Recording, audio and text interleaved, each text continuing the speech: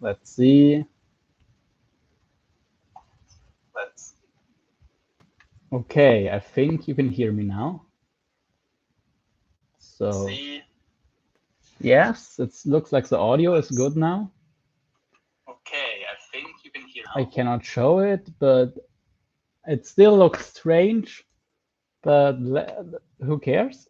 I can check the chat on my phone.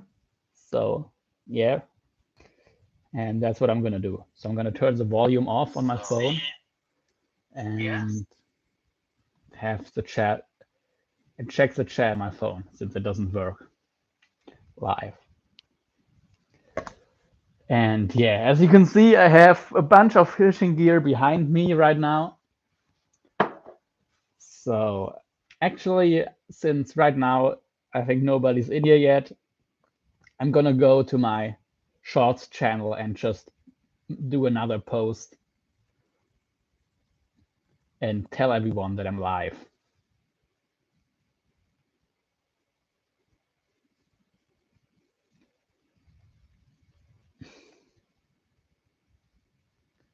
Oh, okay. I think actually one person at least is in here. So hello, nice to have you. And yeah, so let's see. No, okay. I think it was just me checking it from my phone.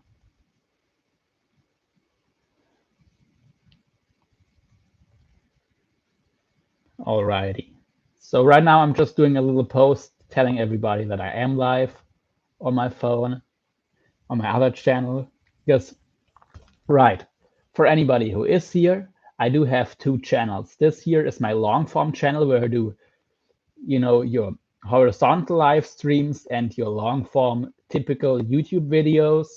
And I have a shorts channel, Locked Up Drag Shorts, at Locked Up Drag Shorts, where I post all of my short videos, and also where I'm gonna be posting, your vertical vertical live streams. But to do the vertical lives, I do need to get at least 50 subscribers, and right now I'm at 41, which is already really good, but I'm not quite there yet. So hopefully it's not gonna take long to get there. Just saying.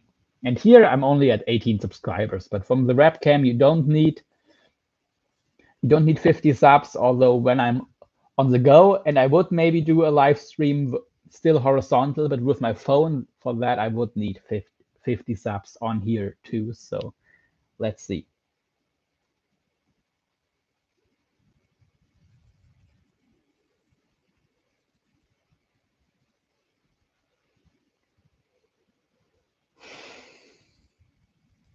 And yeah, come check it out.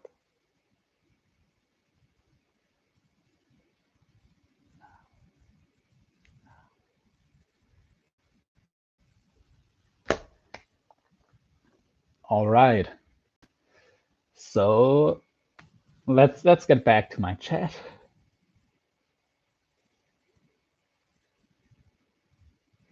And no comments yet. No, it sucks that I cannot see what's going on right now. But anyway, so this is a live chat, but of course I'm gonna leave it on my channel. I'm gonna be as honest and open as possible, and also I can use the content. Let's be real. And oh, hello, somebody just joined in. So what we're gonna do today is, of course, I still have all my gear behind me, and I also have it set up so that I can show it better than the last time. So if you have any questions, just ask. I'm still getting ready for Brazil. I will show the stuff that I ordered, at least most of it.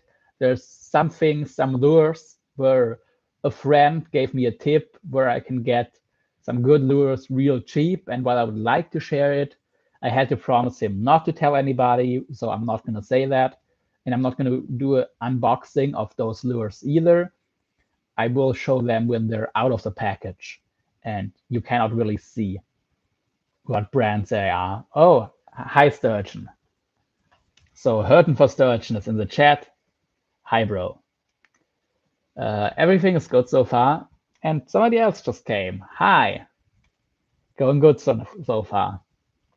So yeah, I'm gonna show the stuff I ordered on my last live stream, and I will have to order some stuff again. A little bit of fishing gear that I forgot about, and then I also need a new phone and a new laptop. And I also have a bunch of gear that we can talk about, some knots. If you have any questions, just ask. Hi, Mary. And yeah, Mary Herner just joined. And another person. Wow, today's going good. Awesome. And yeah, well, do you guys have any questions? If you do, then just let me know. And if not, I would first get started with the fishing related stuff.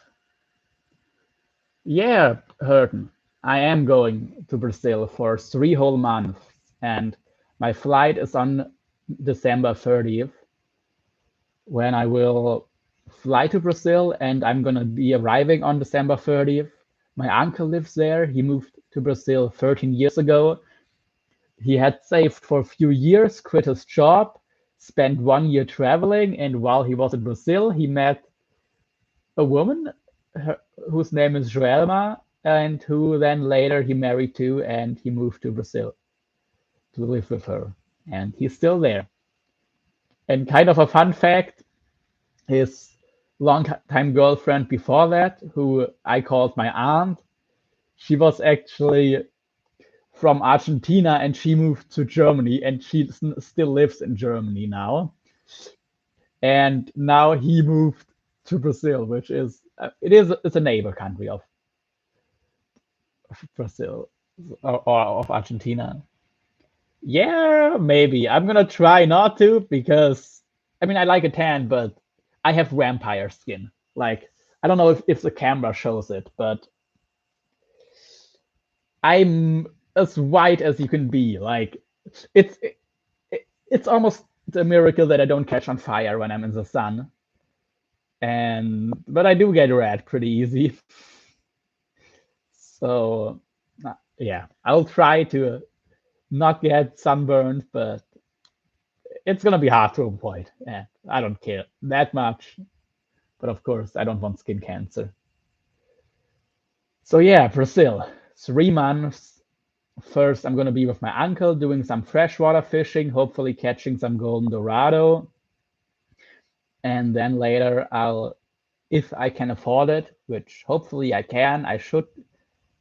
With the payments I'm gonna get, it should be possible. Right now I'm broke, but that's another thing with the stuff that I have to order still. Like it is the phone and the notebooks that I have to still get. It's gonna be a present. It's not gonna. I'm not buying it myself, but my parents basically are putting my birthday present and Christmas present together and said that, and they also thought that a phone and a notebook would be good. And yeah, it's gonna help my channel and everything. Me too, of course, because both my phone and my notebook are really old and not working too well. I would have been already live for quite a bit longer, but when I was just getting ready, I did nothing. My notebook maybe moved 1 millimeter, and that was enough to break the connection to the charging cable, and then it was just that. So yeah, and it's getting slow, and my phone is losing support. A lot of apps don't work anymore, so time to get a new one. But are there any other questions you guys have? Then ask. If not, try. I'll go through some of my orders that I made, so you guys can see what the fishing stuff was at the end of the day. So let's see.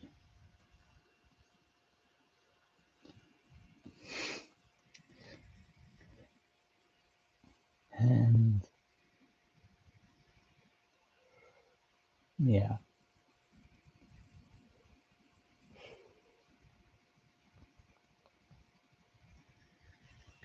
So no questions? Okay.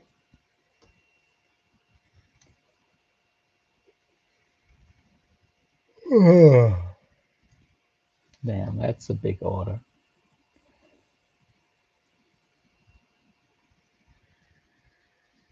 Okay.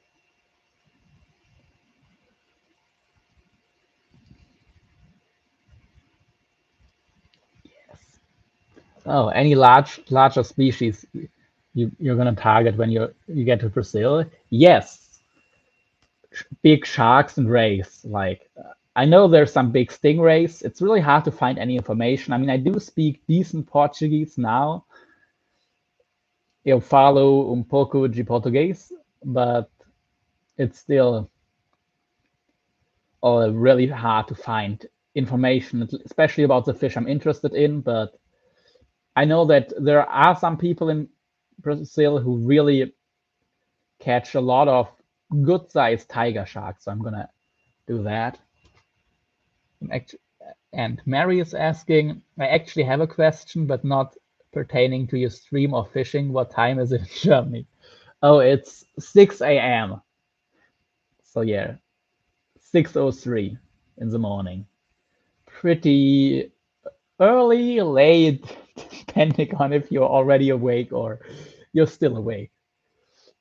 Like when I did my last stream on that day, I was awake for I think 30 hours trying to get all the orders done that I still need for Brazil, and which meant my sleep, my rhythm now is completely messed up. Yes, Wednesday morning.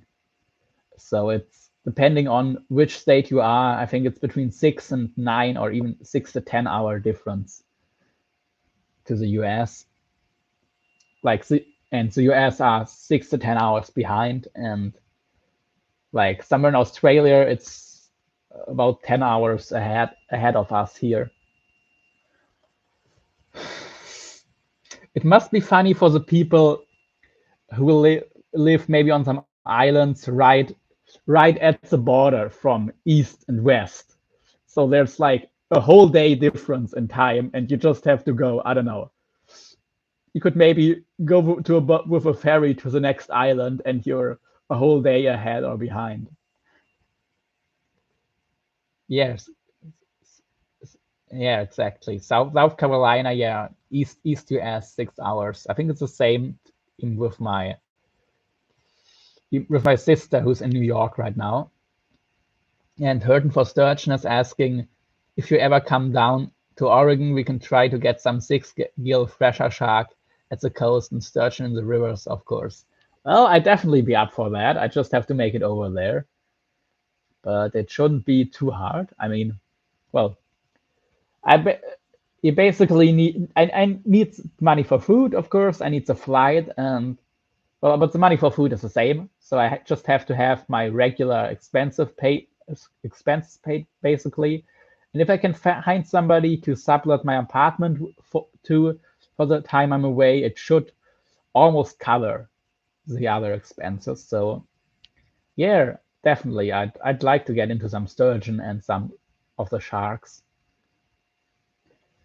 And I'm also talking with somebody who I'm not gonna disclose right now, but somebody with a lot of experience fishing all over the world who's be interested in doing a trip with me catching some really big conger eels and maybe some land-based halibut and Greenland sharks. He also wants to do it all land-based, and I mean, I don't have a problem with fishing on boats, but I do like land-based stuff, and it's also just a lot cheaper. So on that trip, the goal would be for one to catch a conger eel of ideally over 2 meters, so more than, well over 6 feet, and close to or more than 7 feet conger eel. That would be awesome to catch one like that from shore. That's a dream of mine. And I think now I actually know what places that would be possible and actually realistic to do it in one trip, because normally your shore congers would be somewhere from well 50 centimeters to a meter 50, so something like 2 to 5 feet long. So pretty small. Well, not small, but not monsters. But last time, when I was still trying to figure things out, I did manage to catch one almost as big as myself. That would be in 1 meter 73, so just under 6 foot. So that would be 5 feet and how many inches? I think 5'8", 5'9", which, yeah, I've caught a 5-foot moray eel in Maui. Oh, in Maui, that's cool.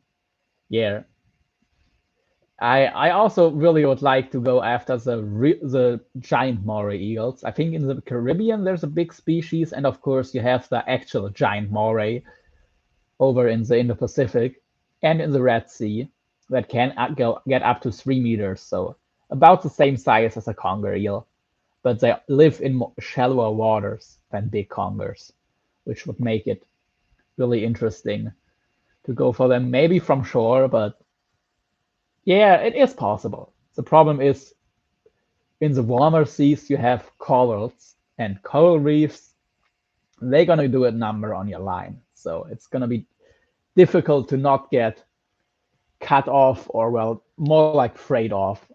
But,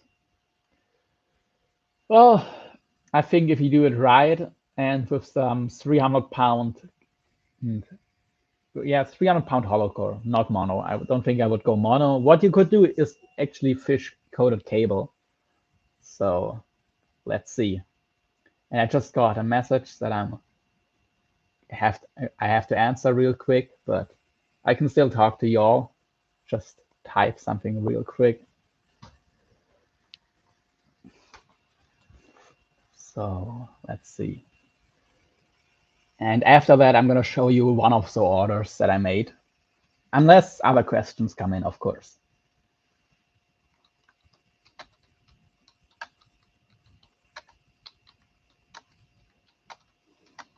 So, yeah.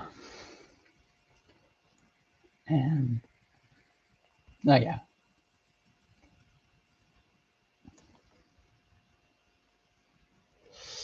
Sturgeon just said hi to Mary.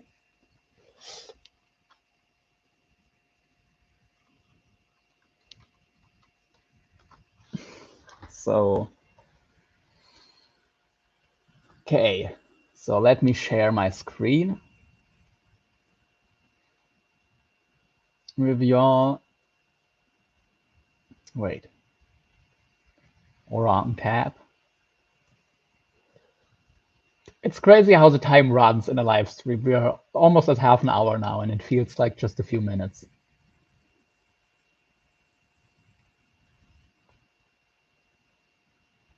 Okie dokie.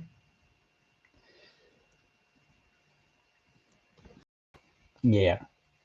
Let's go through the order that I made.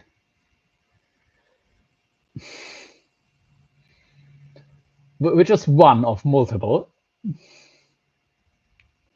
But yeah, so let's take it from the top. I got BKK 16-0 monster circle hooks. Basically the perfect hook for big sharks. And 16-0 doesn't sound that big, but they're bigger than some 20-0s, and they have a wider gap than most 20-0 hooks, actually. So they will catch big sharks. And for size comparison, actually, let me get a mastered 16-0 demon circle hook, which is almost identical, but I'm going to show you the differences. I don't have the 16-0 monster demon, the 16-0 monster circle hooks here. I do have the 16-0 demons, and I do have monster circle. And actually, to show the differences, I can pull up a 14-0 monster, 14-0 demon circle. But yeah, that is a 16-0 master demon circle hook, and a 14-0 BKK monster circle. And okay, where's the here's a random 20-0 hook. Still a big beefy hook, but let's compare the size to a Steven circle hook, which again, there's a size to the BKK monsters. It's just about the same size, but the gap on these, you have like half a centimeter more gap on the mustard, and I think the gap on the BKKs is even a tiny bit larger. The same, or yeah, it's about the same on the mustards. So a larger gap, and this is a big hook. And now let me mustard, so we can talk about what the small but significant differences maybe significant depending on what you're doing. They're going to be between those two hooks. And where do I have?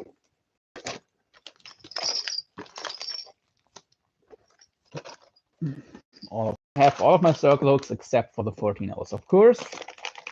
Oh no, I have the 14-0s. Okay.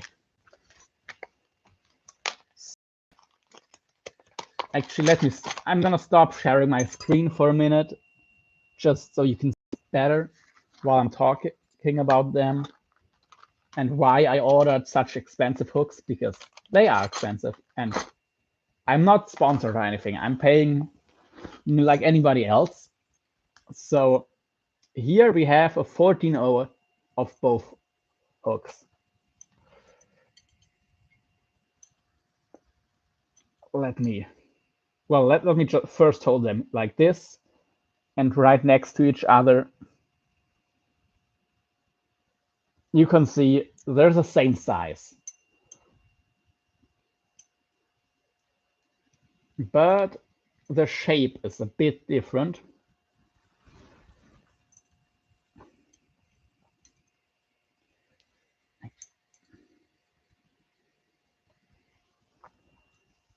So the mustard is a bit more rounded, while the BKK, well, it does have a nice round, but actually let me compare the gaps. I think they're basically identical, and yeah, they are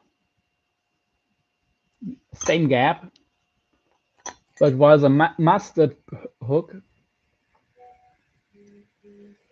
is turned in a bit, like, you know, it has your typical circle shape, but then the tip, instead that going straight to the shank, it goes a bit down, which is nice for preventing gut hookups.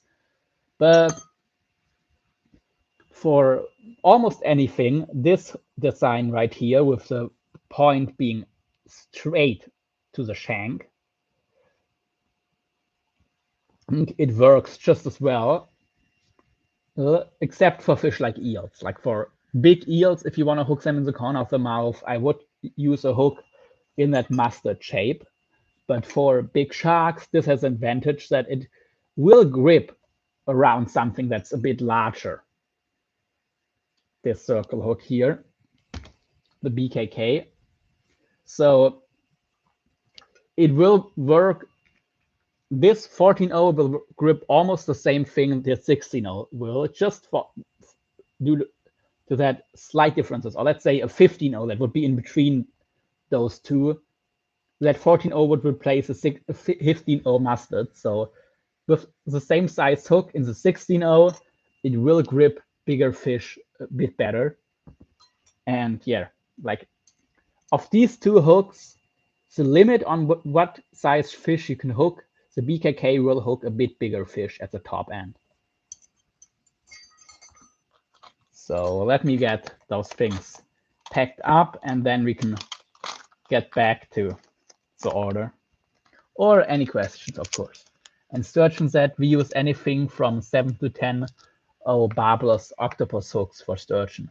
Shark hooks make us look tiny in comparison, lol. Yeah, and yeah. basically splitting hairs about the sizes and shapes are identical, basically. Yeah, that point, it does make a bit of a difference, but what I didn't mention yet is the sharpness is a big deal. Like, this is a mustard hook that I used for 3 hours, maybe, if that, and it's already okay. It's okay sharp, but it would never make the nail test. While this BKK hook, it is sharp, as you can see. I did push it down a little bit, but still it gets stuck. And this is a big hook, and I haven't sharpened this, and it's gonna last probably a couple of sessions or more without being resharpened. And then with a little touch up with a file, it's getting much sharper. While this mustard hook, when I'm sharpening them, sometimes it feels like I'm making them more dull by sharpening them. So yeah. Anyway, the same size and almost identical shape. That's what I wanted to tell you, so you have an idea, because a lot of people, they do know the mustards, but they don't know the BKKs. And the BKKs are in almost all areas an improvement, but for me, the biggest part really is the sharpness and staying sharp, which the mustards just aren't that good at. And they are more expensive, the BKKs, but if I have to throw the mustards away after a couple of sessions because they're dull, then I'd rather spend more money on a BKK and have a hook that's going to last me half a season, unless I'm getting broke off. And if I don't get broken off, then I'm going to use, well, if I expect to get broken off, I'll use something cheaper, like, sorry, the names on the live streams sometimes are hard to remember, but a Catch-All 20-0 hook, which again, this is a 16-0 BKK or mustard size, but a 20-0 from another, from almost any other would be this. So the same size, basically just a bit of a smaller gap. That's a regular 20-0. This is a 16-0, but really it's a 20-0. So that's the big hooks for shark fishing, for them tiger sharks I'm getting. Yeah, you can see actually the mustard is maybe even a little bit bigger. And about shark hooks making them look, your hooks look tiny, sturgeon, well,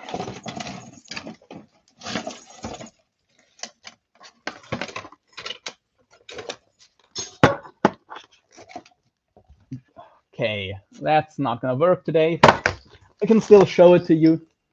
This right here is the biggest shark hook I have, but I've talked to some more experienced guys, and they have actually found that hooks this large do worse, because for one, of course, they're thicker and make it harder to penetrate properly, and they do straighten easier, which is bad news for obvious reasons.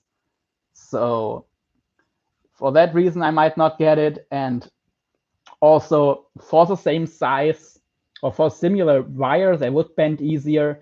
And if they don't penetrate fully, then they bend real easy. And any hook will bend easier when it's tip loaded, like, you know, when it's bent like this instead of like this. And the larger the hook, the worse that effect becomes, and the larger, the worse it penetrates. So around that 20-0 or 16-0 mustard and BKK size usually is the sweet spot for big sharks. So that's what I'm gonna do. And now I'm gonna go back to sharing my screen. So yeah, and go over some.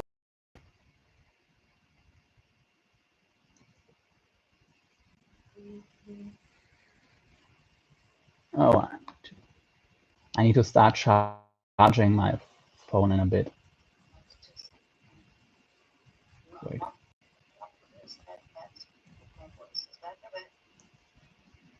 Okay, where is it at? Here, okay. So yeah, I ordered 5 of these BKK 16-0s, and there's one per package. And yeah, it's a $15 hook. It's insane. Yeah, I can definitely see how that would straighten out if all the pressure were on the tip of that 20-0. Yeah, on that 28-0 that I just showed you, the gigantic one, it's gonna be even worse because it's a bigger hook, and yeah, it's a pretty big order, bro. Yeah, it is. It is. So I have 16 of the wait. I have of the 16 O's. So that's 5 hooks. It's not that many, but they're pricey. I have, and I did order all the sizes except I think a couple of the small. Like it, but I have, and the 14 and I think no, the 14 O's I actually got here. That just, and the 12 O's they didn't have them in stock, so I bought them somewhere else. I think I got 9 of the 12 O's, which are amazing hooks. I love them to death. And on the smaller hooks, actually, I only really go with the BKK or Master Design. And there are some knockoffs of these hooks too. You can find them. You just have to try them out, and you might be let down. But yeah, so because on the hooks that's smaller, I really want a big gap and hooking big fish, because this hook will hook almost anything that swims. But a smaller circle hook might. I'd rather go a bit with a hook that for its size hooks big fish. So I have the 12 O's, but they're not on this order. Here I have 2 times 4, so I have 8 of the 10, which is going to replace my mustards. I have, from the 8 O's, I have 2 packages, and there's 5. I have 1 of the 6 O's, and there's 5, and I have 2 of the tiny 5 O's. So I did actually order every size of the BKK monster circles. Yeah, I heard Sturgeon. I think Gamakatsu makes some big hooks, but I've searched all hooks and sizes and shapes, and there's, from the name brands at least, there are no name hooks you can use. I would use the BKK monsters. The master really gonna use. It's just I'm gonna use the ones I still have. If nobody wants, if somebody wants to buy them off me, by all means, I'm gonna sell them. But Gamakatsu circle hook with a shape that I like. So the ones I really love would be the BKK or the shape, and the Owner Grander circle hooks. They're pretty good too. Not quite. I don't love the shape as much, but it's still really good. And I just went with the BKKs, which I know are great, and they cost almost the same. But on my next order, I will probably get some of the Owner Grander circle hooks. Owner tips break off, but nothing beats Owner in terms of sharpness. BKK is almost as sharp, and they do rust less. That's one thing that Owner doesn't have going for them as much. Owner hooks rust more. And now we have the BKK Raptor X treble hooks. They also, I couldn't get some sizes, so I ordered some.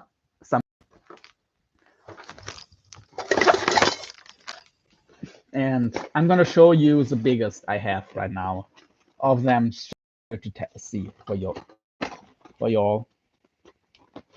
No, these are owner treble hooks. And after just, yes, it is a big order. BKK better start sponsoring me, because I'm buying a lot of their stuff. But this right here is an Owner a Raptor X treble hook, my favorite generally used treble hook. It's really beefy. It's insanely strong. Like to them, and some Owner hooks in the same sizing are half the strength. I mean, maybe these some would be still strong enough, but I've seen, yeah, on my testing it was insane, and BKK makes one that's even heavier gauge, the Raptor Z model, or Raptor Z, depending on if you're in the UK or the US, how you pronounce that letter. But yeah, they're really sharp. They are almost like stainless steel. Like I've had a lot of tackle boxes when I was fishing in saltwater, and these were the only ones that didn't rust. And yeah, the even heavier duty, which I do use, but for your your normal fishing scenarios, this is heavy enough and very nice. So of here, I ordered, because I still have some, one pack of 8 of size number 5, which is pretty small, size number 4, which I'm going to use to put on to some of my lures that I ordered, because I don't use the stock hooks on almost any, not good enough if you're going after big fish. And here I have 3 of size number 3, no, 7 of size number 3. I have 7. No, wait, yeah. Okay, now here's a switching size and amount. So I have 7 pieces of size number 2, 7 of size number 1, 6 of size number 10, and these are 3/0s, I think. And now BKK deep jigging, I don't have them, so in another, I'm gonna open the link to them. Wait, I cannot click on the link. Okay. Yeah, but this is a jigging hook. I can show you a shape of, that's a lighter duty of, it's the same shape. It's not the same brand, but the same shape. Like, that's something I have to say about BKK. I mean, understandable, but they haven't really any new shapes. They're copying and sometimes perfecting shapes that already existed. But it's obvious where they got the idea from. So sorry, these are all my circle hooks. I did separate circle and J hooks. So yeah, the deep jigging would be oriented actually, no, maybe on these ones, but closest actually to, which is a rebranded mustard hook, which would be this one. So I know I have some loose, but out wherever you are.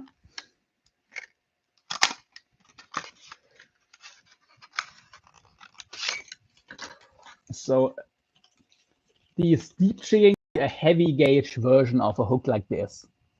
So slightly turned up eye, pretty short shank, really cool shape.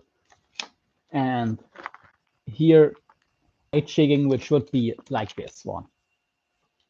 That would be the size of the light jigging. And then we have the Puka ultra heavy live bait hook, which is a 5X hook. So that would be closest to this hook from Owner. But this hook, I think Owner did bad hook. Like, I'm gonna explain to you in a minute why I think that, but that's one where I do think Owner messed up and they could have done much better. One of the reasons why now I prefer BKK.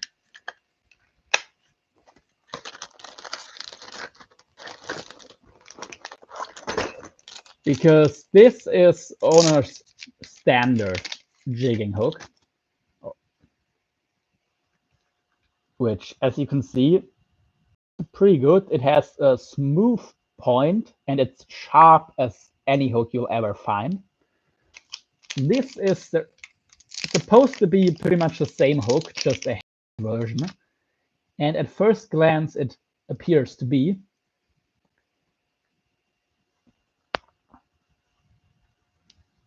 But it has a strangely shaped tip, which comes out less sharp, and it's really hard to get these sharp again. So yeah, you're usually dealing with dull hook, and it's heavy gauge, so it already has more trouble to penetrate. So it's not good news. And I made this hook here, right here, really good hook. It doesn't for freshwater, for catfish, I love it, and it would be an amazing sturgeon hook, I'm sure, but not so good. And both of them rust in salt water, but yeah, the BKKs rust less, and that's why I ordered them. And they're thick like this, but they have a smooth point that's sharper and easier to resharpen. And we also have the BKK Haku live bait, which is basically the same as the Puka, just I think it's a 3x instead of a 4x wire, so a lighter gauge. As you can see, I ordered 1 pack of Berkeley, except from smallest size here. Where we are here of the smallest size number 2, because this is a hook that I love for freshwater fishing for European eels and other things. I love this size, and I love to have a really strong hook for that. Black Wolf Outdoor says, my internet is going in and out, but hello all. Hi, Black Wolf. So maybe it was you who was coming in and out? Good to have you. And the reason I'm reading off is because, for one, I'm sharing my screen on another website, going through my order that I made on the other stream, and also because something went wrong when I set up this live stream and I cannot see the chat. So yeah. And we just went over my circle hooks, which are BKK Monsters, and now the single hooks, the regular J hooks. So BKK deep jigging and light jigging, the BKK Puka live bait, the Haku live bait, which is basically the same hook, just not as heavy of a gauge. And now BKK split rings. I did order a lot more split rings off Amazon because they were half off some sizes. So these sizes here were cheaper over here, but some others were cheaper elsewhere. So I got them there. And here we have size number 4 split rings, 30. So that's 80 pound. We have 2 times 18. We have 2 times 16 of size number 6, which are actually a bit weaker, but almost the same, still about 80 pounds. Just probably they use a similar size wire, so it doesn't get quite as strong. We have 1 pack of 12 of size number 8, which are 68 kilos, so super strong. Some really monster split rings. And I also ordered some even bigger hooks, even bigger split rings, and the size 7, which is a bit of a thinner gauge again, of 45 kilos, which is still like, that's definitely all you need for like 14K spinning setup. Just on like, if you go for shark fishing or something, I would go with even heavier gauge. But also you need bigger split rings, of course, if you're going for, oh gosh, what am I saying? You need bigger split rings when you're gonna use bigger hooks just to open them and bend by opening them. And now I just put the cable on my phone to keep it recharging and reading the chat. And yes, I kind of ordered myself an armory of tackle, but what you have to keep in mind, Sturgeon, I'm gonna be in another country for 3 whole months, and I'm gonna be fishing basically the whole time. So that's gonna be what? 30 days fishing at least, and in different situations and everything. And fishing tackle. For one, I probably couldn't get anything from BKK. It's almost no if tackle shops carry them.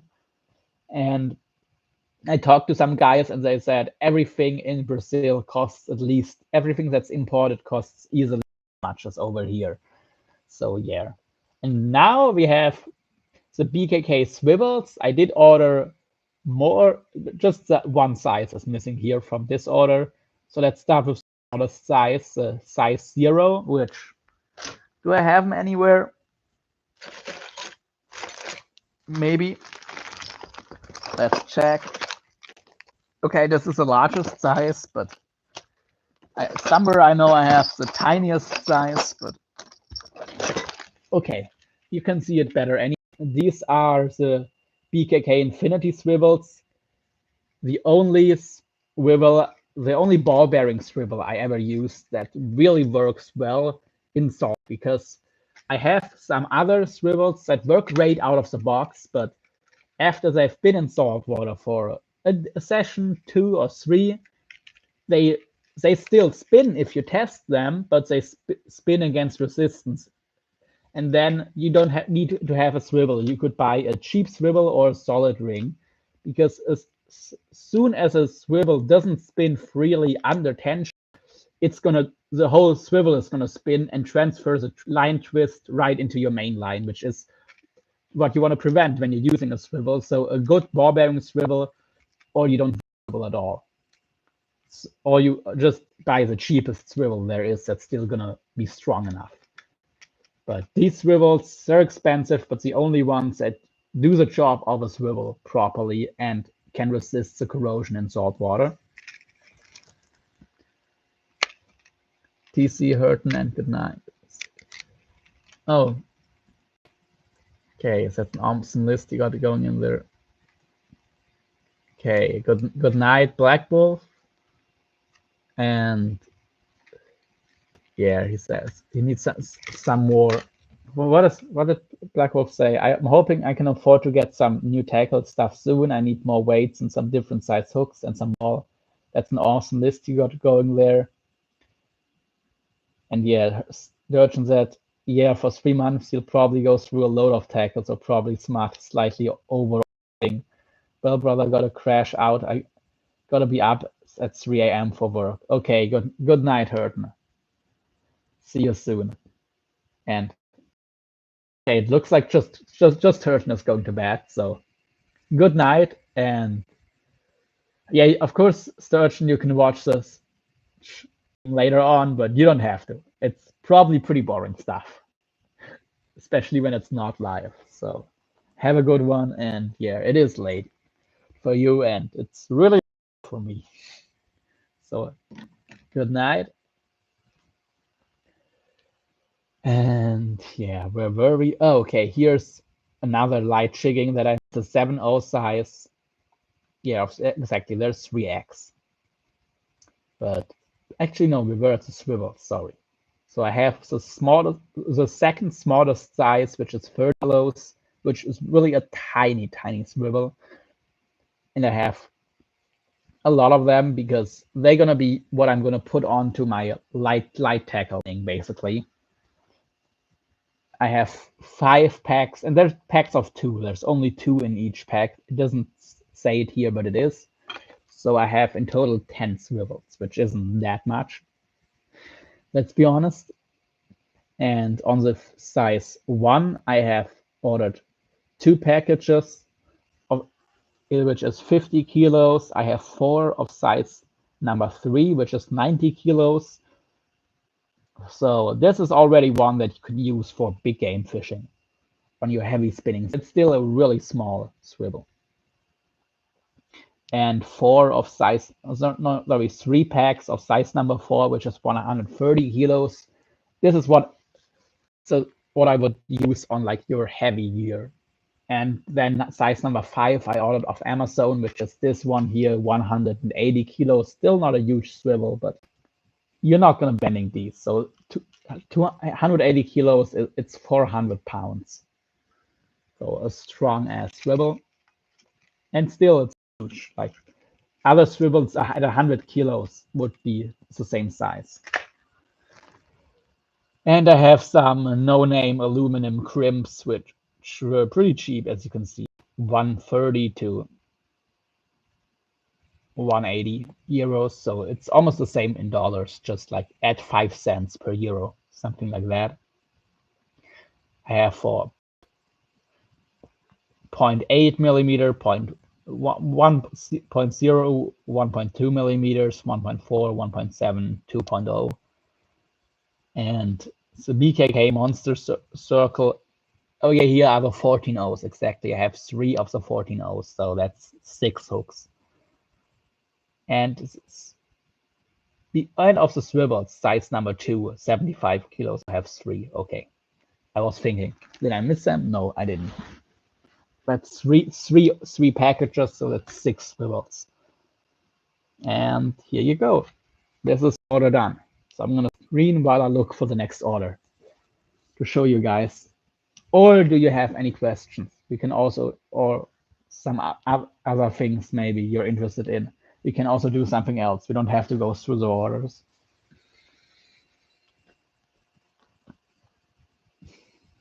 And so let's see.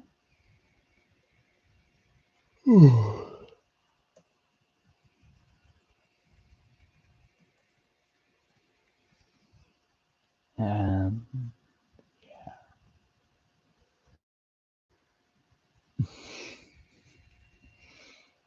So returns and orders. Now I'm looking at Amazon. I'm just gonna prepare the tab and then show you all.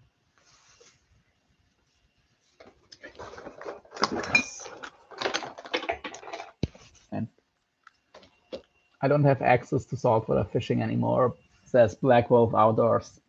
Yeah, that sucks. I mean, I'm landlocked too. Here it's not too bad. It would be 5 hours to the North Sea, to the closest part, but there you could only fish for some flatfish. You would catch way more. You could catch as much as you're gonna catch in the North Sea in a whole week. You could catch on easily in one afternoon in the Baltic Sea, which is more like 800 kilometers away. So yeah. But at least I'm able to travel now. And by the way, the reason I'm able to travel now, it's because my uncle, he's paying the flight for me. Like he invited me. And Black Wolf says, so I don't need to keep as large of a tackle variety. Yeah, that is one thing I love about freshwater fishing. Actually, you don't need as much, and also you don't need to worry about corrosion. You just need to You don't need to wash your reels or anything like that. They're just good to go. You just put them away, which is pretty nice. Okay, I have one side of Amazon DE open, so for the German Amazon and Amazon.com, where I ordered stuff to my sister, which is gonna send the stuff directly to Brazil to my uncle, because some things were not available in Germany. So yeah, and I also have some other gear from the US that I shipped to my sister. So she's gonna send one big package of fishing gear to my uncle in Brazil, and I can do an unboxing when I get there.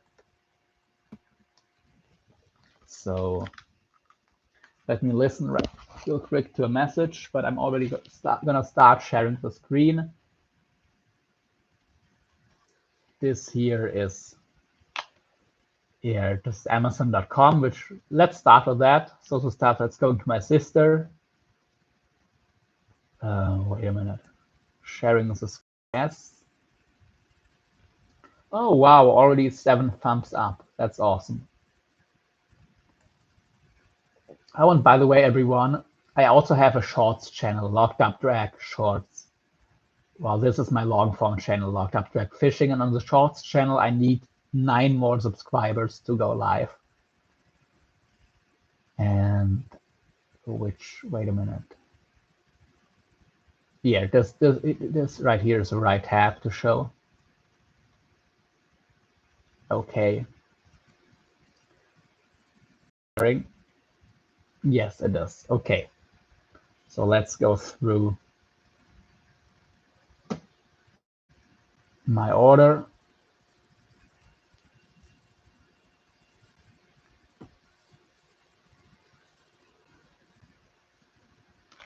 Okay. So yeah, not a cheap order either. So we have some more split rings because they're really cheap. They were half off. So $3.50 instead of $7 a pack of size 1. So really tiny, and I got 3 of them. That's gonna be all I ever need for like tiny split rings, which I probably don't even gonna use on any hooks because they're too small to use on most hooks, but I can use them to connect like swivels because I don't use snaps anymore. Like no snap swivels because I had too many snaps open and I lost tackle because of that, which annoyed me too much that I said, no, I'm just gonna use little split rings for that. And I have of size number 3, I have 10.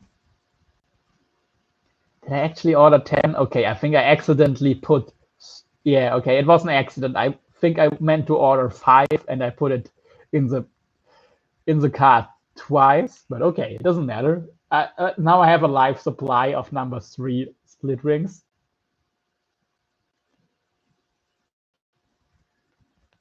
I have some of the 10-0 BKK. That's 2 pieces in the pack of the swiveled split ring, swiveled monster circle hooks, which come with those beefy ball bearing swivels, which is great if you have to connect some really ultra heavy leader to your hook, because on that really heavy leader, your circle hook is not going to work properly or not as good as it could because the leader is too stiff. That isn't the problem if like you could use 500-pound cable on a 14-0 hook probably and be fine. But if you wanted to use a 1,000-pound cable, no. But also if you wanted to use like 400-pound cable for shark fishing on a 10-0 hook, then maybe that also wouldn't work. So that is why some swiveled hooks are nice. And we have more split ring and some crimps too. We have 30 pieces of number 14. So there are, I think, 2.9 something millimeter inside diameter. And we have also 10 plus size, so something like a size 12 split ring. No, we have how many? Oh, great, it doesn't say, but we have a few.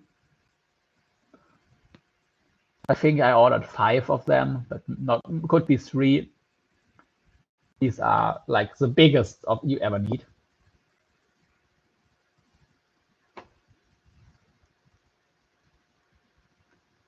And yeah, here we have some of the live bait hooks because again they were half off. We have 5 of the number 1, which is also a size that I use here for freshwater fishing a lot, and I really like to have a strong hook because it's a tiny hook.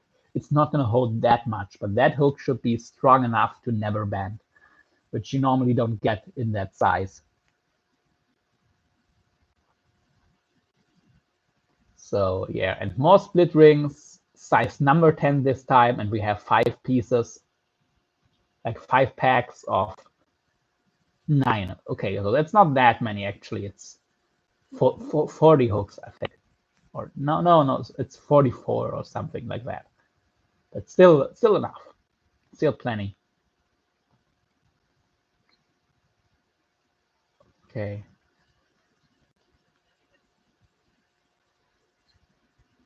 BKK competition circle. Yeah, that's the same shape as a BKK monster circle, but it's a 1x instead of a 4x hook. And I got an 8-pack for $3. So this is, sorry, it's a 5-pack, but it's still like about $1 a hook. And I got a,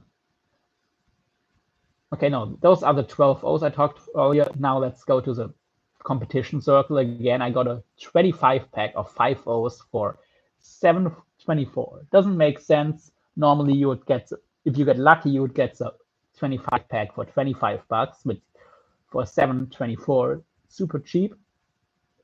And here's the monster circles again. And we have the 12.0 that I talked about earlier. We have 3-pack and we have 3. I ordered 3. But I had to order them separately in multiple orders because they would have taken longer to ship for whatever reason. Probably because it would be a heavier package and they wouldn't have the overnight shipping with it. But anyway, now we have the size 5 split rings, and again we have 4 times 18. So a life supply, and this is probably size number 5 that I use most for like medium to light tackle. And yeah, here we have some more double barrel crims, 2.2 millimeter inside, so perfect for 2 millimeter cable, 100 pieces from Catch All Tackle. And yeah. Now let me first check the chat again, and then we can go to the next side. It's annoying that I can't see the chat on my computer, but it doesn't matter. Hello, any? Sorry, I didn't see your message, Mary. Okay, have a good night, if you're still hearing it. So yeah. I'm falling asleep, so I'll leave the stream up so you get some watch hours for another great live. Oh, okay, thank you. So yeah, that's by the way a great thing you can do if you want to support my channel. It's just you can mute the channel and leave it open someplace so I can get some more watch hours. It's gonna help the algorithm because especially right now I'm just getting a couple people in. Yeah. Good night, Mary. Okay, still in here. So yeah, have a good one, and I hope you can get some rest.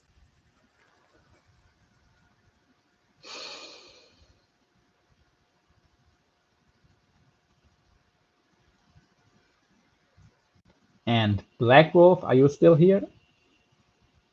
Oh, okay. Yeah, right. His internet is going in and out, and he also needs to sleep. So hey, man, jump on that account and come into lives with it. Ask people to help.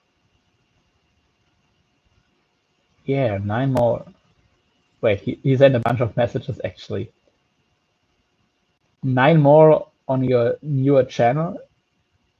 Yeah, I did get quite a few.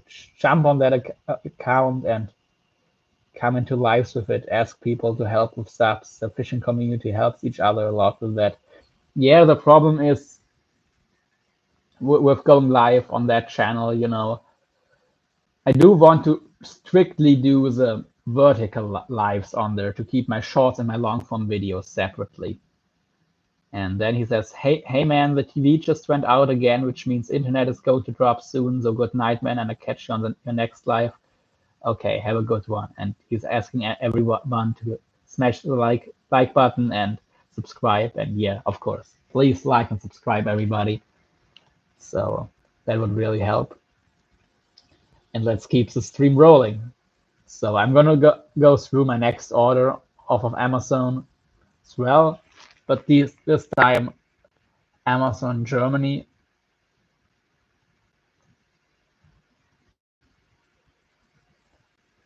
Okay, actually that's the same order, but I'm trying to get it.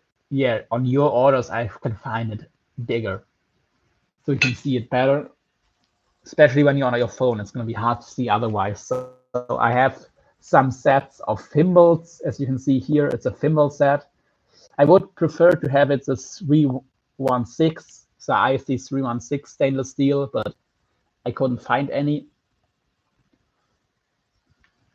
Oh, wow, 5 people in the live. Thank you. Hit the like button, subscribe, and I'm going to do a lot more videos and live streams on my other channel, Locked Up Drag Shorts. So maybe check over there and leave a sub as well. I need 9 more subs to go live from that channel.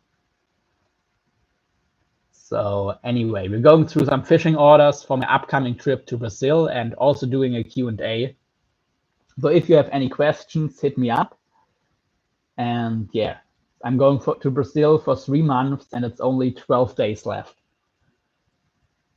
And here I got some 3mm aluminum crimps for some heavy mono, for some shark leaders, or some other big game leaders. And here, wait, jumped too far. We have some crimps, 2mm, 100 pieces for I think $5. It was a pretty good deal.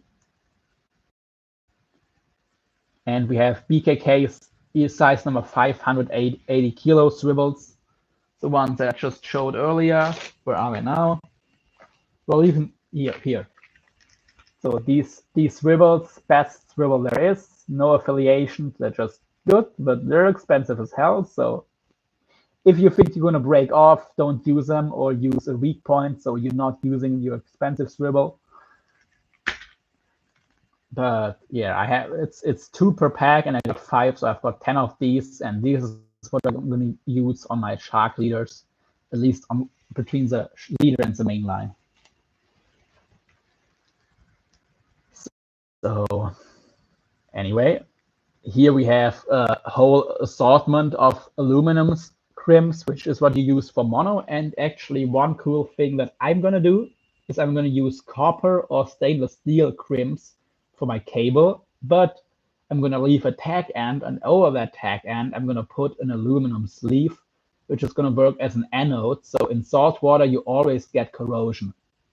But with how electrolysis works, the only thing that's going to corrode is that aluminum sleeve. That aluminum will corrode, but until that aluminum is corroded all away, my leader itself should not have any corrosion on it. So everything, and including my other crimp, High Oscar. So my actual crimp that actually holds my leader and my leader itself should not have any corrosion, but that aluminum crimp that I put on top of it, that's going to be what gets all the corrosion.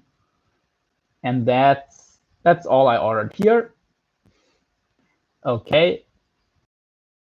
So let me find the other next order, or do you guys have any questions? Like, there's some new people in the chat, so if you want to ask anything, today we're talking about gear, fishing techniques. Later I'll do some live shopping for fishing gear probably. Oh, okay, 2 people just left the chat. Okay.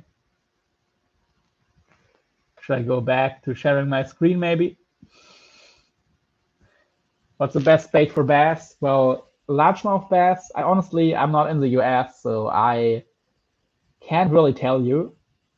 But depending on the situation, definitely bass are aggressive fish. So you could try something like a crankbait that makes a lot of commotion, maybe a lipless crank, some spinner baits, and then, of course, all kinds of jigs and soft plastics.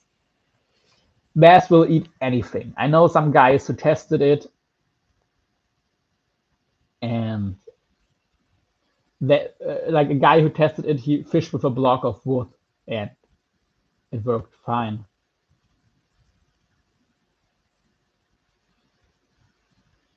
So yeah, just a block of wood with 2 hooks, and bass still hit it. So whatever makes you feel good, probably. Of course, you can try some swim baits, especially in colder water, but any bait, and also of course live baits, light crawlers and fish will also work. My girlfriend sent me a message I have to answer real quick.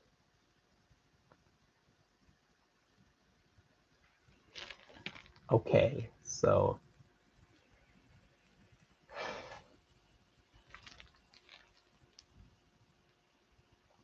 let's see if we got any more comments. Doesn't look like it. Yeah, anyway.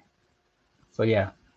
Any more questions? Anything else you'd like to know? Okay. Oscar Thomas is saying, I fish in lakes and rivers. Yeah, in lakes, it does depend a little bit what lure or also bait, of course, you use in a river or lake. If you have current, you have to factor that in for one. If you crank against the current, you can use something that needs a lot more movement to start moving, because even a slow retrieve is like a fast retrieve in a lake.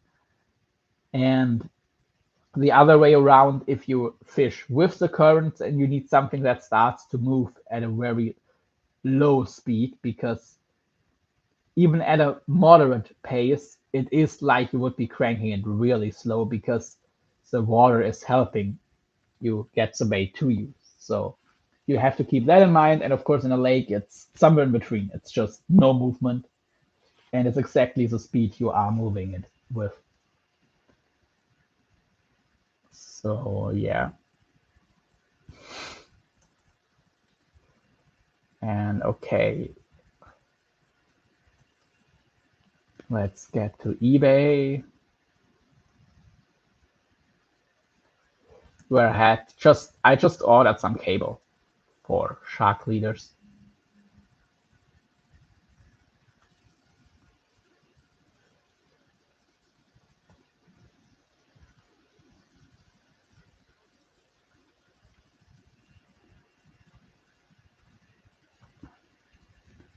Okay, it wasn't. I think it was on Chrome. eBay. Yes. Okay, so I'm gonna start sharing my screen again.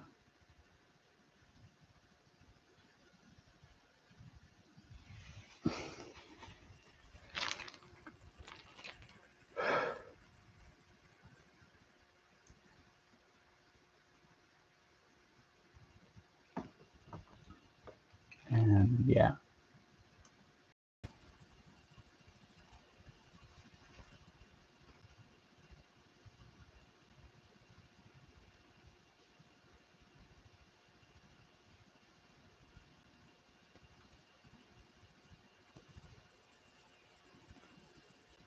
Okay. So yeah, here we are. And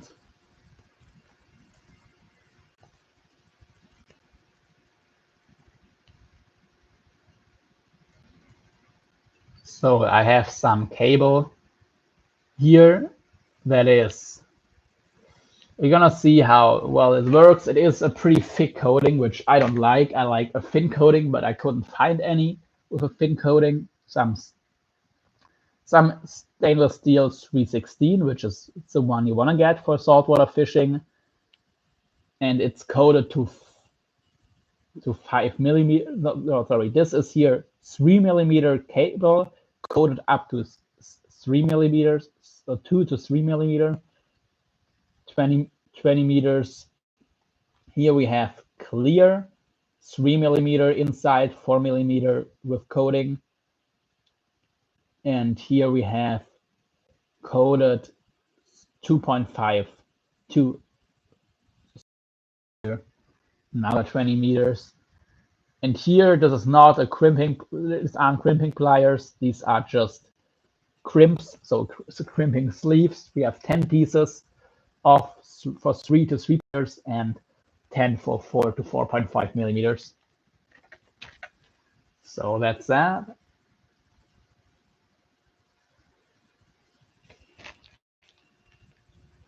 And yeah, let's see.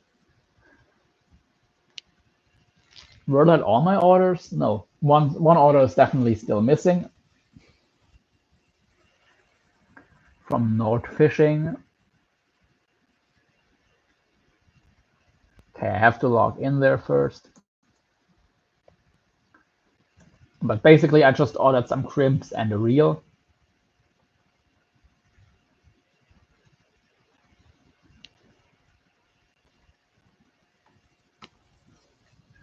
Okay. Okay.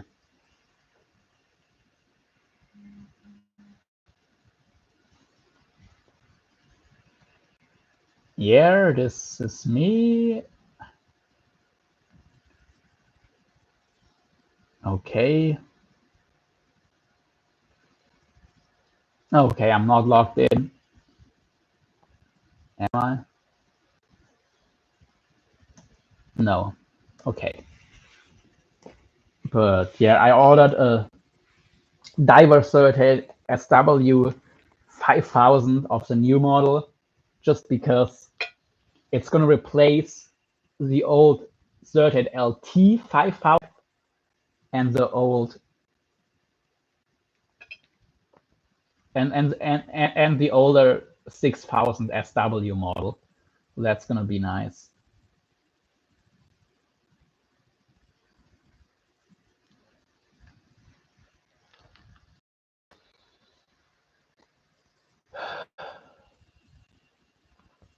Okay.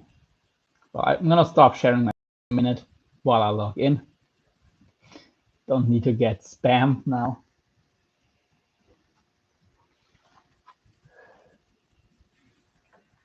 I don't need to get any, I don't need to share my email right now.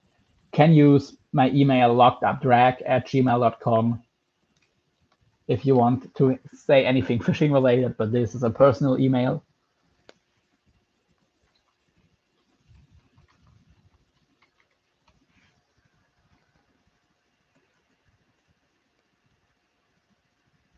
Let's see if it works. Yes, okay.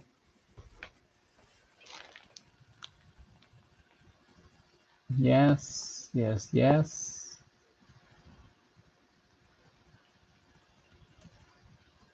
Okay. Now I can share my screen again.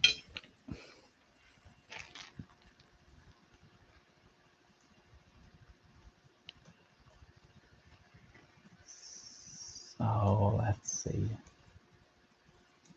Okay, it's still loading for me. Let's see if it.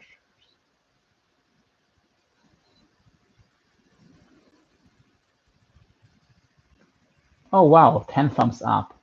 Cool.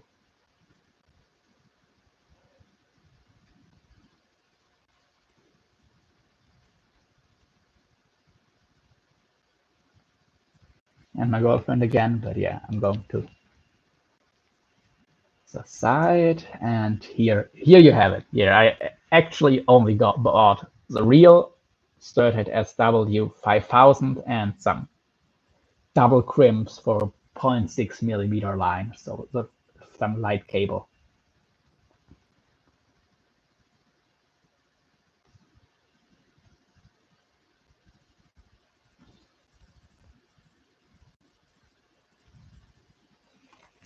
So yeah, this is a reel I bought, the extra high gear model.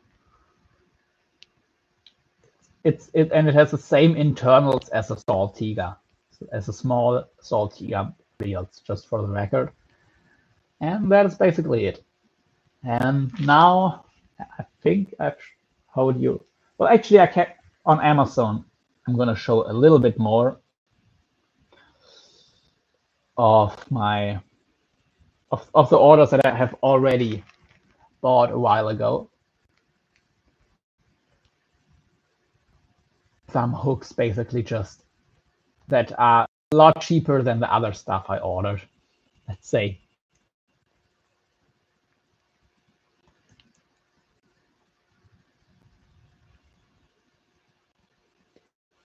Mm-hmm. Yeah, your orders. So it's still loading.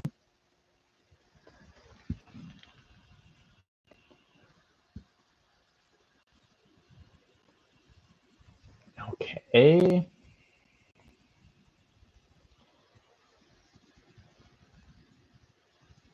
It's. I'm gonna jump right back to sharing my screen. Just another tab.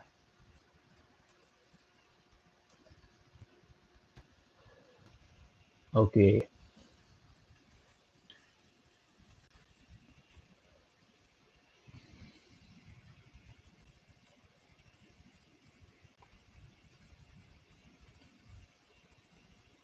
Yeah, I have ordered some stainless steel circle hooks that in 11.0 that have the same exact shape as the Master Demon circles or the BKK Monster circle hooks. So they look like this, but because they're stainless steel, they're not going to corrode, but stainless steel is a lot weaker. Keep that in mind. It bends easier because it's a softer metal, but it does have the advantage that it stays sharp because the tips don't corrode and it doesn't corrode. So I'm going to use these in situations where I don't need a hook that's crazy strong. And here I have the cheapest hooks for shark and big game fishing that I would use, which are the catch-all tackle 20 O's.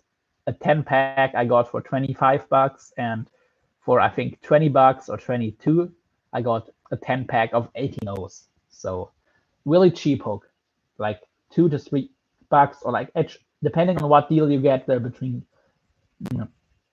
like $1 and $3 a hook, which is a great deal. While the big BKKs, even though they're great, would be $12 to $16 a hook. So when I think I'm gonna break off, I'm gonna use these. If I really don't think I'm gonna break off, then I'm gonna use the BKKs. And that is for now all the orders I can show you. And I actually need to go to the bathroom in a minute. But it's just gonna be a minute, and then I can do the other stuff later. And all the other orders I'm gonna go through with you what I forgot to order. And I can let you look at the hooks, why not, while I'm going to the bathroom. It's a nice picture for fishing.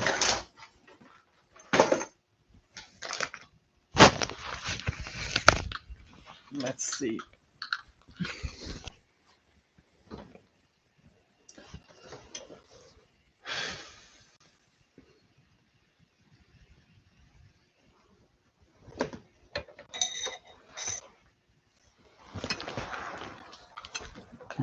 Oh, what time? What time is it? Wait, no, not take the headphones, or you would hear me.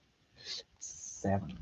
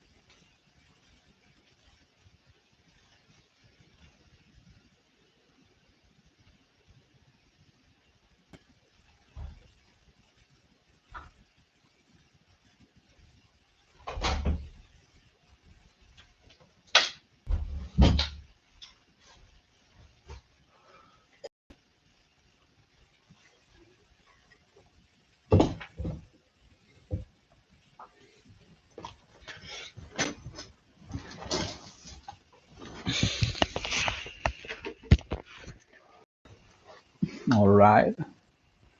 Oh, it looks like I got a message.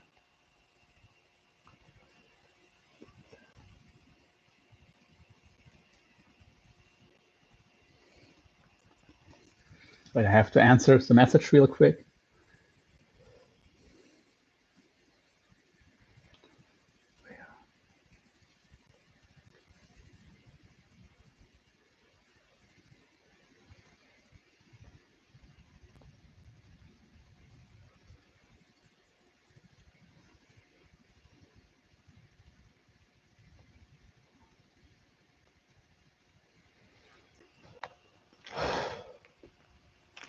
And while I'm eating, let's share.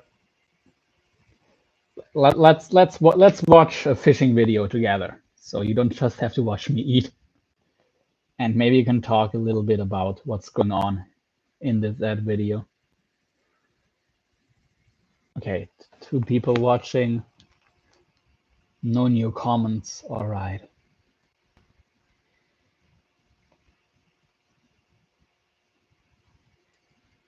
Okay, share full screen and share audio.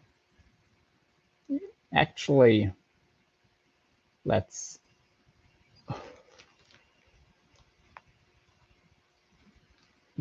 me search the video already.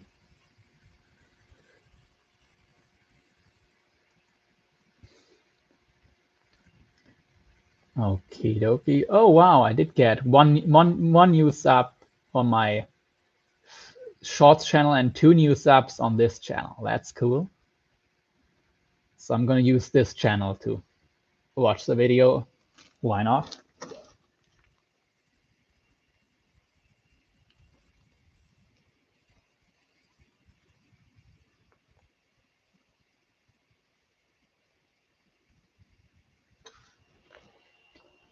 Okay. Oh, and I got a message. Hey, lucky you only show 7. Oh, somebody sent me a message. Well, actually, I can reply to the message live. Why not? No reason to hide. So, YouTube is a tab name. And let's see.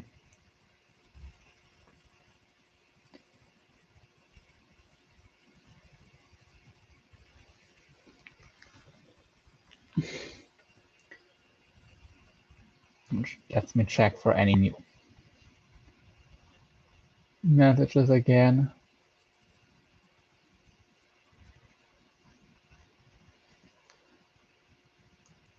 Okay.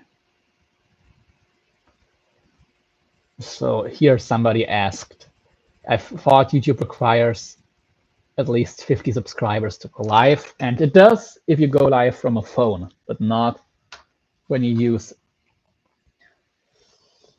Oh man, I normally can think of words, just not when I'm live for some reason.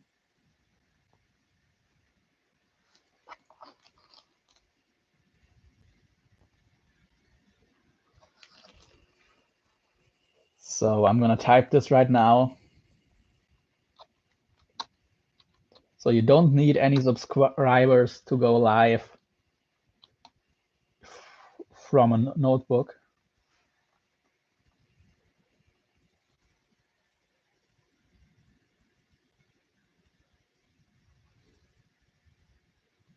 And my girlfriend is asking something.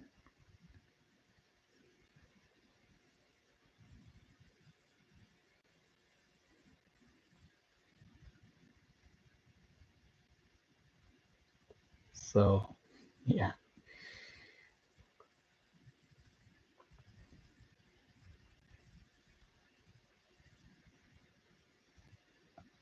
And about YouTube, so you don't need any subscribers to go live, but you can only use your notebook to go live. You cannot use your phone. For your phone, you need 50 subscribers. If you're under 18, you need 1,000.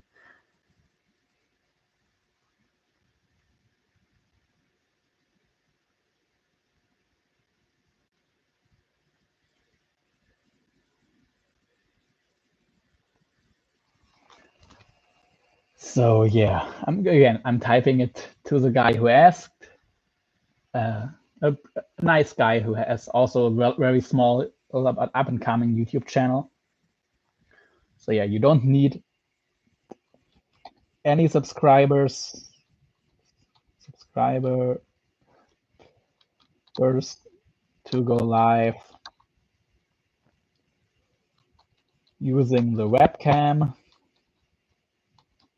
cam or camera, and your notebook or PC. But you do need at least 50 subs to go live using the YouTube app on a mobile device.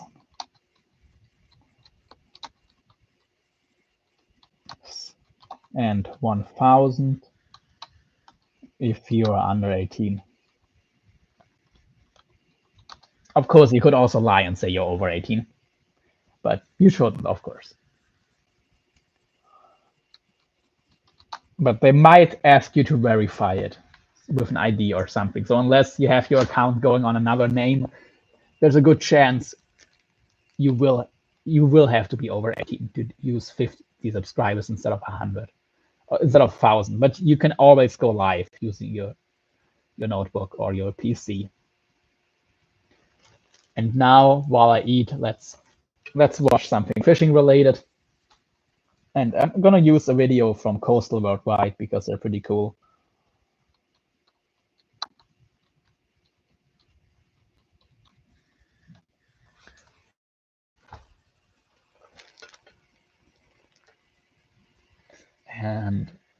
And there's, because they had an old channel and an old business called Gulf Coast Nation, and I haven't actually seen a lot of their new videos, so that's also one of the reasons I choose to watch some of their stuff.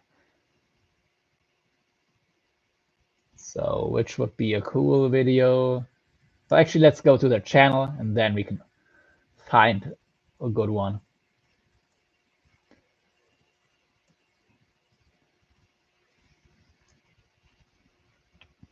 And I'm not affiliated with them at all. I mean, I have talked with one of the guys who runs the channel before, also in private, and he is a cool dude, but I'm not getting anything for sharing their stuff. Massive tuna on oil rigs, 24-hour beach trip. Let's see.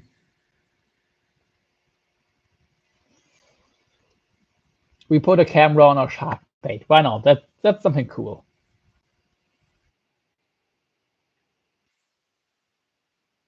And I'm not hearing anything, which means you are hearing it.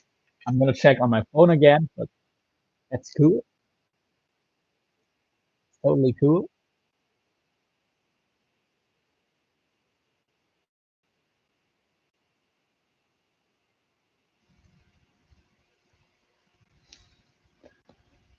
And yeah, while I'm sharing it here, you should already be hearing the live stream. But yeah, let me check on my phone if you are hearing it.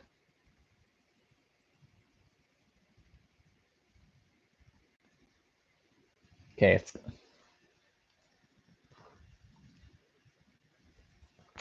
I'm gonna check with another headphones. Just what? Why is it still showing video unavailable? Oh, okay, I have to be in the tab, I guess. Sorry, guys.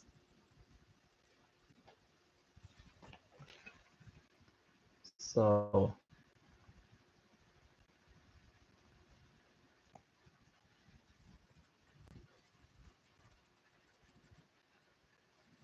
hmm.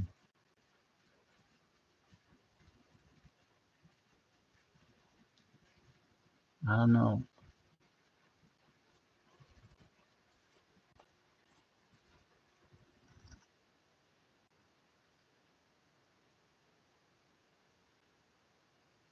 Okay, I'm not sharing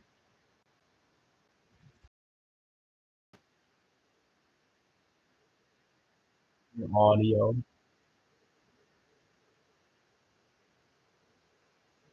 But I will.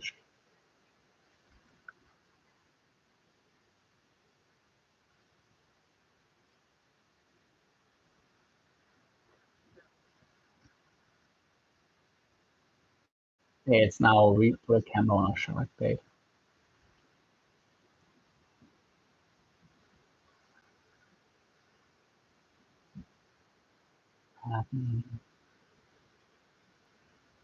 Or isn't it?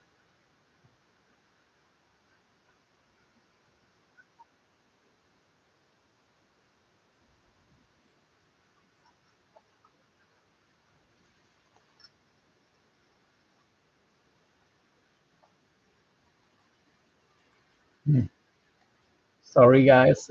Something isn't working as it should.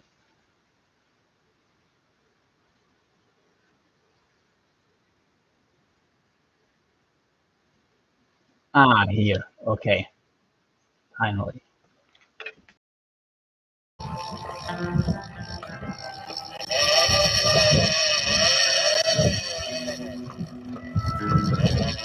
Seems pretty sandbarish. Yes, now you can hear it. Good. Okay, and I'm gonna eat.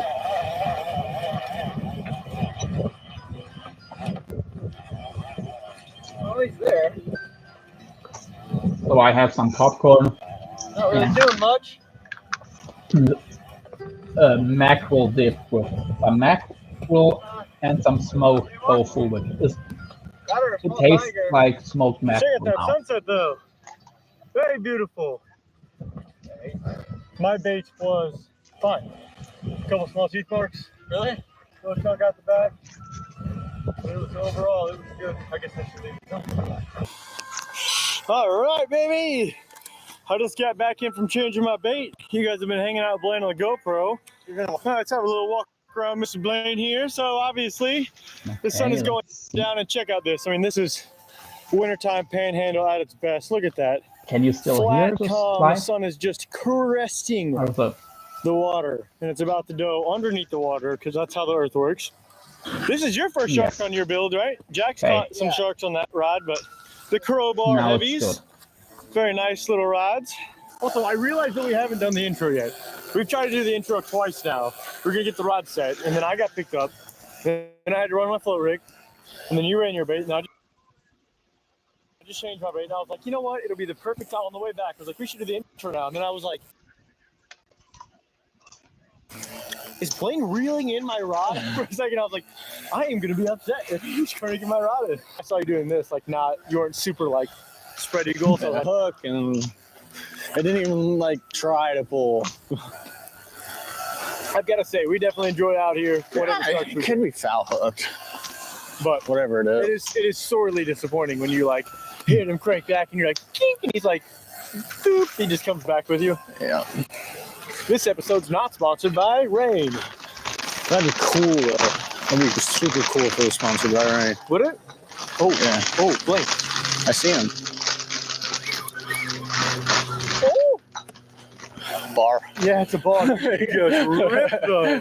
Sorry for the noise. That looks kind of sick. I'm not gonna lie. Check out this little aftermath we got here, guys. Whoa! Jeez, it's just trying to pull again, dude. Come to skull dragging across this bar. So for the new people, we are Maybe not about here just to watch 5 other minutes or videos, so. but I'm eating something. I think it's a bar I'm at gonna be least. alive for a while. Back Alive there. for a while, so I thought I'm gonna show you Alright, throw a a little nice water. fishing video while I'm It's very eating my small. dinner or Did not breakfast look like or a whatever. No, I'm definitely not a tiger. Okay, there's it. It's a sandbar shark.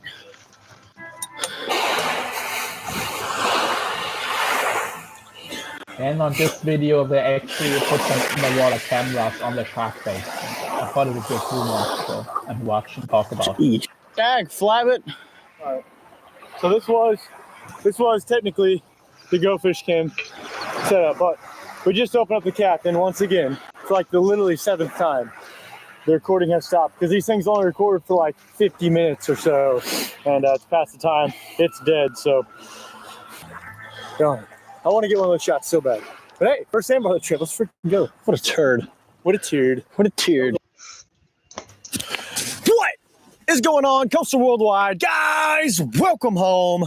Blaine and myself are in beautiful Pensacola, Florida, and today we are bringing you a wintertime shark fishing episode. Per usual, we're chasing the biggest, baddest shark out there possible, which is whatever grabs our line for the most part, because we can't control it. But we're out here giving it the old college try. I'll walk you guys through the entire spread, probably a little later on, maybe tomorrow morning. For those of you who are not new to the channel, you know that these wintertime episodes are very informative, very intuitive, and we try to really include you guys on what's going on, the things we're dealing with each trip, and then the things, our thought processes and stuff like that. So you guys can come out here and catch some monster sharks as well, because even if you don't fish in the Panhandle, there's a lot of things that we try and share to help people out. We try not to keep secrets, but we can't pack every single episode in with all of the knowledge that we know in like 20-30 minutes. So tomorrow probably it's supposed to be really nice, and I'll walk you guys through each rod, each reel, what we have them lined with, stuff like that. But on a more important note, this episode is going to be in honor of cameraman Ron, CMR. For those of you who do not know, Blaine and myself just found out today, very heavy news that he has passed away, and thoughts go out to his friends, family, and his wife especially. I know they were very much in to the YouTubes together, and just really entertaining stuff there, and just really, really a tough one. It's a loss for the fishing community, and we definitely want to honor him for this video on this trip. We didn't know cameraman Ron personally, as far as like spending multiple hours with him. We did run into him a lot in Mahogany Mill, where he frequent and fished a lot. And it was always in passing, and every time it was like, cameraman Ron, what's up? And he's like, what's up, guys? We need to get out and fish.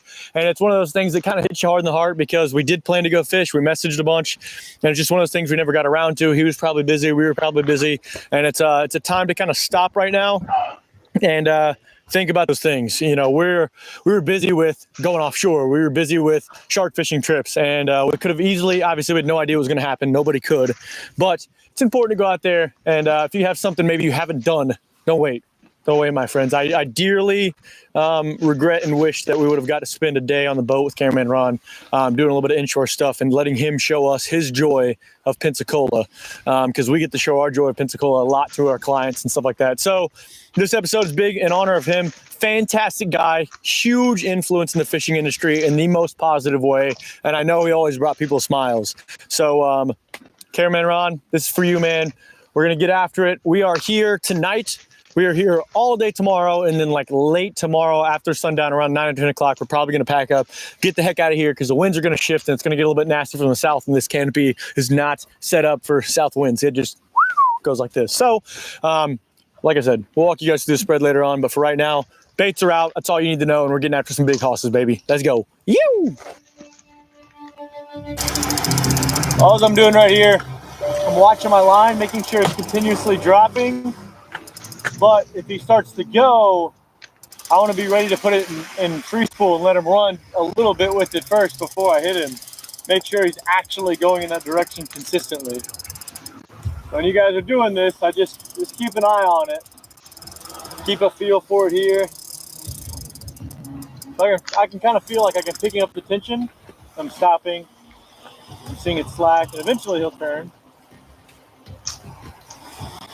And I kind of keep my knees up too, so when he does start to go, I can like this. I can drop tension, put it in clicker on. So they're talking about making sure the fish is running with the bait away from them before they set the hook using circle hooks, and that is pretty important. While, yeah, and if the fish is running in, then you keep cranking the loose line in very carefully at low drag, as low as you can, while still being able to crank. And as soon as the fish starts to run again, drop it back in free spool, and then wait until, and if the fish is pulling, that's a hook. So important stuff to keep in mind.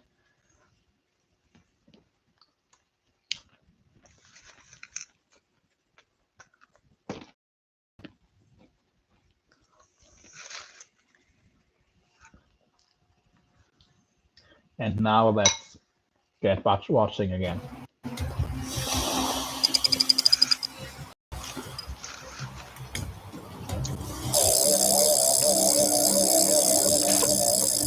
We probably compare and stuff. Okay.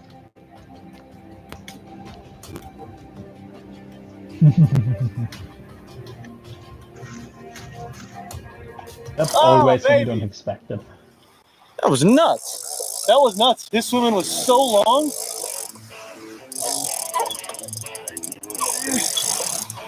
Dude, that almost got me. Like I had just like given up, being like, turn cameras off. I straightened my legs and did exactly what you're not supposed to do. If this Deerfield spot wasn't in front of me, dude, we'd have had to chase me down the beach situation. Jeez. That was incredibly fast. And he swam in like 200 yards for me. Yeah, he pulled some serious drag there. Yeah, it was like almost strike. Here, do it in the middle. It just drives me nuts for some reason if it's not. Oh. So I'm doing that 45-degree sit right now because he's doing a bunch of squirrely stuff. Ooh. A bunch of squirrely stuff. A bunch of squirrely stuff.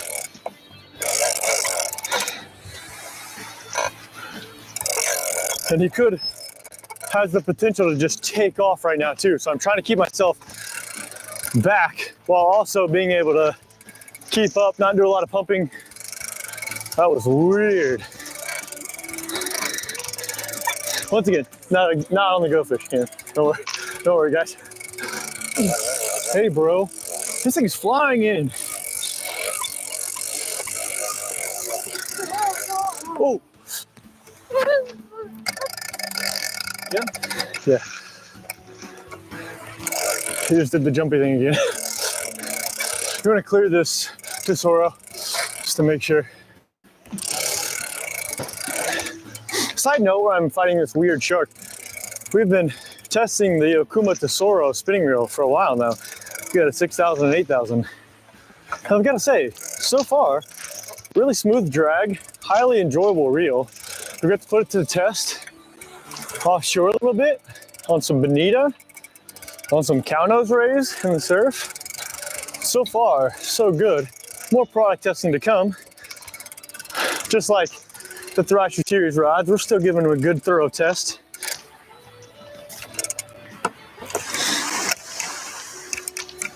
Oh my gosh.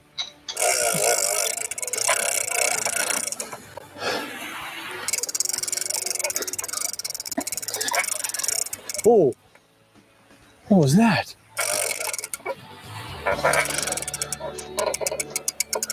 It's doing a little stale with me right here, man. It's making me nervous. If I was fishing a popper right now, it would have felt like one of the trebles just came out. That's what I would say.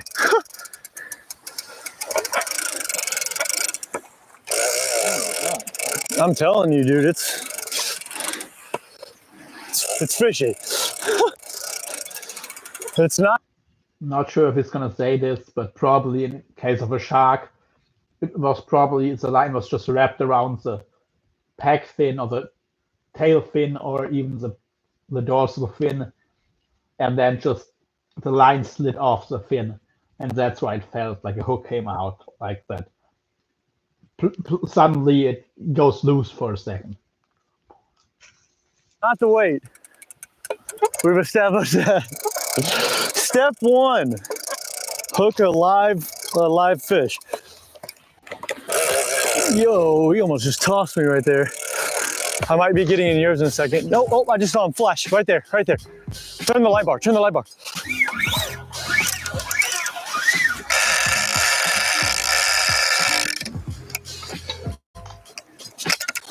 Dude, he is tearing up some stuff out there though. Hey, look, that's right. He's trying to kill me. Yeah. Nothing to the dusty. That'd make me feel better. Woo! Finally a freaking proper fish. Let's go. Oh, no, you don't. Oh, no, boy. It's a good one. It's a goodie. All right, baby. First Dusky Shark of the year. Blaine's in the waders, the old high sea waders. So he's going to give us, give us a release. But real nice fish. I'd probably give it sub 10, 8.5. Really nice fish, though. First Dusky Shark of the year for us. And they're just calm giants, dude. Gentle giants right there. He's moving off. It's a beautiful fish. Duskies are amazing, dude. It's a beautiful fish. And think about that. For 8.5 foot, he gave me a throwdown, dude. Nice. Very sick stuff, baby. All right, well, you have it, man. First freaking Dusky of the year, man. First Dusky of the year, baby, and it's appropriate that it happens on the old CMR tribute video. Oh, yeah. So, Mr. Ron, thank you from up above for the Dusky Shark. Let's go more. I've got both my rods out of the water right now, which is kind of unfortunate because I'm very hungry, so I might just run my bottom bait and then worry about the float rig here in a second. But first Dusky of the year, baby. Let's freaking go. Oh, just my back. Good morning, guys. I have a couple interesting things this morning. One, woke up, the winds had shifted to the east and my long bait had shifted all the way over camp. So I was like, darn, that kind of sucks. I don't know why that happened. So I started reeling on it this morning, got snagged, absolutely like bowed up, loaded on something. I was like, that is super weird. So what you shouldn't do when you get snagged out here is you shouldn't just cut the line at the beach. So I was like, I want to go get as close as I can to this snag or whatever happens. We don't often get snagged out here. So I kayak all the way out to my line. I find a bunch of mono. I'm talking like a ton of old mono. And I found my leader. So I took a pair of dikes with me. I cut our leader off. Blaine so kindly reeled in my reel for me. And then I started to clean up this mess. I got all the way to one side and it was a bunch of braid and a big ball caught on like a tiny rock on the bottom. Like I said, there's not too many snags out here, so not too often do you get snagged.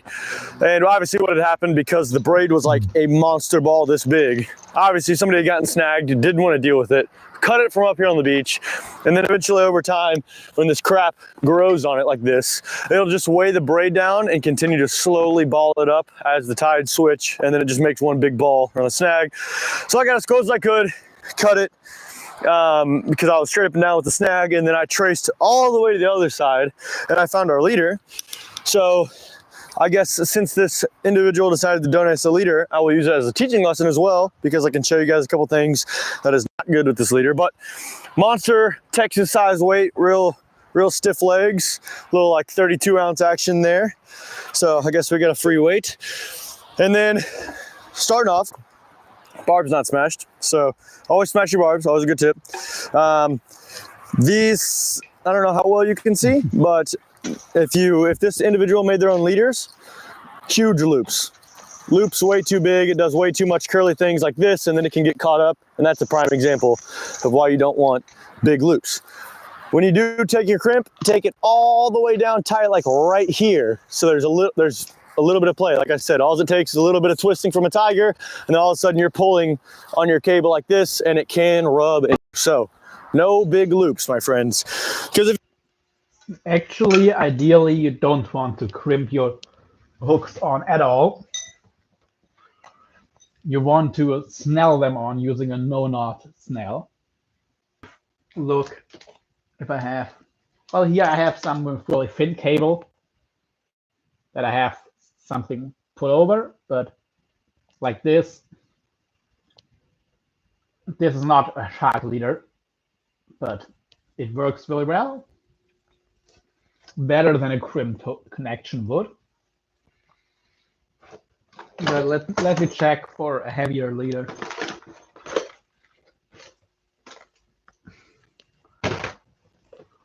Okay, this still would not be a proper shark leader, but it's all right. This is like 300-pound cable and a 14-0 hook.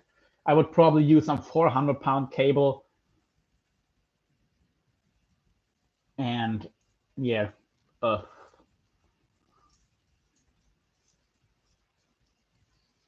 this is what I would use is where I don't expect really big sharks and no tigers or bull sharks. For most other sharks, this leader would work. And you can see even if the leader is turned away from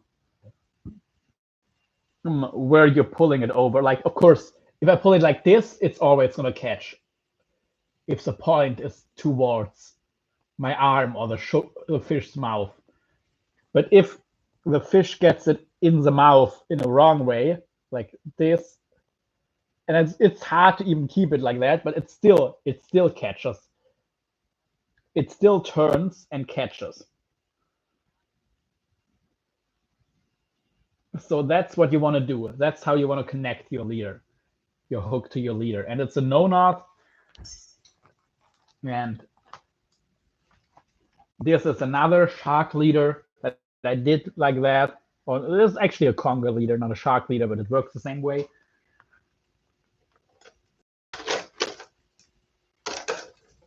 So let me get some line so I can show you the connection.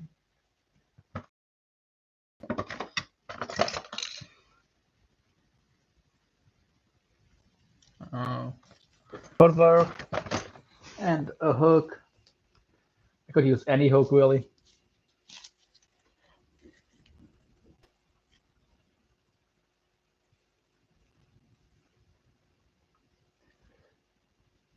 So 1 second.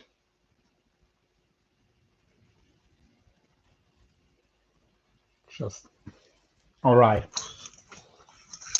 For the no knot, what you do is you go back through the eye of the hook.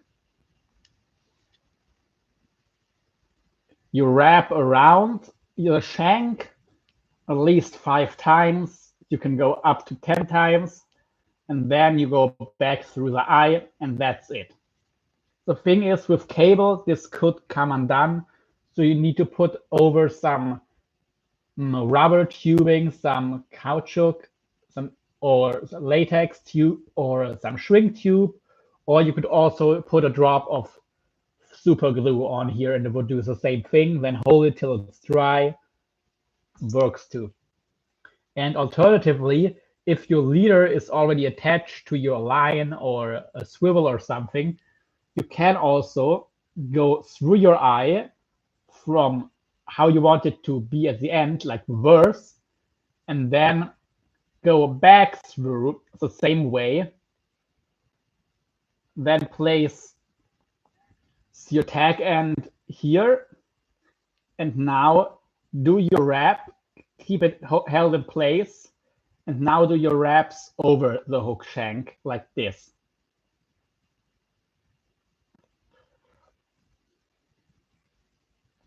So,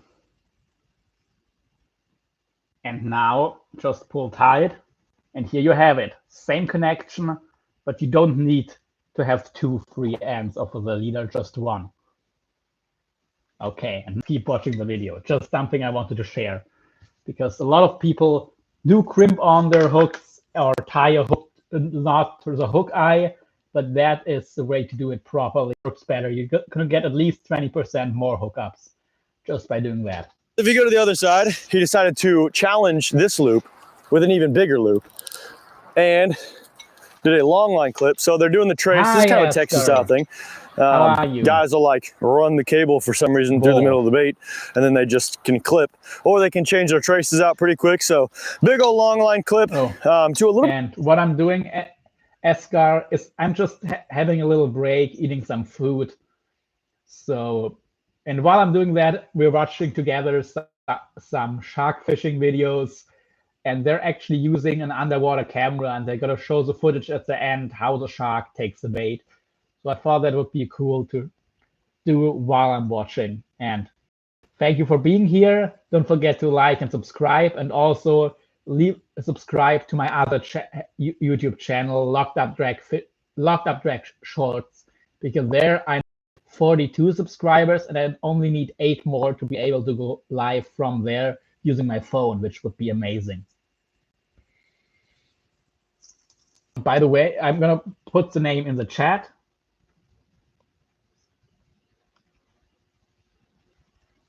locked up drag.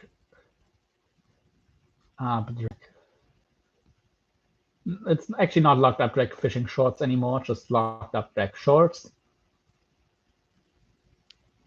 With a fish in between, but yeah. Add locked up, and it's just add locked up drag. But the fish emoji I don't have on my phone right now. But yeah, I actually commented it with my locked up drag shorts account. Okay, perfectly. So you can just go to that channel and leave a post or subscribe, and then I can do live streams from there. And I also had a guy asking about me doing a video on how to prepare carp and make a boneless fillet out of carp.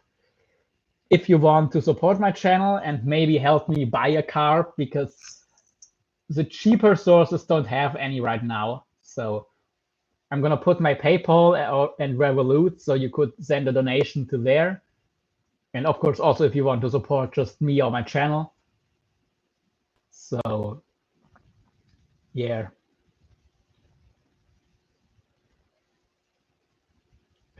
Let me type that real quick. Want to support me and my channel, you can do so through PayPal, at Locked Up Drag. I also sell some gear, so shoot me an email at lockedupdrag@gmail.com if you want to buy some stuff or have some specific questions. But yeah, you can use Revolut, and it's like my Instagram handle with drag fishing with underscores.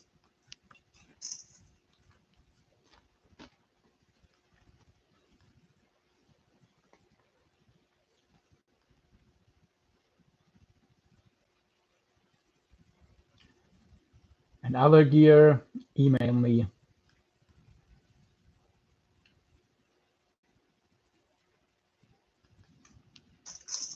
Okay. Yeah, I just commented from my other channel, so there you can also see the channel. And on that channel, like I said, I only need a few more subscribers to go live from there and not have to use the webcam and my notebook. A little bit better loop. We improved on this side. We've got a sliding swivel all the way that had the weight on it, and it was free sliding. And then it's just blue, either 600 or 800 pound mono. So, and it's not super duper long, but it would do. So, this loop over here, not as good. Another big loop. Keep those loops tight. But more importantly than keeping your loops tight, clean up your crap. It is kind of frustrating to come out here, try to do a hardcore fishing trip like this, and then you've got 300 yards of, I don't know, maybe 100 pound mono. I don't know. Obviously they're a little bit behind the curve, but it was stretched out across our entire camp, which is pretty frustrating. And I was not a happy camper this morning, but now I'm a little bit more cheery because we don't have this crap in the water, and now we can get to shark fishing. So Blaine and I are gonna get the baits reset this morning. It's gonna be a little bit of work, but maybe it will be worth it. And we'll catch up with you guys later on to do a little bit of talk about our gear and stuff like that. So good morning. Woo! So this pickup was nuts. It was very like, boom, and just took off, very matter of fact. Get in here and get the sound of this clicker though. Yeah, like low spool, yeah, lower spool. 5, 4, 3, 2, 1. Back.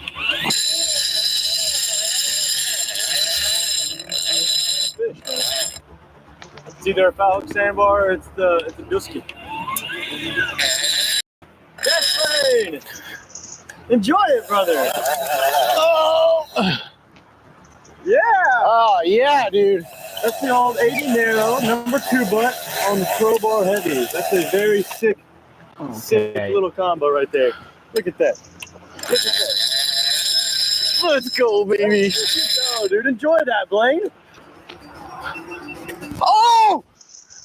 Did he just jump? He just did something on the surface.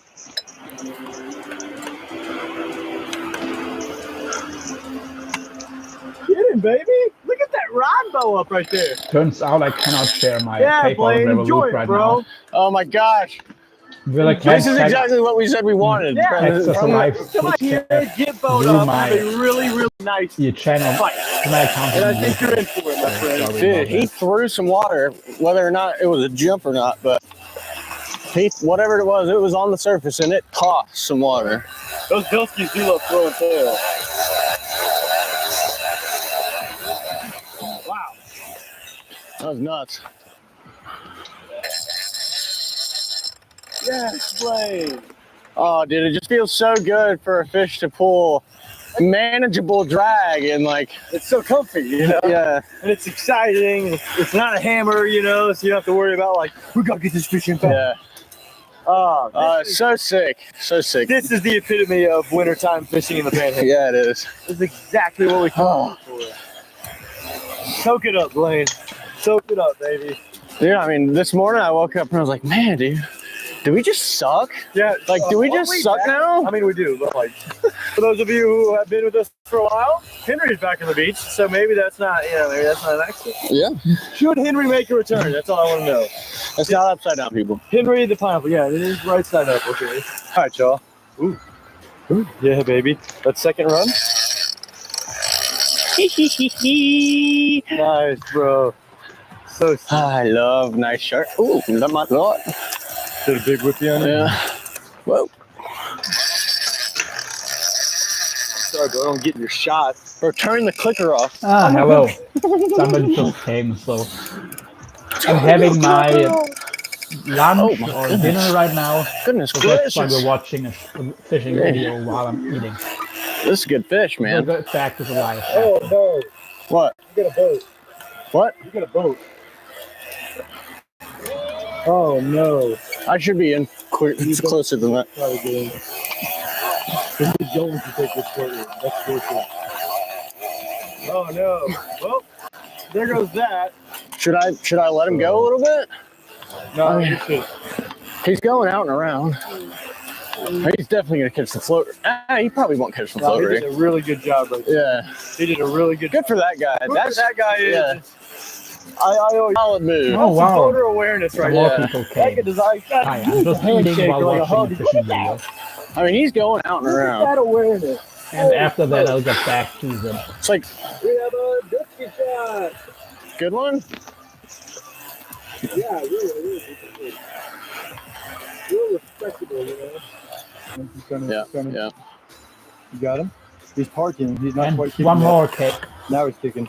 So don't forget to like and subscribe. And if you like my channel, then go over to my other channel, Locked Up Drag Shorts, which I just left a comment from in the live chat, because there I only need 8 more subscribers to be able to go live from that channel as well.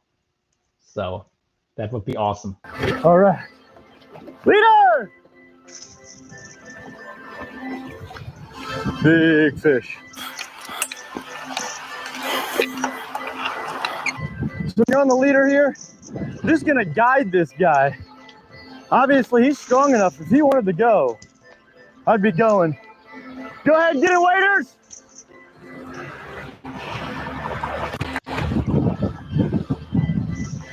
I'll take my time.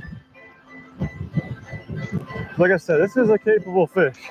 He's still really Oh, and green let me know too. if you And have hey, any Dusty's got some power now.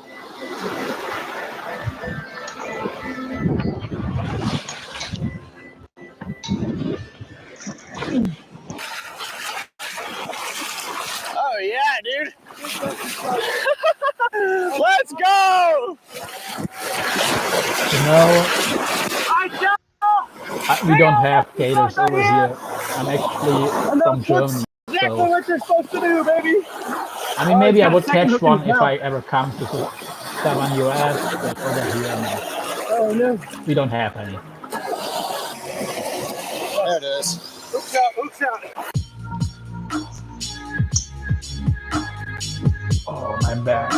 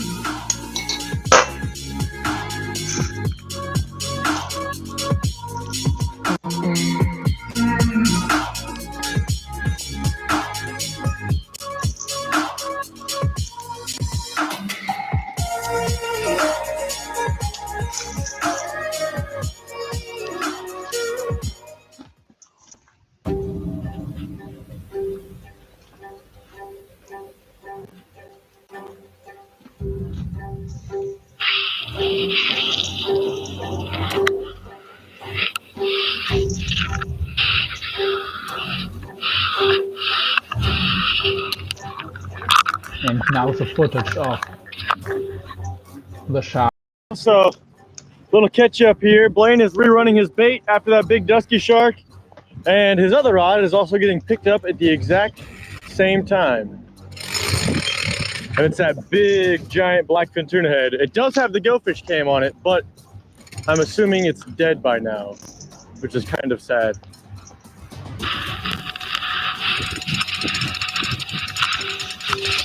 Yeah, there we go. All right.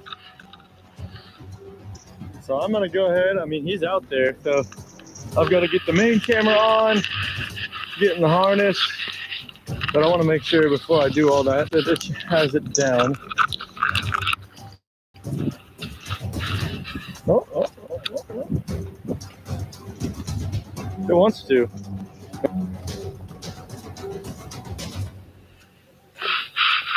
Long ways out there too, my friend. Who doesn't love that? Oh, well, I don't love that. That sounds very sandbar-ish. Yes, sir. Ish. Sandbar-esque. He's trying to figure out if he wants it or not. Exciting stuff though. I'm gonna go change my bait because I got picked up earlier right before Blaine caught that dusky, and I'm going to put a GoFish cam on that rod because the bite's kind of picking up. It's kind of been quick, so hopefully I can change it to just a fish bait, put the GoFish cam, and within like 45 to 50 minutes get picked up really quick. All right. Fingers crossed for that one. I'm gonna cut you guys off. Looks like I dropped it or Let's see. felt like it wasn't worth it. But I Put in did the pull chat the if float you rig should out of finish watching rotation the video over or here, and go as you get can back see, to the I was actual right in the stream middle right of now. fixing up a new GoFish cam to the rig when Blaine got hit. So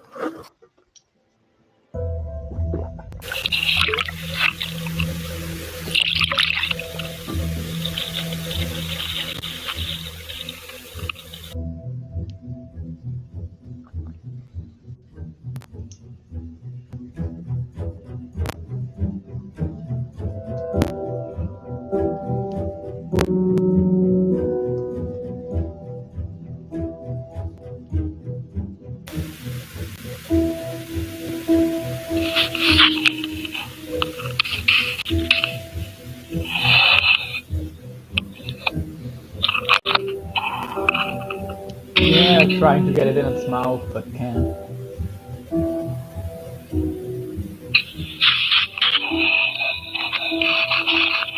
Okay, we're gonna watch at least the shark underwater footage. That's pretty cool. As you can see.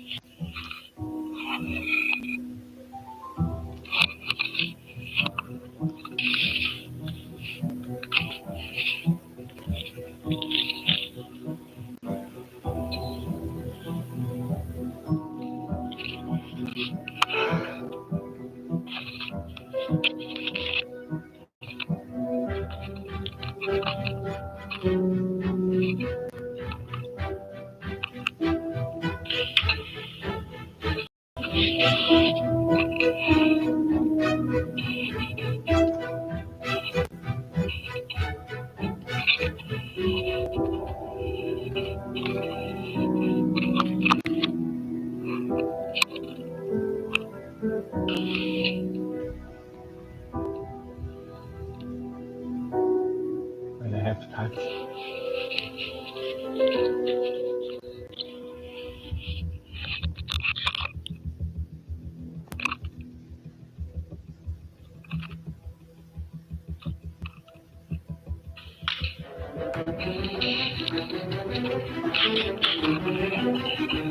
Okay.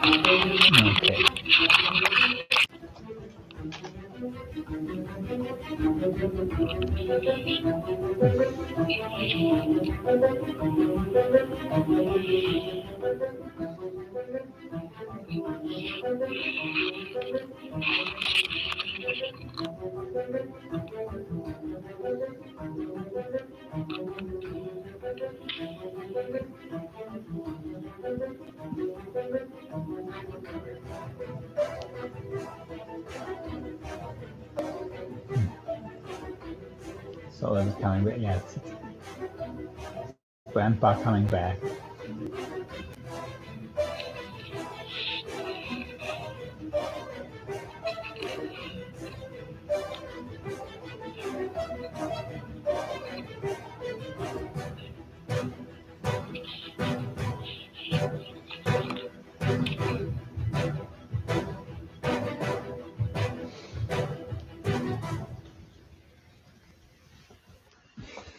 Pretty cool stuff. Alrighty, y'all. This will be the outro for the beach section. Now, if I go through the GoFish cam and we get what we wanted, we'll be talking to you guys. Here at the end of the video, I want to do like a little bit of an analytics of what we're seeing on that camera. But Blaine's been reeling for the past 22 minutes because he decided to bomb a 1,000-yard drop and now is slightly regretting it. Okay, Other 3 lines are in the water. We're slide. cleaning up camp a little bit here, about to load the truck up, be done. Important note, before we conclude the episode, before the GoFish thing, is again, big tribute to cameraman Ron. The fishing community over here in Pensacola, the Panhandle area, has lost an amazing guy who brought a lot of people a lot of happiness. And like I said, we didn't really get to spend a lot of time with him personally, or even get to fish with him, unfortunately. And I know that without even having to talk to anybody else. I know he was a great guy. So this was the tribute episode for him, man. And just go. I'll put something in the description if I can. If not, I'll put it on the screen here because I know they're doing some fundraising for the family and for all the, funeral and stuff like that too. And his family and wife are definitely missing a guy. But that's going to be it for the beach side, baby. Hopefully I get home and I see what we've been waiting for like the past month and a half. Yeah. So, woo, SD cards. Let's go. Alrighty, guys, welcome to the end of the video here. We'll walk through this GoFish cam, what we're seeing, and kind of analyze, I guess, of sorts.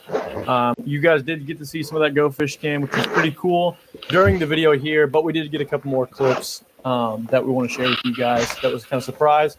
And then we got some surprise creatures on the ocean floor here come visit our camera. So starting off here, we have a really weird looking starfish. And what kind of starfish this is, so if anybody knows, please tell us in the comments below. But this guy is like blue on the top, yellow on the sides, and honestly it looks pretty mean. I think it's worth noting that the catfish don't even really mess with him, so they must know something's up there. But pretty weird guy to come visit our camera, and pretty happy that he did, I guess. Some crabs over there on the bait, and then a bunch of hardhead catfish. Catfish started to run here on this clip, and I didn't really know why. I thought a shark was going to come in, but then, surprise, surprise, it's the Moo Moo, baby. A big school of cow-nose stingray come moving through, and this was just pretty unique to see, man. A surprisingly large school, too. Here in just a second, I was like, okay, that's the end of the school. Pretty neat, like right here. And then they just kept coming. I wish the camera was sitting up a little bit more, not buried in the sand as much as it did, but can't really control that. Really cool clip, though, and something that I was pretty surprised with. It's always neat going through the GoFish cams afterwards and seeing the non-shark stuff. So let's finish watching this and then we'll get back. And we're going to drop a really nice bait here. It's some swordfish belly. It's a bait we're very fortunate to have and get to use a big belly chunk of some swordfish off the swordfish that I caught. Right now, and I really just wanted to showcase what the crabs kind of do down here, too. So this guy's pushing around the swordfish trunk over here by himself through this time-lapse video. Our theory is that 1 crab, 2 crabs, 5 crabs get there. They start doing the clicking thing when they eat. They're clicking their claws, they're clicking their mouths. And I mean, after this is maybe 25 minutes or so, and there's just a pile, and they're climbing on top of the bait. Surprisingly, they didn't do too much to it, but this is the footage that I really wanted to share with you guys. I changed out this float rig and had no idea that this had happened. I seen the bait was kind of tore up, but from the beach, he didn't break the weight off, and there was no like drag pulling or anything like that. So this is pretty interesting to say the least. Looking through the other footage too that you guys have already seen throughout the video, I was, I guess, surprised and not surprised how mouthy sandbars are with the bait. They just mouthed a bunch. Obviously semi-aware of the hook and where it is, because when he picks up the baits, they're picking up, you know, that whole bonita came and he ate half the bonita on the first pickup, and then the rest of the time he was just mouthing the headpiece a lot around the hook. But this guy was doing the exact same thing. He picked it up, kind of come tight with our weight here on the float rig, and when he did, give a little head shake, tear it up a little bit, and keep moving on. He comes, and they're obviously aware of where it is too.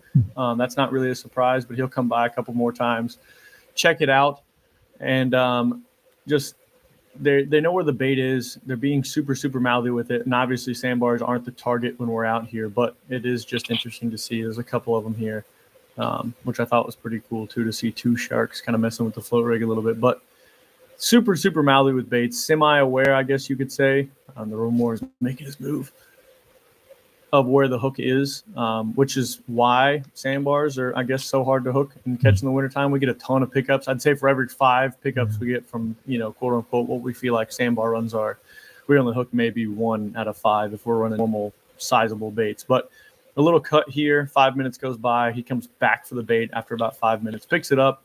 Again, real mouthy with it, picking it up, not really choking too much down. Gets to the edge of the hook there, is going to come kind of tight with the weight, and then he's going to shake it off and drop it once again.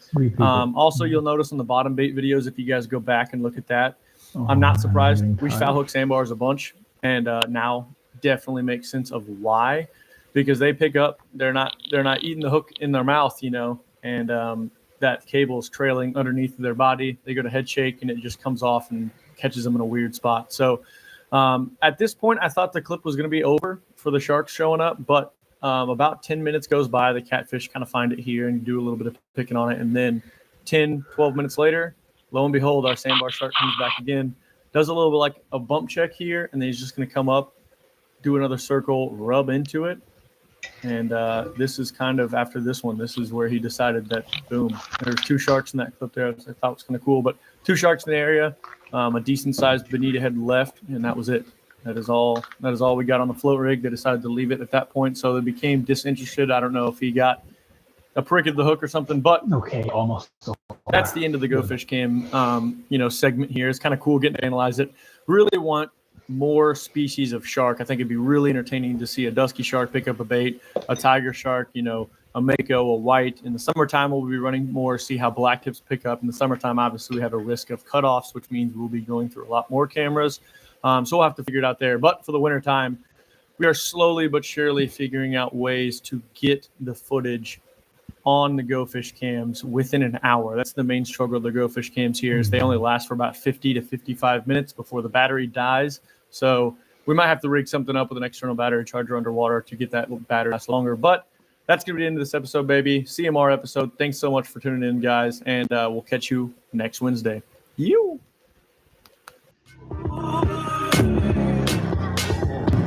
Yep, definitely worth giving them a follow. And now,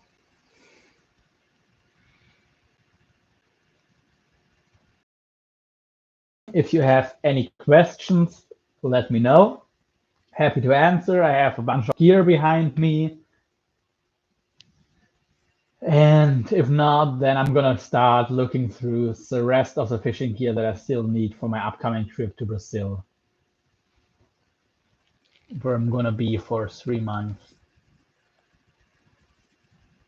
So yeah, well, let's see.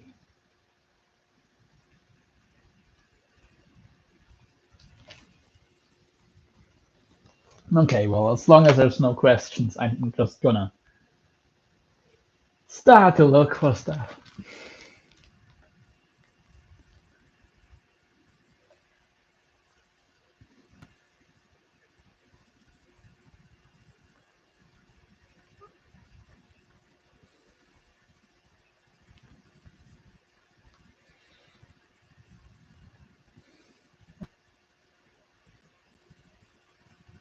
Okay.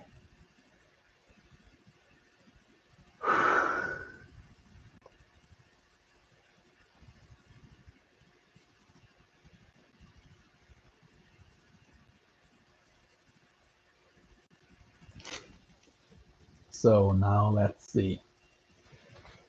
Shrink tube first to cover. That's one thing about shrink tube that I'm actually gonna get, because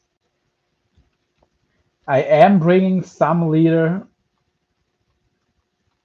to Brazil, but for the really heavy gear,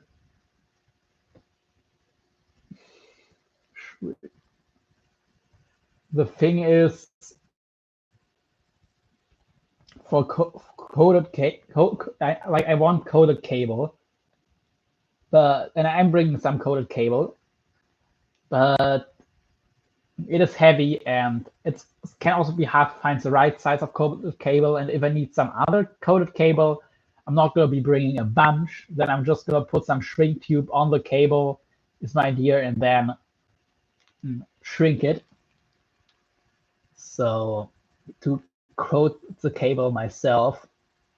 So let's see, here's heat shrink tube set, but I want to coat cable. So let's see if I can find a bigger sizes, that would be cool. But if it's smaller sizes, then I'd have to. I want long pieces. Okay, very strong. Okay, or whatever.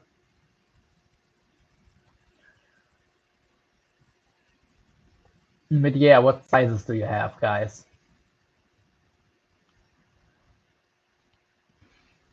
Okay, so it's starting at 5 milli. It's 45 millimeter pieces, and it's 1 millimeter, 1.5 millimeter, 2 millimeter. They're 2.5 millimeter, 3 millimeter, 3.5, up to 13 millimeter. Okay, let's for now. Okay. It will probably arrive too late, but just let's see. Let's see what else we find.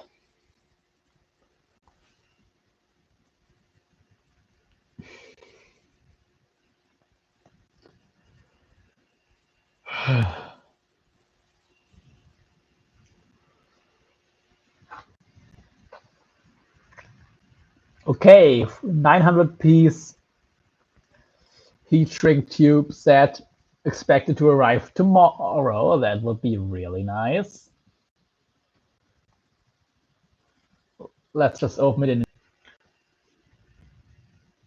Oh, let's go back then and first check out what else we find.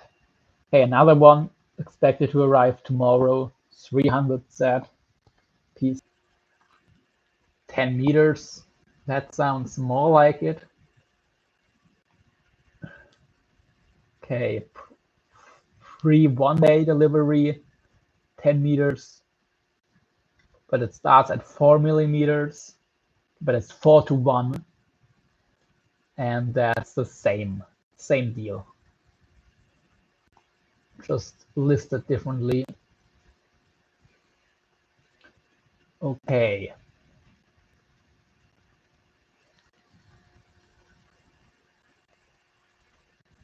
Honestly, I don't know too much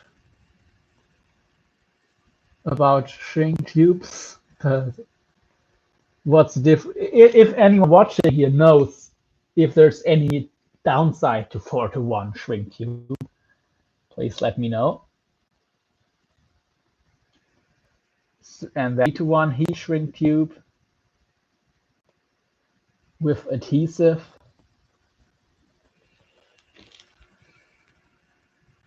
And this is waterproof shrink tube. That's just pretty cheap, so that's good.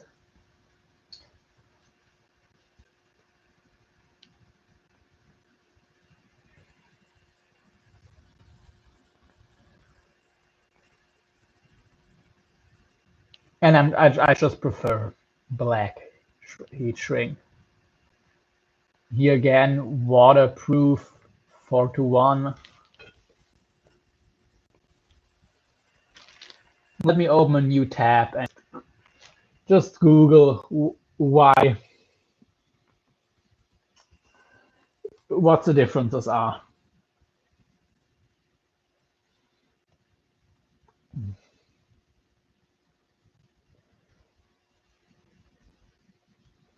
Two to one, 3:1, or 4:1 shrink tube.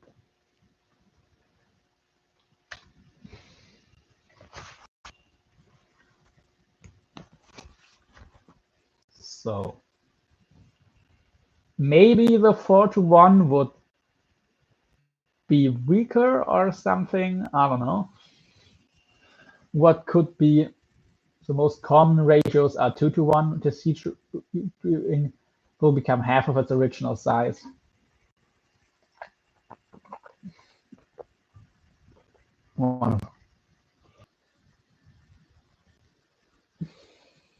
How to choose heat shrink tube.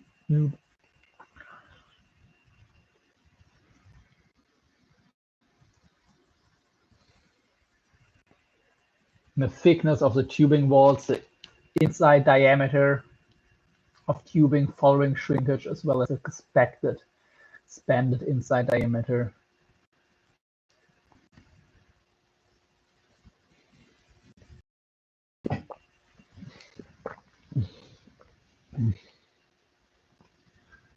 Because I'm curious.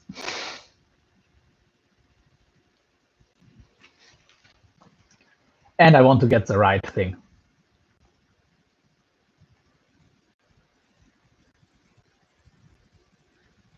Oh yeah.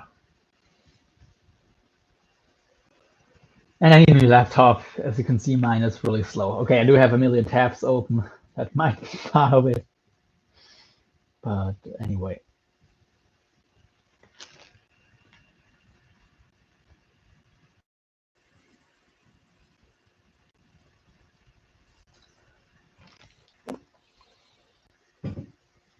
It's 1.3 per meter. That's kind of expensive. Again,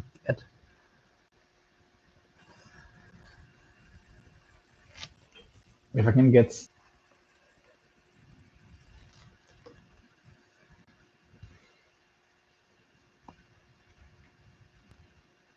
marine heat shrink tubing, marine grade adhesive coated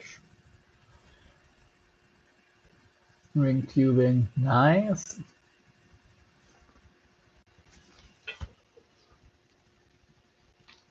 Okay, while the sites are loading, I'm just gonna check on my earphone if I can find something.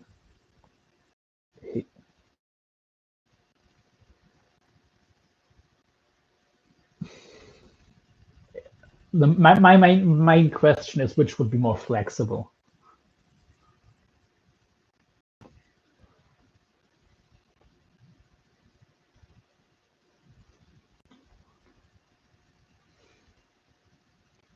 Okay. So larger the shrink ratio, so stiffer the final result. Okay, yeah, obviously. But what are the other differences? Okay, understanding heat ratios.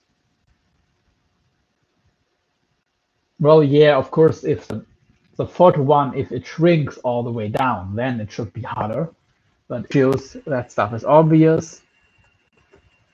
That's not what I'm asking.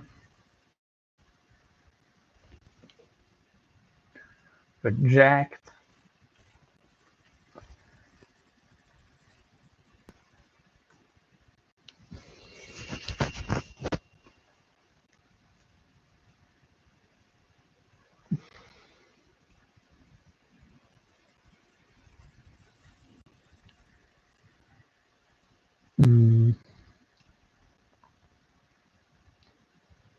Heat shrink tubing. dual wall adhesive.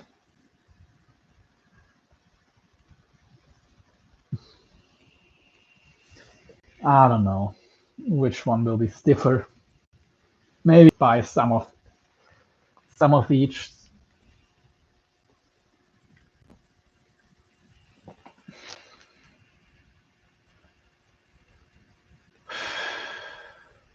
And maybe, but let's just look for maybe to order. Okay, 25 not applied to be too transparent. This does go working range to 125 Celsius.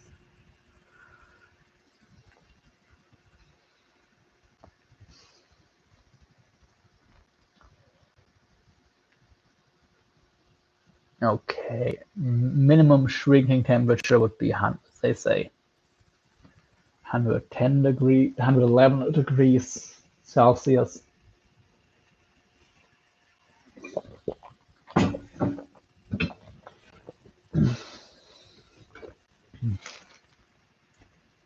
And let's check the other one I clicked on.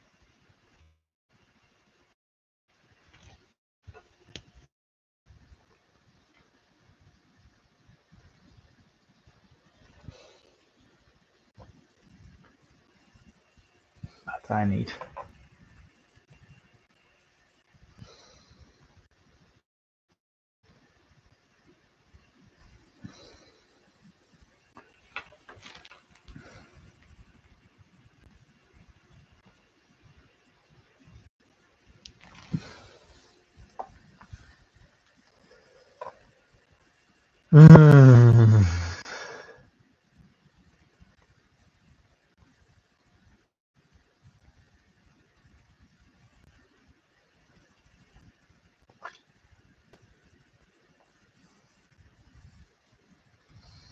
Yeah, but how much is it? Oh, yeah. So I have to open another tab.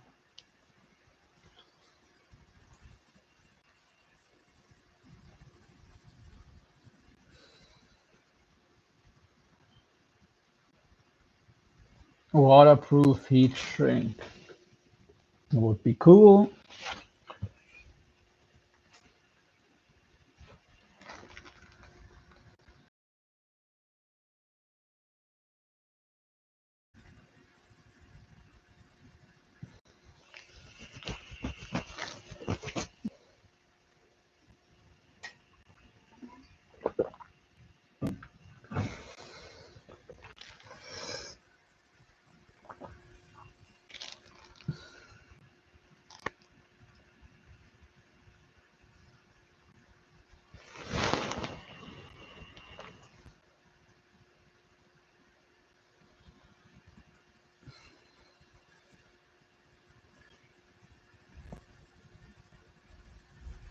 $90 millimeter, 4.2.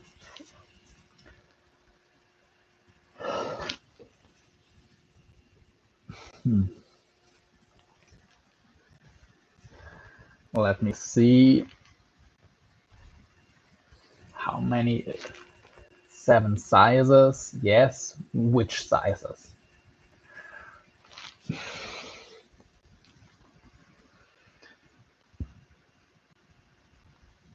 Okay, that would cover all my needs. But there's only 5 of the big ones. Let's for now add it to basket. And let me check for any comments. So let's see.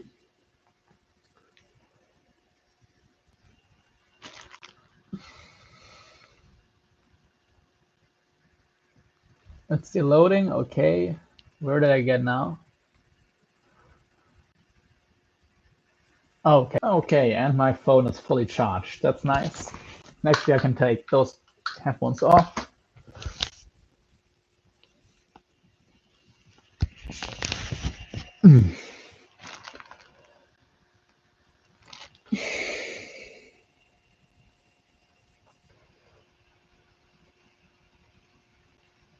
Okay, but these were 90 millimeter pieces, and so I would be like 10 pieces.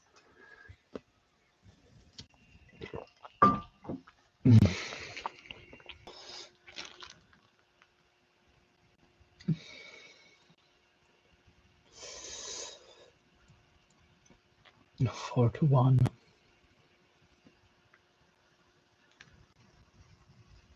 Here's the same deal. Is it the same exact thing? Oh. Whew.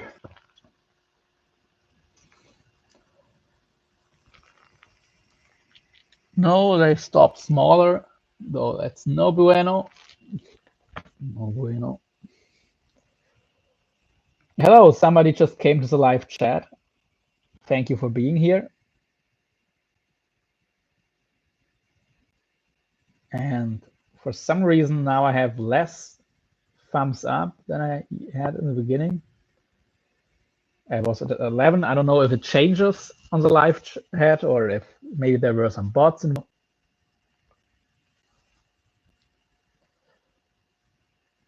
But yeah, hello everyone, and thank you for being here.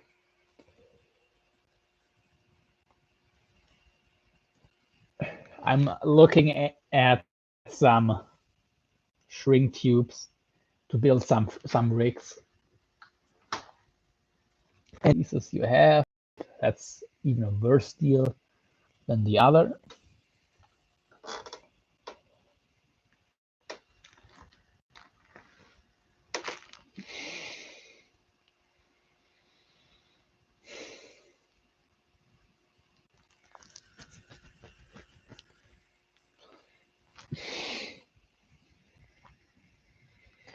Okay, let's check this deal. A good deal.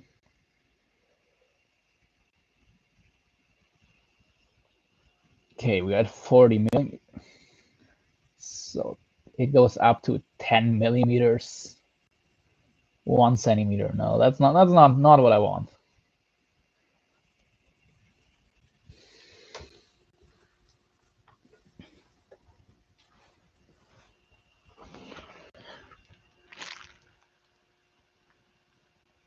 I mean, I found one that's good. Maybe I'm just gonna buy 2 of those. And let's start in the beginning again. Because, I mean, usually they push good offers up. Okay, those are 2 to 1. I would like 3 to 1 ratio. 4 to 1. Okay, they have 300. Could be a good deal. Okay, 900 piece. But it's 2 to 1, which for those, it's not what I want. Definitely want. Let's check this box real quick.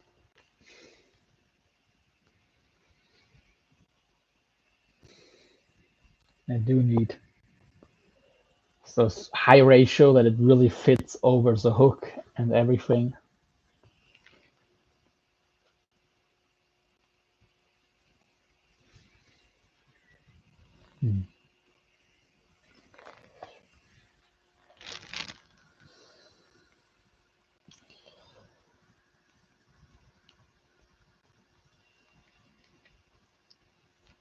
What sizes do we have?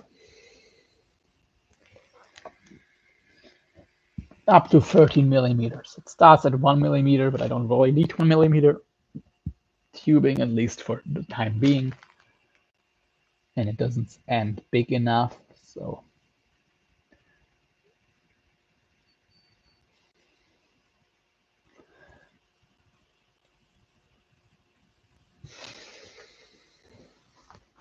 Forward to 52. Not what I'm after.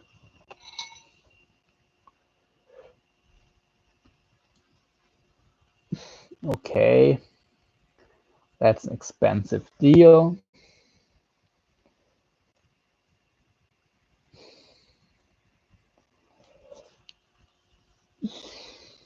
400 piece.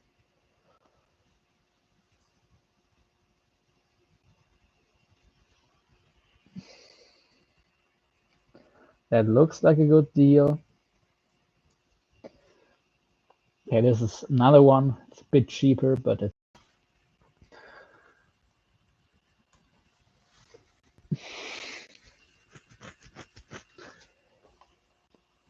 okay. 3-to-1 could work.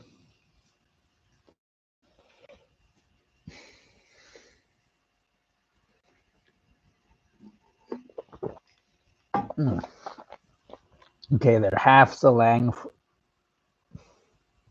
First, let's check the sizes. No, wrong sizes. Not a good deal. All right, looks like from the one I found, I just buy 2 or 3 sets for 10.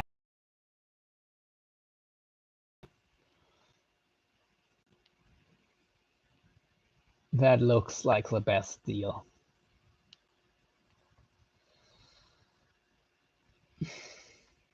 And yeah,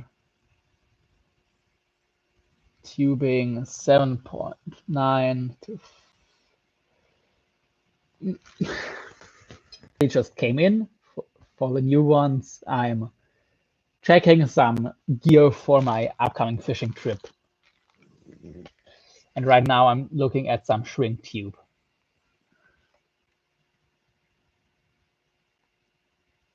And if you have any questions, just ask. Okay, that's 2 meters. That's expensive stuff. But at least they come in all kinds of sizes. Starting really small. I mean, no, wait, no, it's big, 12 millimeter. It's over a centimeter. Okay, yeah, it's not sizes I'm interested in, and it's expensive.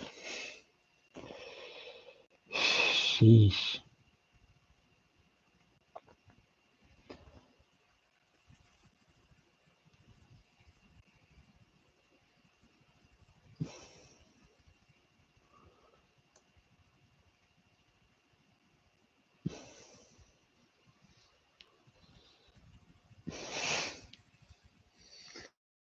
So let's see.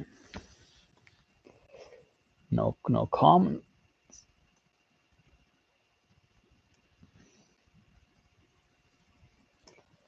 Okay, I'm just gonna Google shrink tube.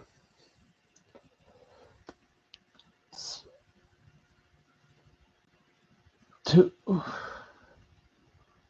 go for 2 millimeter.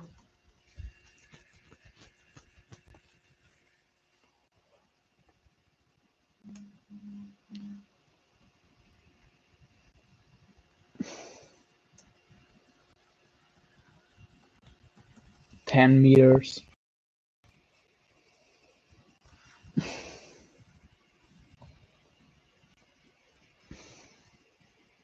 Okay, 15-meter.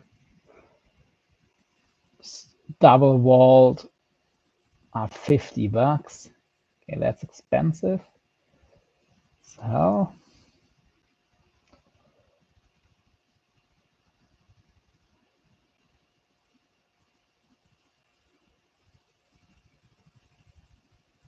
okay, 10-meter.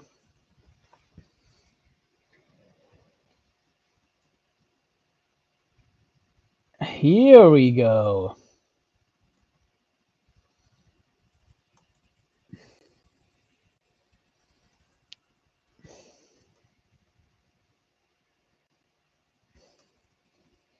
Okay, this looks like a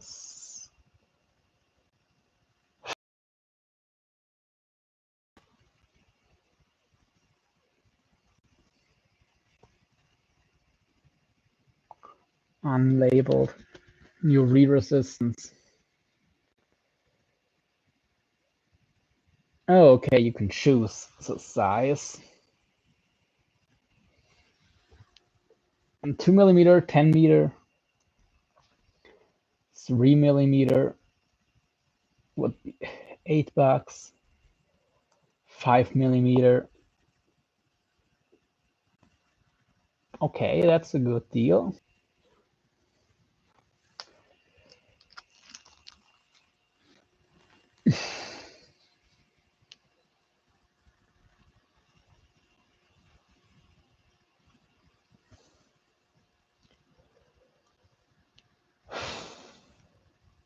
Yes, duplicate.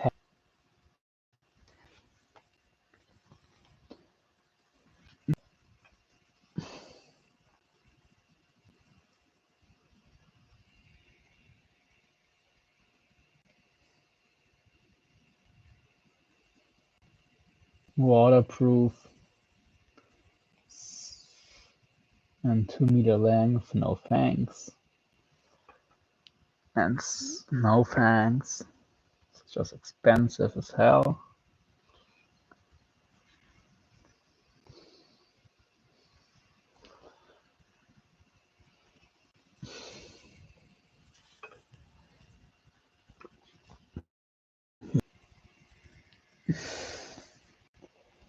.5mm.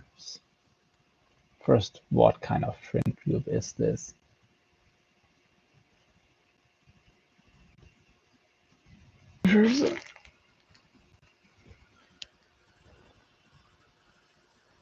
When loose, frame retardant, good chemical and physical properties, anti-static. Okay, how long is the cable?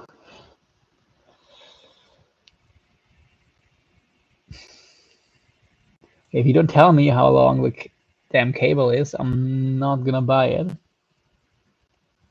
Okay, let me go back again. No, there's nothing about thickness.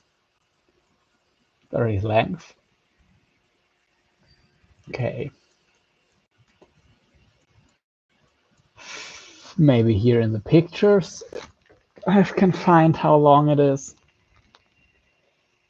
Approximately will just cut it to your length. Yeah, sure, but how long is it?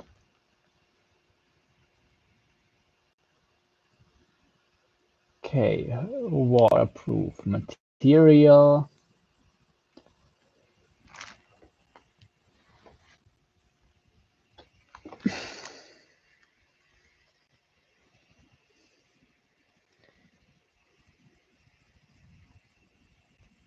But yeah, okay, I don't need to know how much cable you're selling me. How much tube.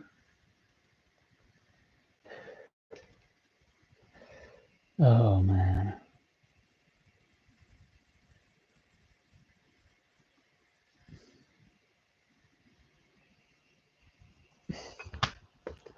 Great. Could be cool tube, but I need to know how much I'm getting.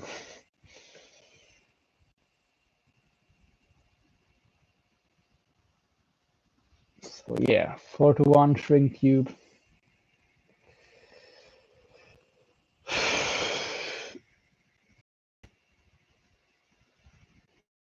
Two millimeter for insulation. 10 meters.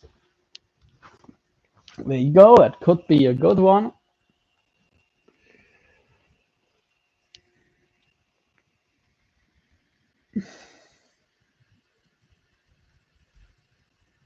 For some light cable.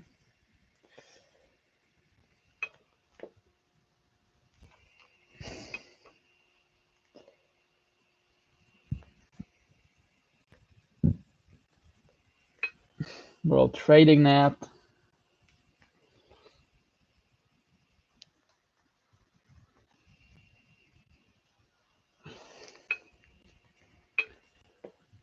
Oh man. Is that all the information you have, or do I get? Okay, some reviews maybe. It says it's good. You should go and be it.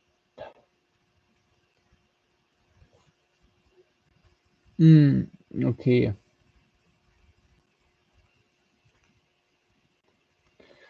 Very satisfied.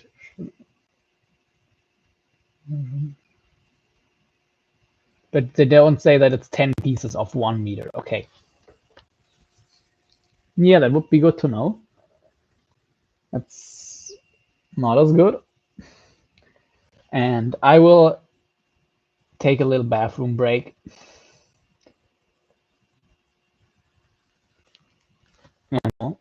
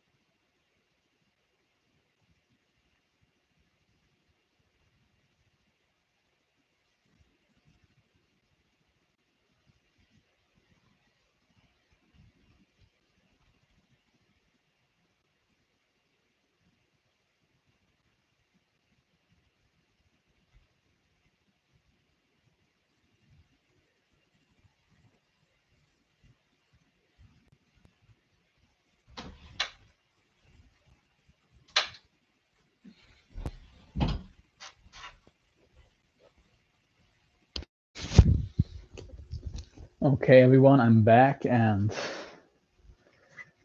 I'm getting tired. The stream did something strange, so I'm sorry.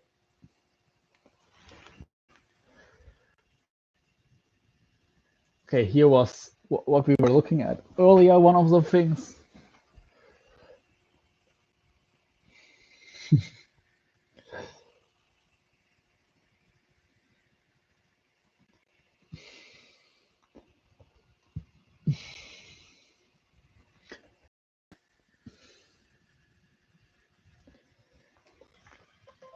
And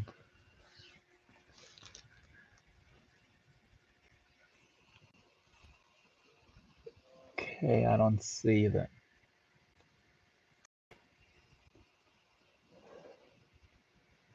I'm having some issues. No close messenger.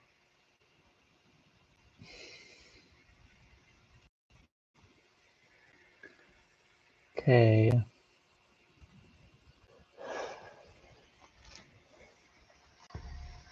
Okay, it's in inches and it starts at ½ inch. Nope, I don't need ½ inches. I need heavier stuff. It's close messenger.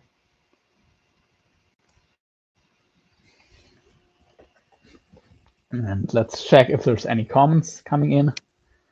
And I think I'm gonna have some gamer gum, some caffeine chewing gum, just because I'm getting really tired.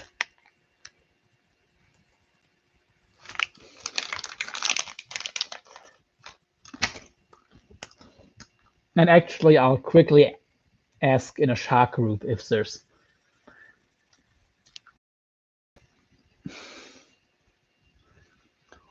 they can tell me which kind of shrink tube would be best.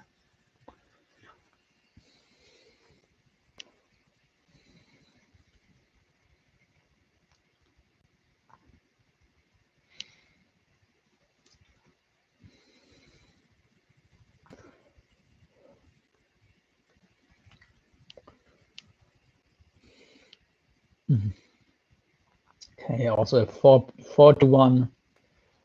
4:1 stiffer than 2:1.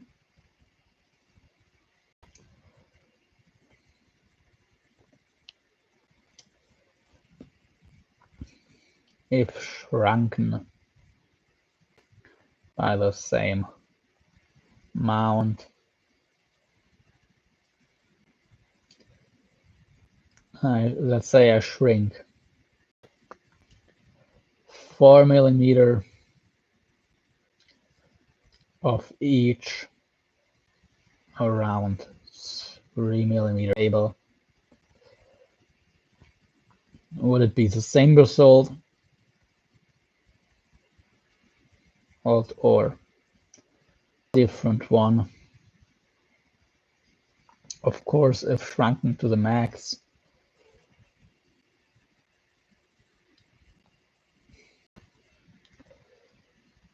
Of course, if shrunken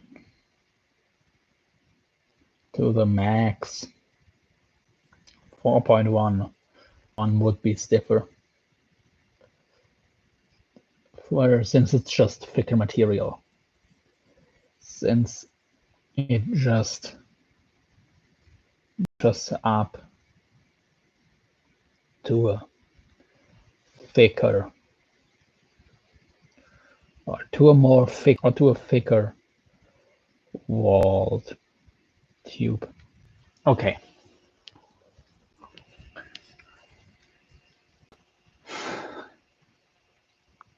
But I definitely know that I need the 4:1 around the hooks, and on the line it doesn't matter too much.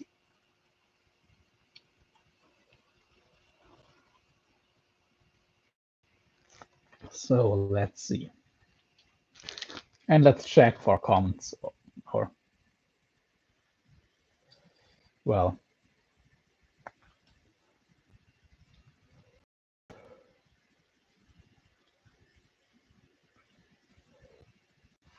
Wait a minute, I'm still live here. Okay, nope, no more.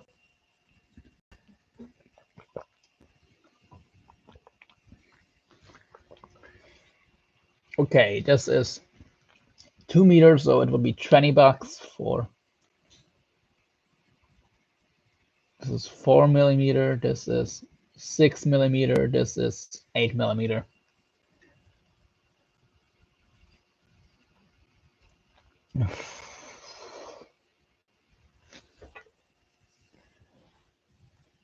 And here we have. Nope, not a good. Not good.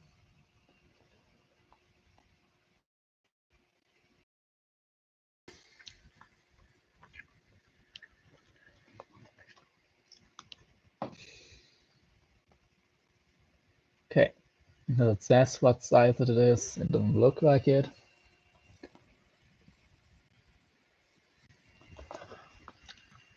Okay, it goes only up to 12 millimeters.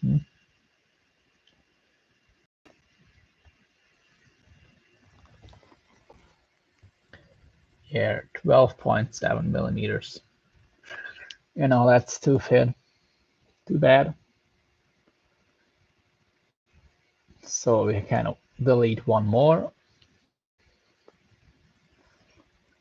Heat shrink 50 feet. In diameter 19 millimeters. Nope.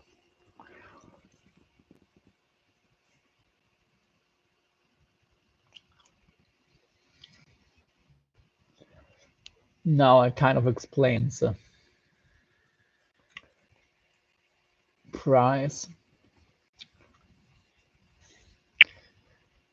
Okay, 4.5, 10 meters would be $20.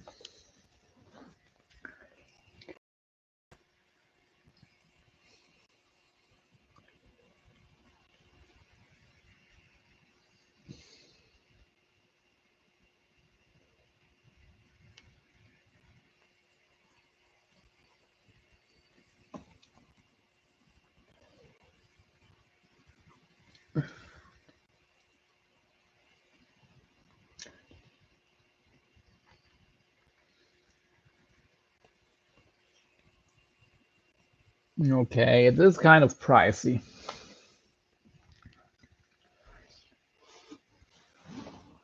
It does seem to just be regular old shrink tube.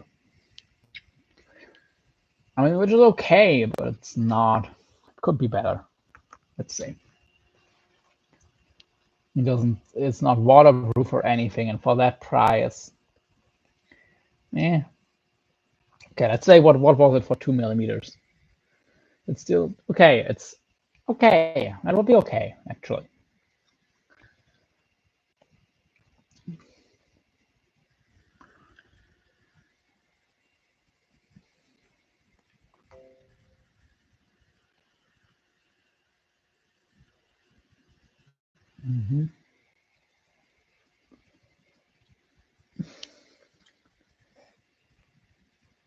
The one set with adhesive black diameter.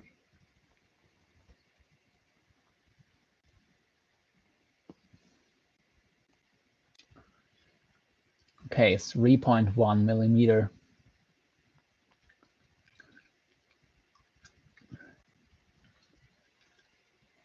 Wait a minute, is that it says it's 1 millimeter thickness?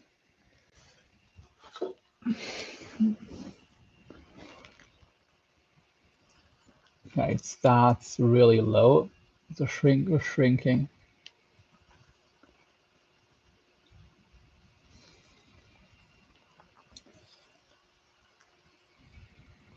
That doesn't look too thick walled.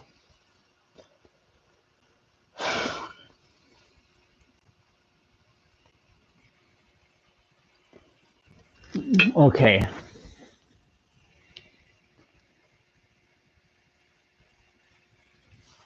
Wait a minute.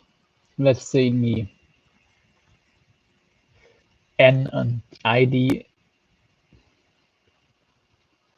Let's check this again. Here, there's nothing about N, but that probably is just the rate. What's that called? Here.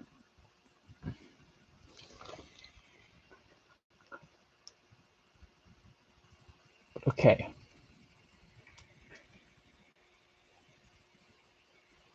Yeah, N would just probably what it's called.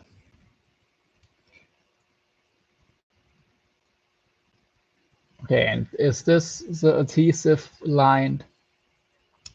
Yes, it is.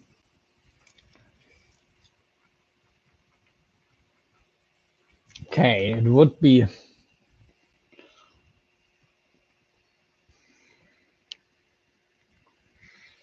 fully shrunken. It would be 0.9 millimeters. So that's going to shrink pretty beautifully. And the thinner one without adhesive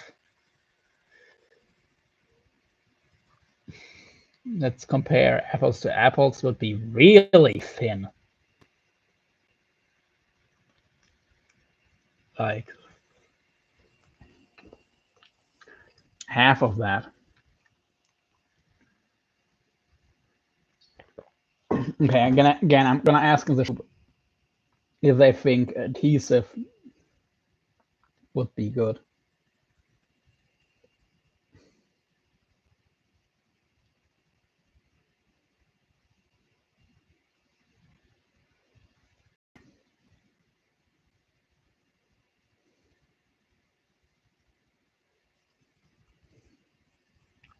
Would- Hmm.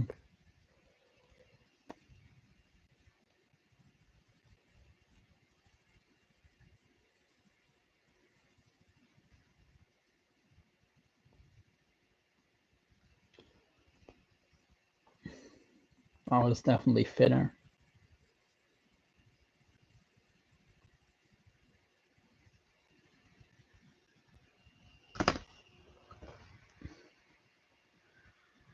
I mean, that's a good deal, for sure.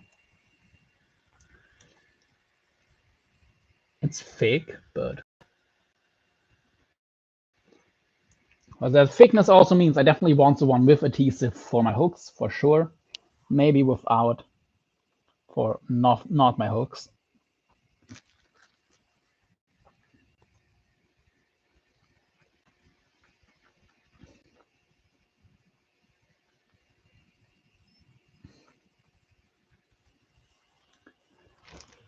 So yeah.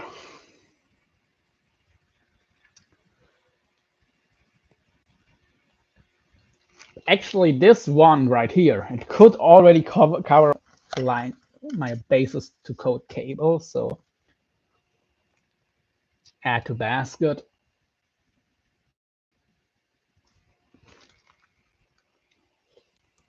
Let me check something again.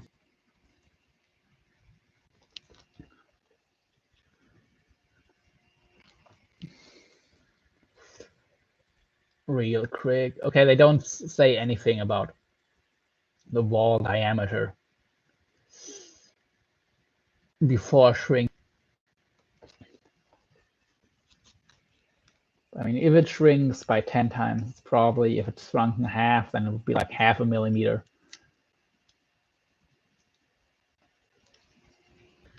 Okay.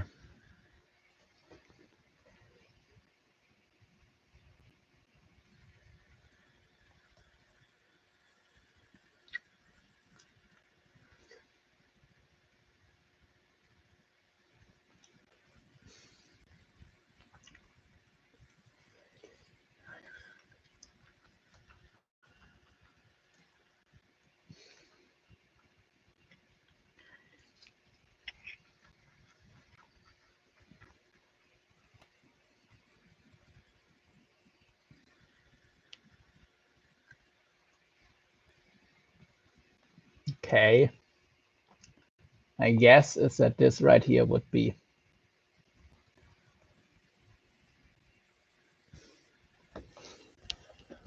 the other one without adhesive.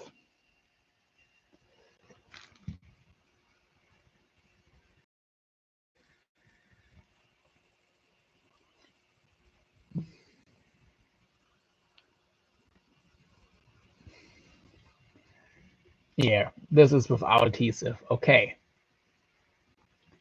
Oh, yeah, without glue. It costs the same, but okay, it is 3-to-1, but it would shrink around all my cables and it would be significantly thinner at the end.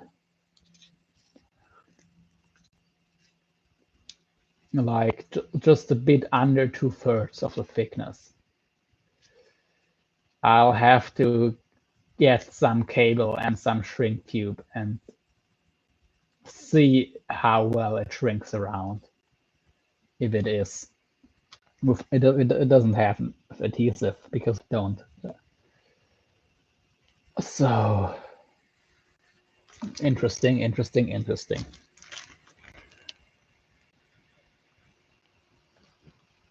And what's again the difference to the 2 to 1?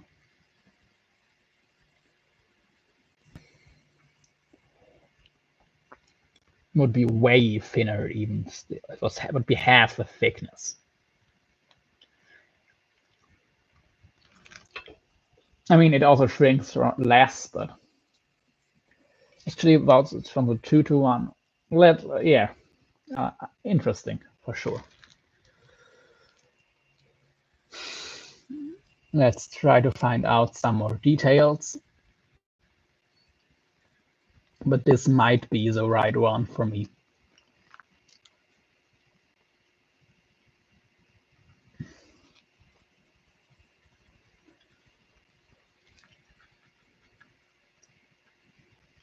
Don't use the open thinking.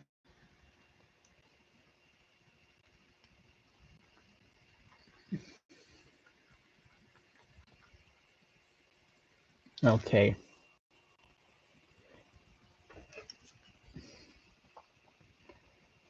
Yeah. Doesn't break.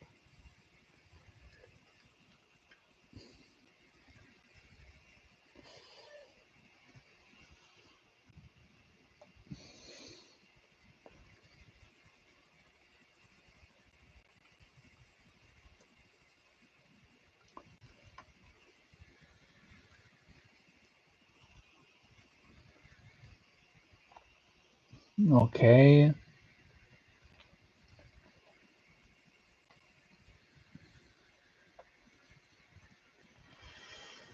Isolierschrift sind nicht das gleiche schon. Okay. No, not.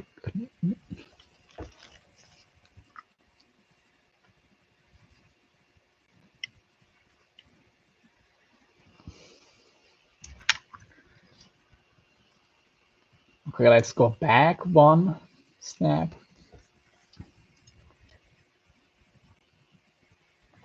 No, it's not this.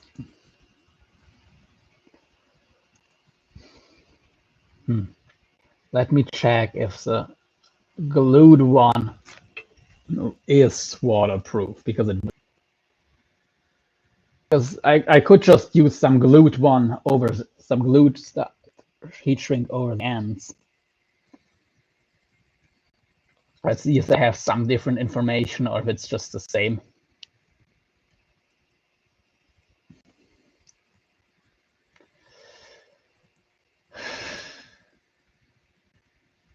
Okay, no, it doesn't. It says the same thing. Well, I'll go to the bathroom, grab some cable and some heat shrink tube, and then let's see.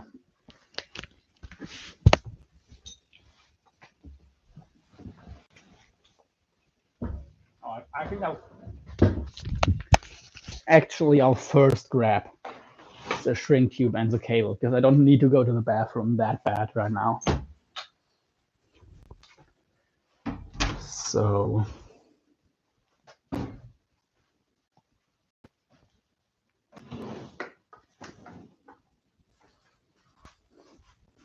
maybe I already have it here, just did not realize it. It definitely sounds like something that would happen to me.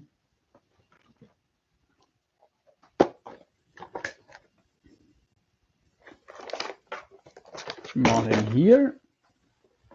There's only circle hooks. In here, there's only treble hooks. Nope. Nope. And nope.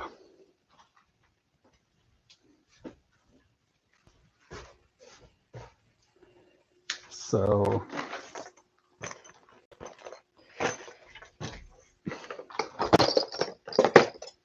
should have checked for that earlier, but too late.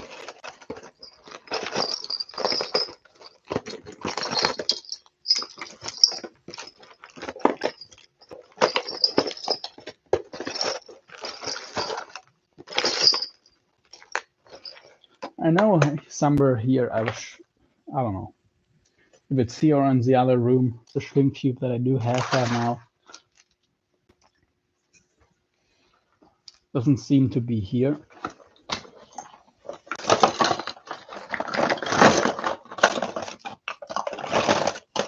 So let's look in the other room again.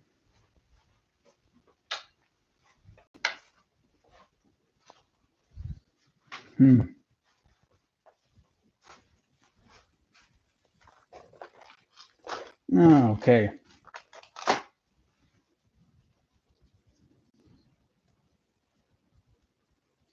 Yeah, that is already 3 millimeters. So yeah, that's thin stuff.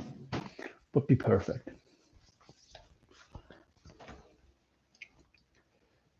And some 2 millimeter cable. I don't have 2.5. I know that.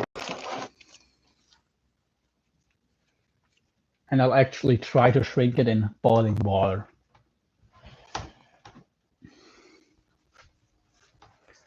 Because that's going to be more gentle. And it should be enough. Should.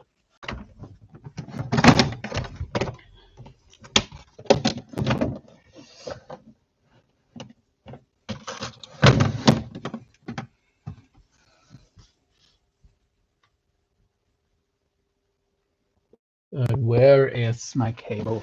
My heavy cable. I know I have 2 millimeters somewhere. I just rarely use it, so, or I have rarely used it in the past.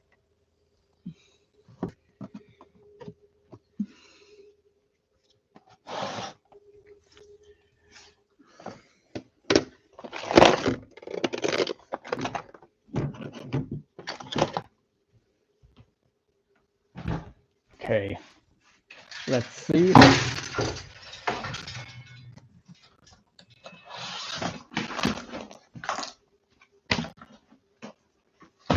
Let's see. What's in here? I apologize for any noises I'm causing. Okay, here would be it. Also, doesn't say.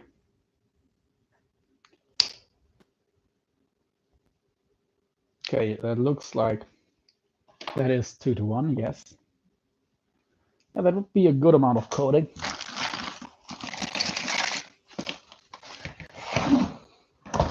Ah, yes. We have actually both done. Okay, but I have some 2 millimeter 19 strand and some 2 millimeter 133 strands, so 7 times 19, 7 times as many strands, and I'm going to use the multi-strand because it's going to be easier to tell the difference. Oh well, I'm not just for the stiffness, but also like for how much.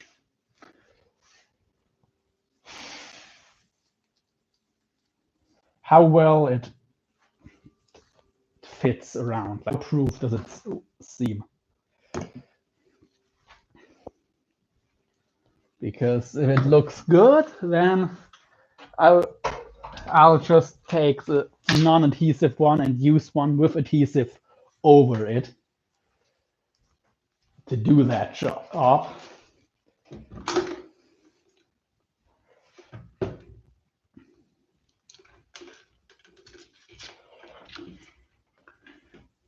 Okay, let's see.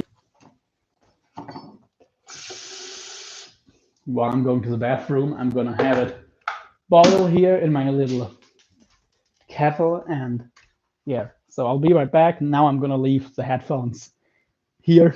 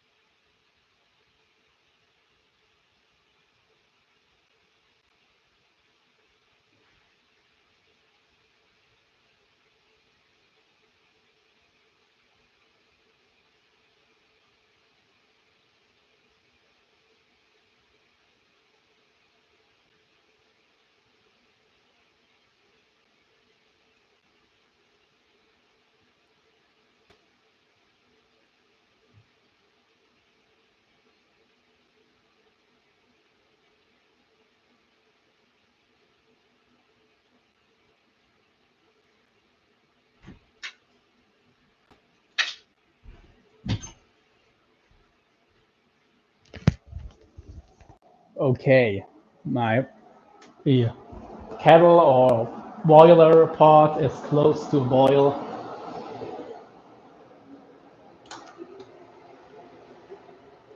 And yeah, I really hope this works. Yeah, I put a thermometer in, it's at 90 degrees already, 90 degrees Celsius. So 200 Fahrenheit maybe, somewhere around that. Here it's boiling. Okie dokie.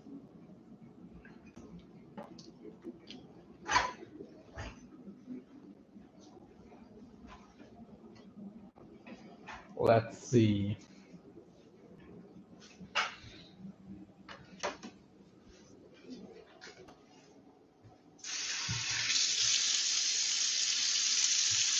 And I'm gonna get some water to drink as well.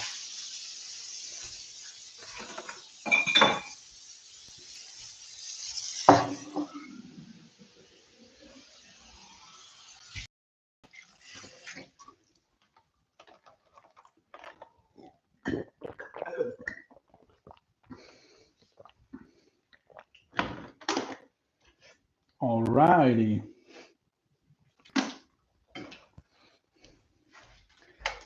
I'm gonna hear the boiled water with my experiment still inside. It is still here, and I'm gonna get a light in case it did not fully close, and then we'll see.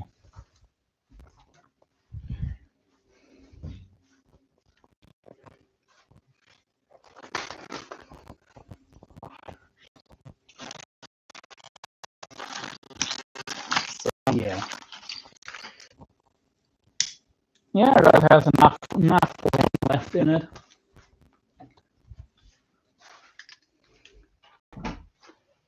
But yeah, with how much of a difference it makes in the thickness of the coating, I'm thinking of not going with the one with adhesive, doing it without any adhesive, and then later putting a piece at the end with adhesive over it. So, but I'll see about that. I'll see about that. And here we have our boiled water. And I'm really curious to see. So this is 133 strand, super soft, 2mm cable. And as 49 strand, this would be about the thinnest I'd use for serious shark fishing. And it shrank just fine.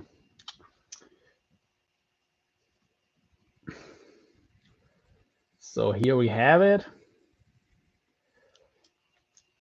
A good amount of coating. I don't know if you can see, but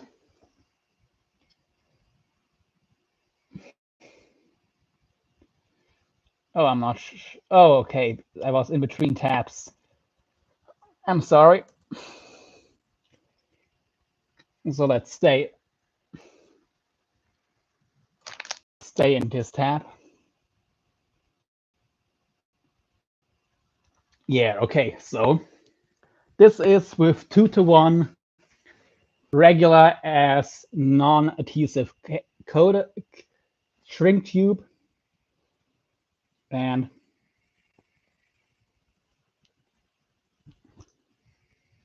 of course, shark teeth would be different, but while it does leave a little bit of a groove, it doesn't catch anything. But I can slide it off, not slide it back on. That's where adhesive would be technically okay, but it's hard. It's hard to slide it off. I have to grip it at the end to get some friction. That's good news because it means it shrinks just fine around. Oh fuck! Sorry, maybe shouldn't swear, but I'll try to get a bit of it back on here to feel the difference in stiffness Regular nylon coating, I find it gives the cable the stiffness of just being larger cable.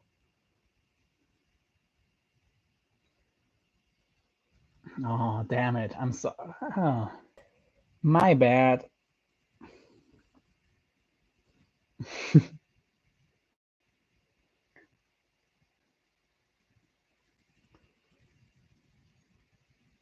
But it pretty much already shows me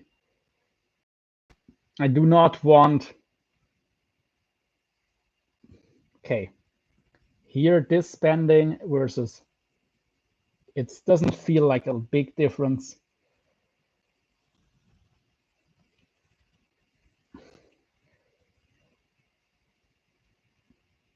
Sometimes I'm an idiot.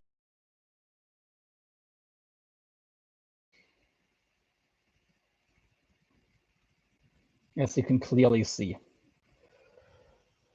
But well...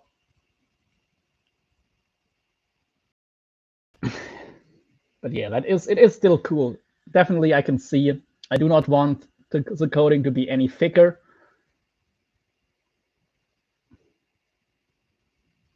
But I do think it is better than the thick coating that I was able to get cable with right currently.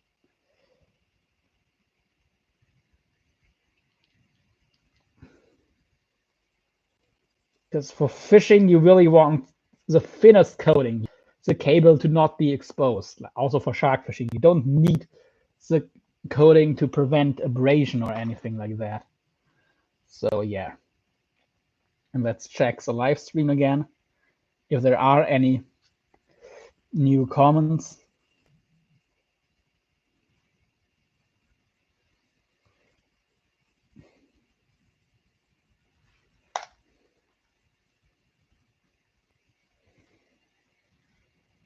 Doesn't look like it. Nope.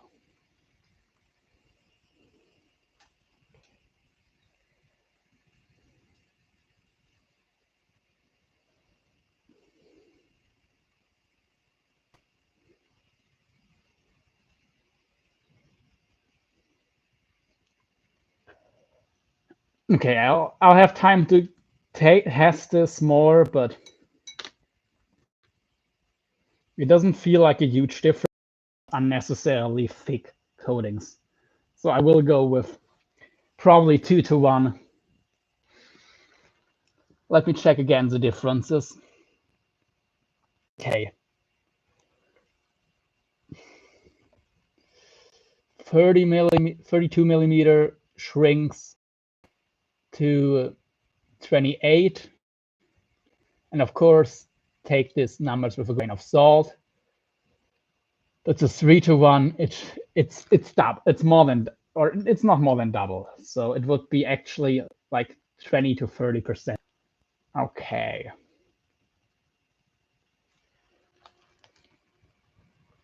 Okay. Meaning, I think I know what I need. Finally.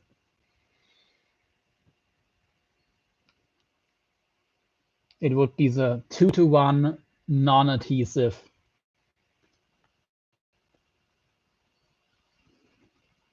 shrink tube.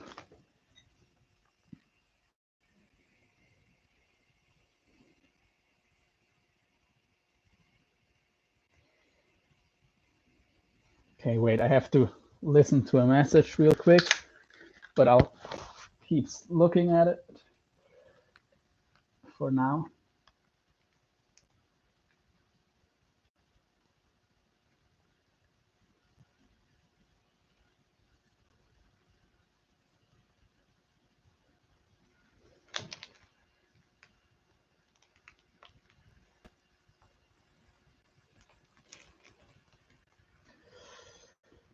Okay, add to basket.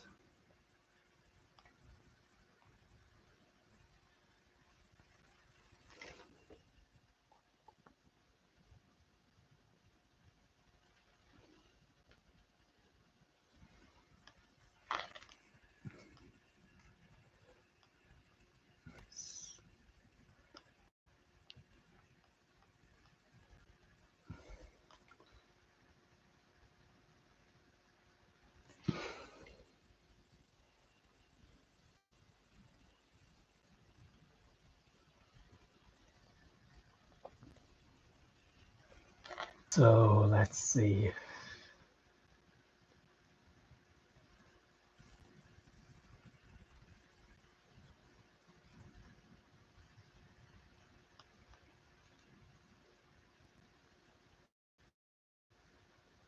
Add to basket.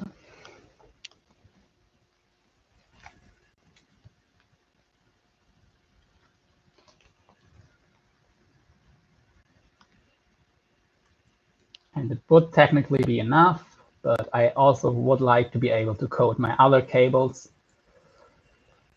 So it gets more the thinner it gets. Good. Okay, it's a victory, finally. And now I'll be right. Okay.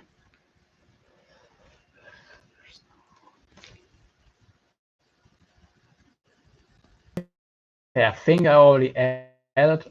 Yeah, I did already 2:1 ratio ring tube. And to put and to secure the knot on the hook, I'm going to use 4:1.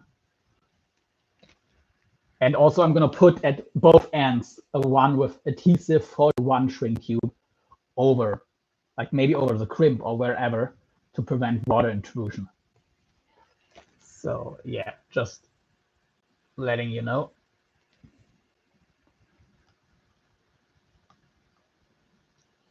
Yes, go to basket, please.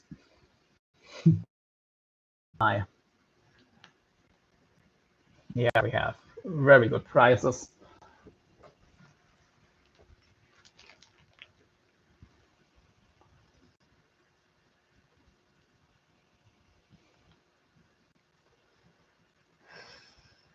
Nope, I actually decided to go with the lead.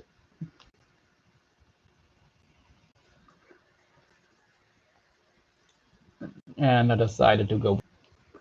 Okay, here we had 5 pieces. So how many big leaders?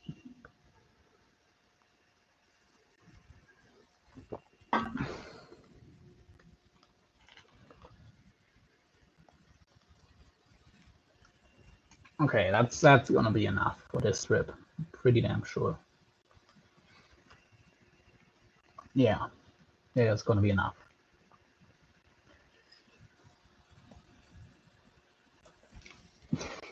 I should be able to find it now in the boat supply, but just for fun.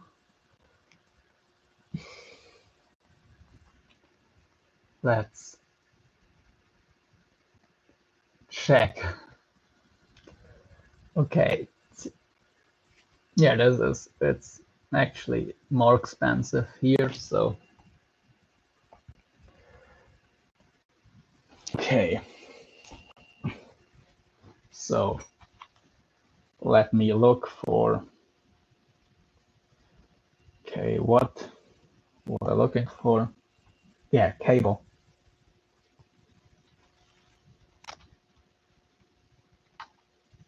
2 millimeter. 2.5, 3 millimeter cable would be cool. 100 meters for $50. Nope, we're not gonna do that.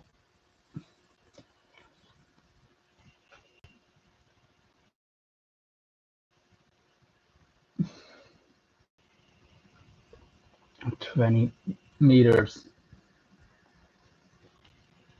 for $18, even better. That's like, okay, that's 50 meters for $15. That's a steal. With crimps. Okay. And something tells me I'm going to be able to find a similar deal on all the sizes. In that case, I would do it.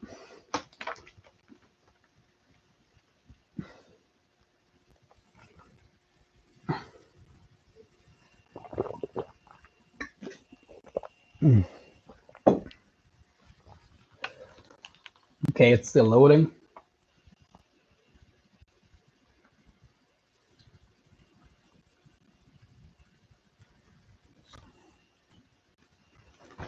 Yes, in add to basket. And next time I will just do it. Actually, maybe I can refund the cable I already bought.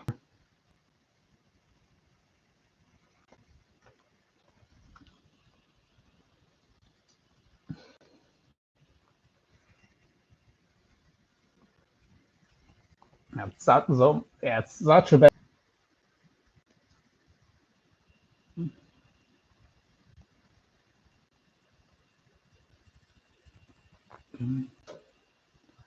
Okay.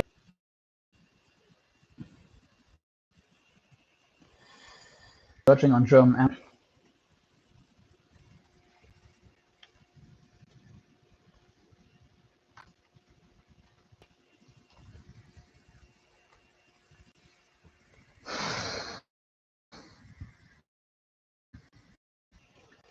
No.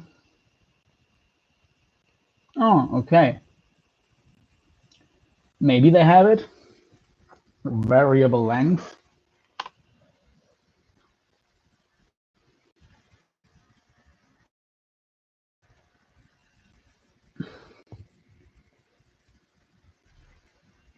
Let's see if I had were to take. Okay.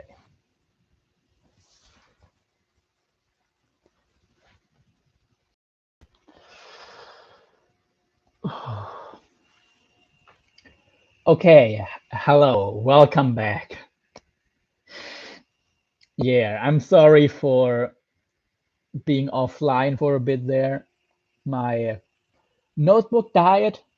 I need a new one, and I will buy it today. And about the shrink tube and the cable, I actually did decide that I will order the new stuff. And after that's done, I'm actually not gonna order the rest of the fishing tackle, but I'm gonna get it at a fishing store today. So I'm gonna look that I get the cable and the other stuff together. Well, actually, I'm gonna see if I can cancel my orders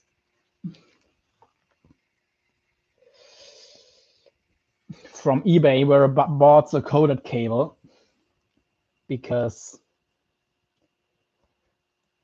that's gonna be, it's gonna be more expensive and it's gonna be less of what I want. I like the really thinly coated cable. So here we go. And right now we have 0 people, but okay, it is what it is. Yes. Let's reconnect. Okay, 0 people in the chat.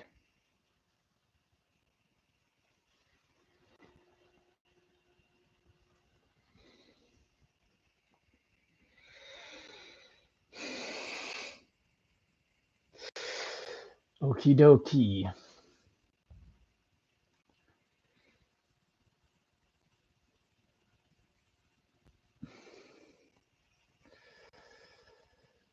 Ooh.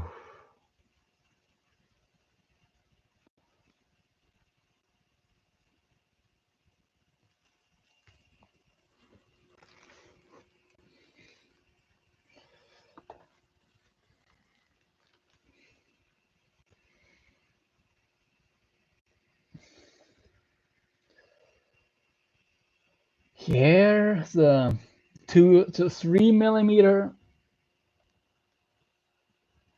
Can I already?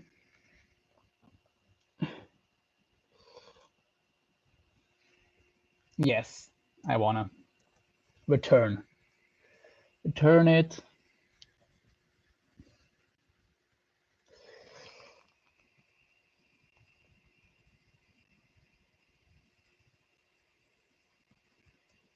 Let's just say I accidentally ordered it, which is not 100% wrong. I did want to do things differently.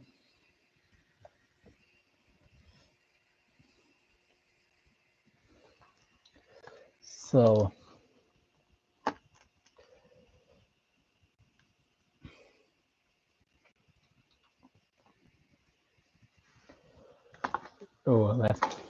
let's give it back.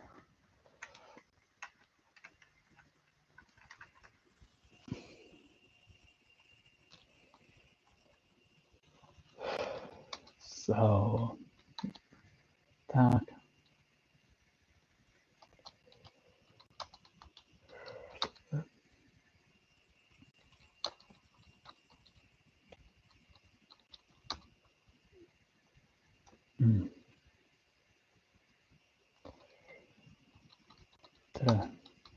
So I'm saying that I accidentally ordered it.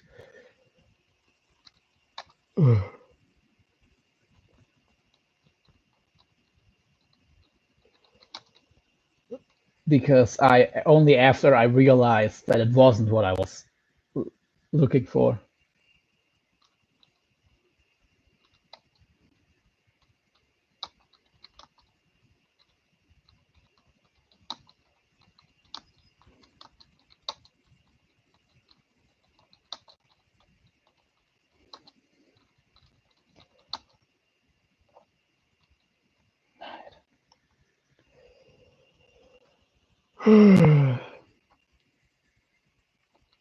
And I'm asking for their understanding and wishing them a great day.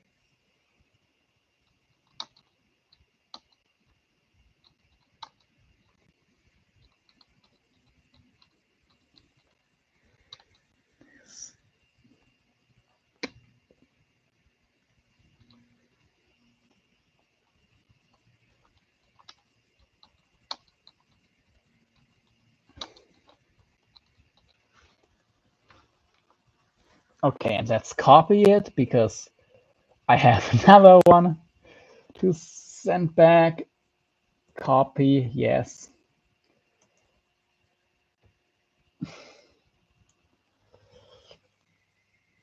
Yes, I want to return.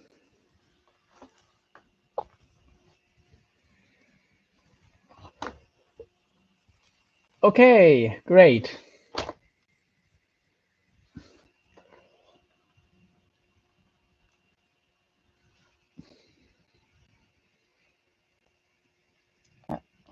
Maybe they can.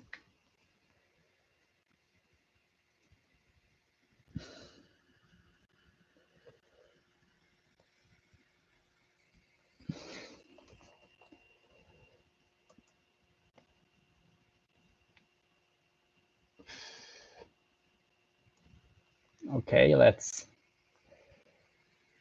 show it. Yeah, I can return it for free. That's great.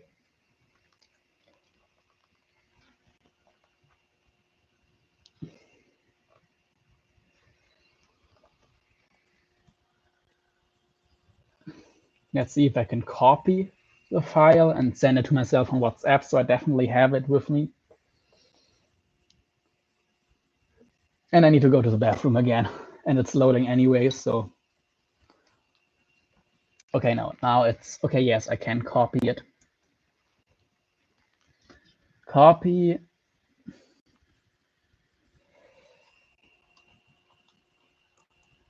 I stop sharing my screen while I'm going to WhatsApp and share it, or first I'm going to the bathroom, and then I'll do that.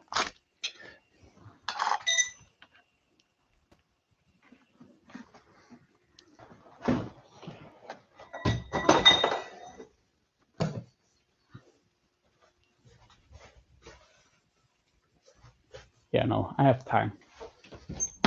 Okay.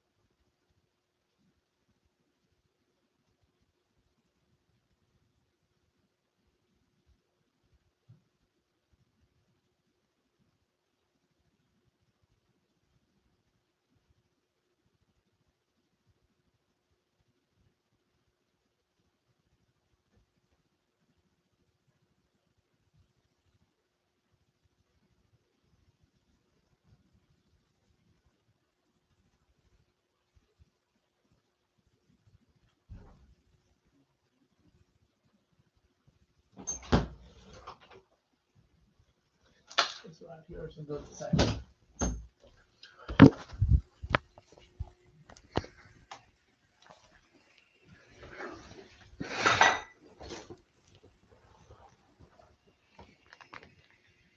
Okie dokie.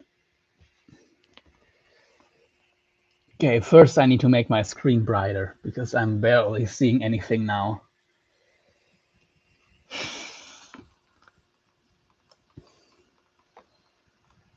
That's daylight.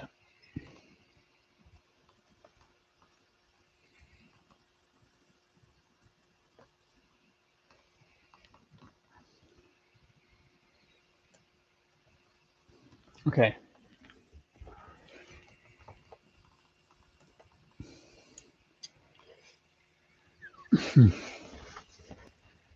Oh, okay. Somebody just came to the live stream. Hello. I am doing a Q&A, some tackle talk, and I'm finishing some orders for my upcoming trip to Brazil, where I'm going to be for 3 months, fishing and doing some other things probably, but fishing will be a big part of it. So, yeah.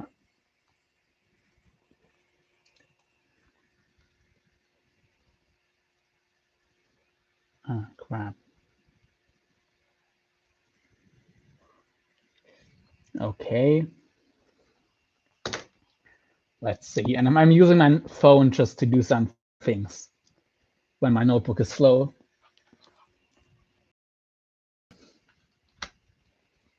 Anyway.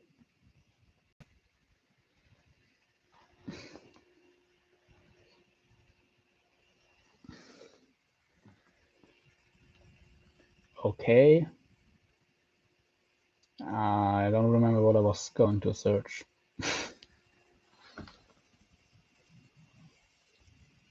In that case, let me get back to the chat.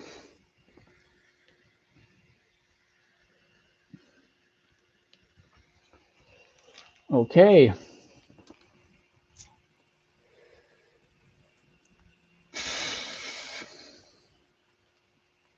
Now let me make it brighter.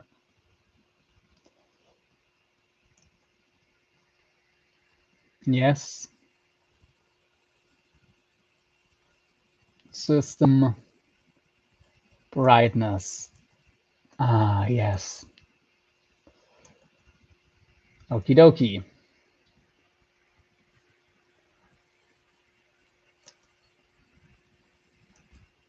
Okay, I'm just going to duplicate the tab and I'm going to share my screen again.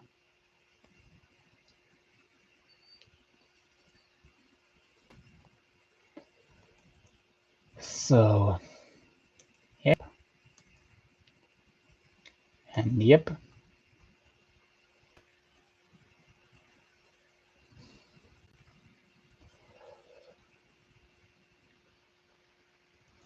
Come on, eBay. Why are you? Oh, computer. It's not eBay that's slow. It's my computer that's slow.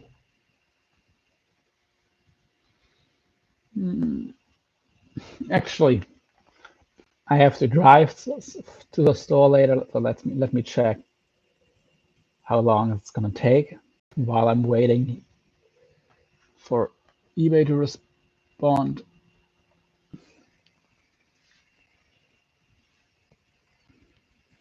Or actually, I could just go back. Nothing's happening there either. So, DB.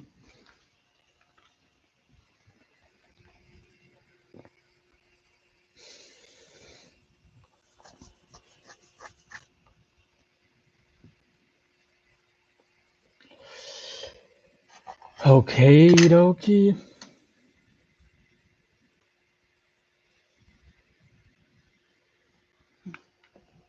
Yes.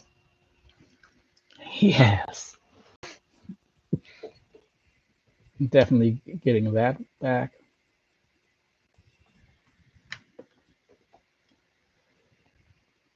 No, I don't want to make it bigger.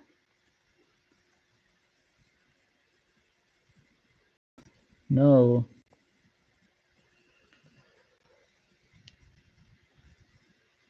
Okay.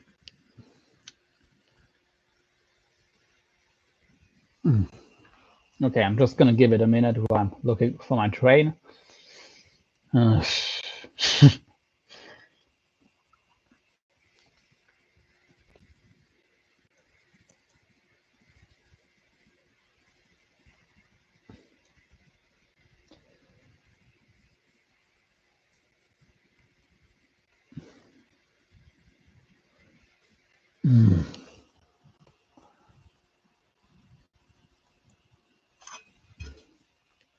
Okay, let's see if anything happens if I attach a USB port or something to the USB port.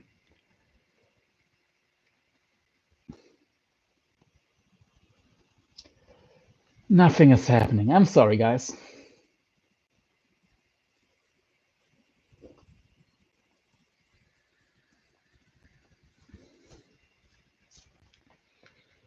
Okay.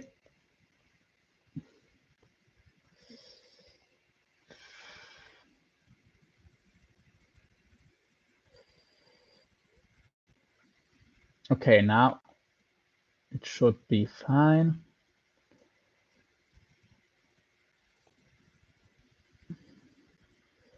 Yes. Other actions. I'm sorry, but I have to give it back. Yes. Yes, accidentally ordered. I mean, it is good stuff. Actually, let me first check.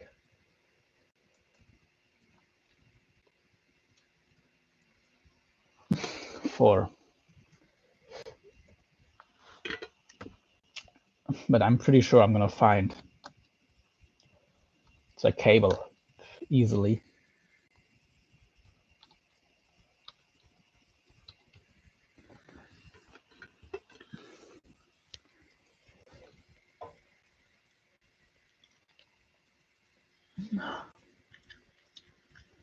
Seven times 19.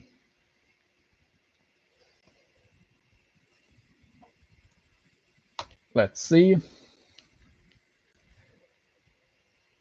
First type of, okay, length, let's just go with 20 meters.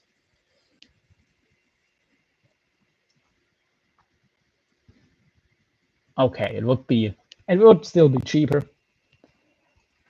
So yes, please, thank you.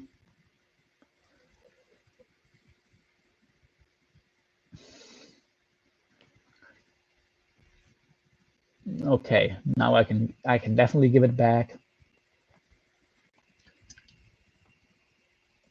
Let's go.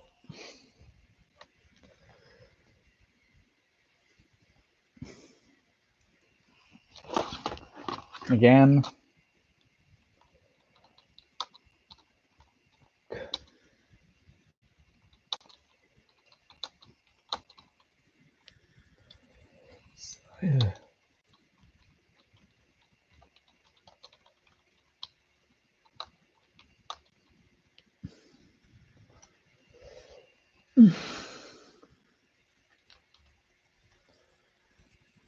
I think I accidentally ordered it because I forgot an important part, which is that I can just use some shrink tube.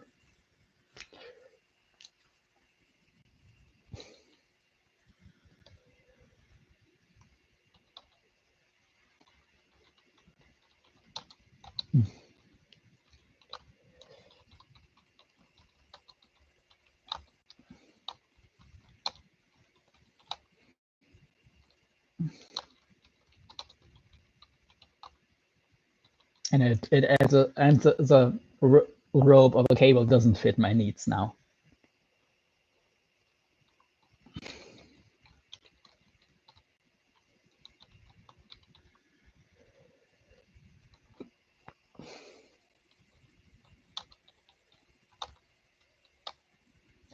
And I'm asking for their understanding and wishing them a great day.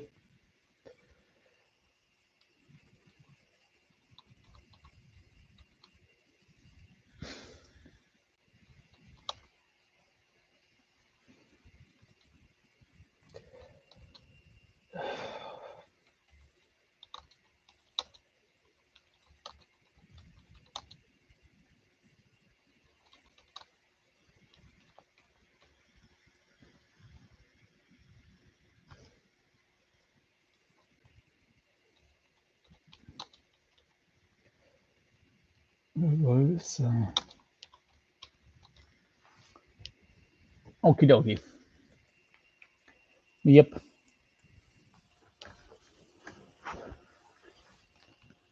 That's it for now.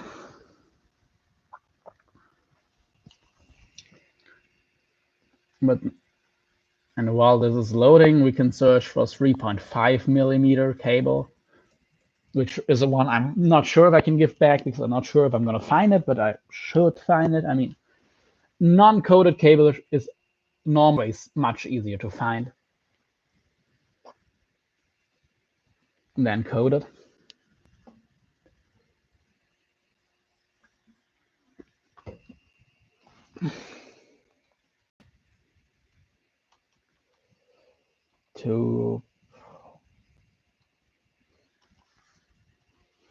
Yeah, 2.5, which would be like 800 pound cable.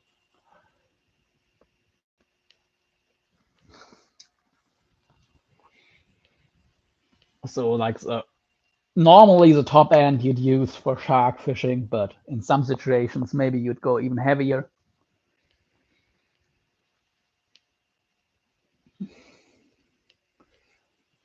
Which is why I'm buying some of the 300. Sorry, the 3 millimeter, which is a 1,000 pound cable.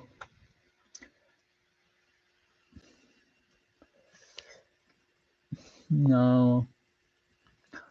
If they would sell a thinly coated cable, I would be totally fine, but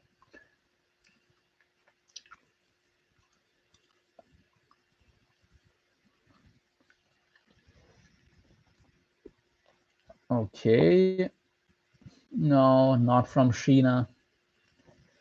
I mean, I can click on it, but I don't think it's gonna arrive on time. Okay, that actually looks like thinly coated cable.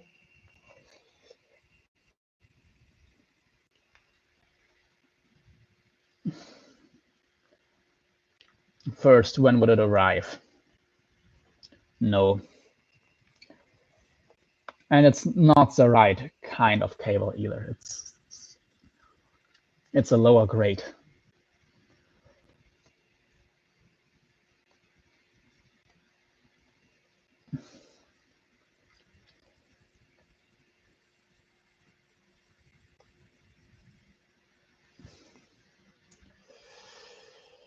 Sheesh, sheesh, sheesh, sheesh, sheesh, sheesh.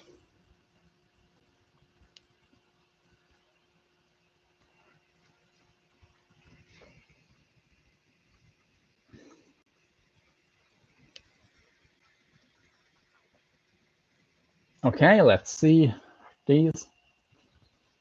I just want to make sure before I give it back that I can get the one I want. Type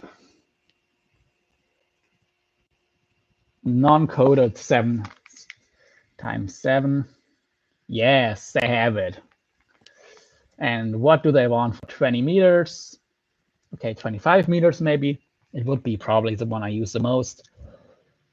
Okay, it is expensive, but it's not more expensive than the, and it is 25 meters, which might be the same. So it would maybe spend a little bit more. Yeah, I would actually spend a little bit more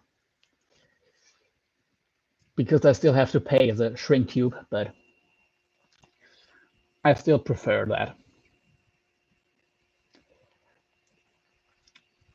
So I'm gonna download it.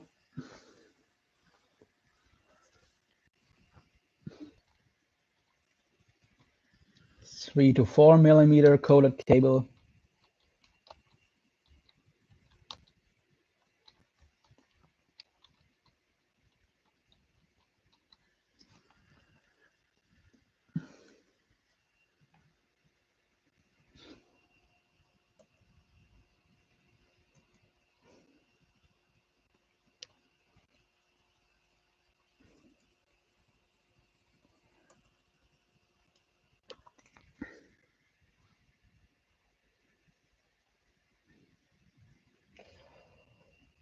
3, 4 million. If I just go 3 to 4, it's 2 to 4.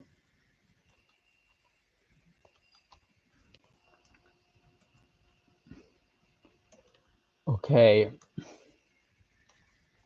Then I have to type it.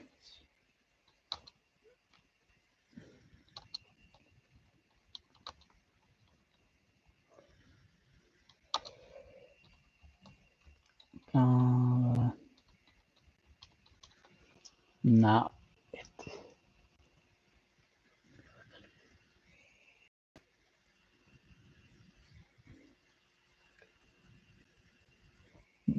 habe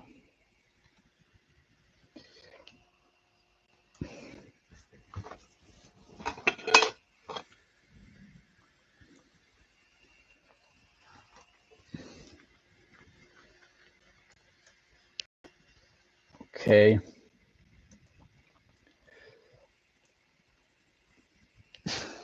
I'm gonna copy it and send it to myself on WhatsApp. And then I more or less have what I want. Yes, copy.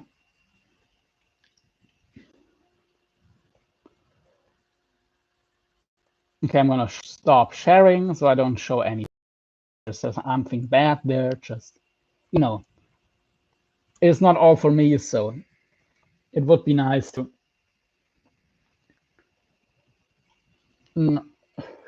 keep things private for other people. You know, so people that I talk in private to, talk to in private.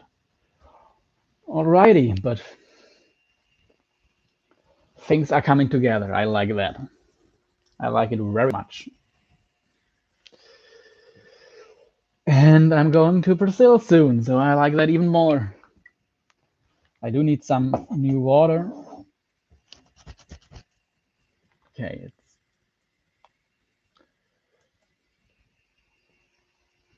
Okay, it's taking a long time. I'm gonna go to the bathroom.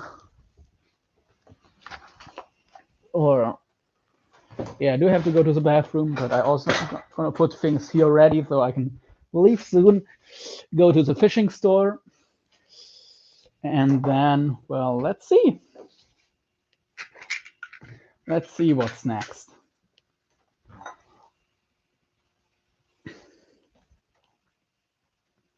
So this is that. It's here. It's here. Okie dokie.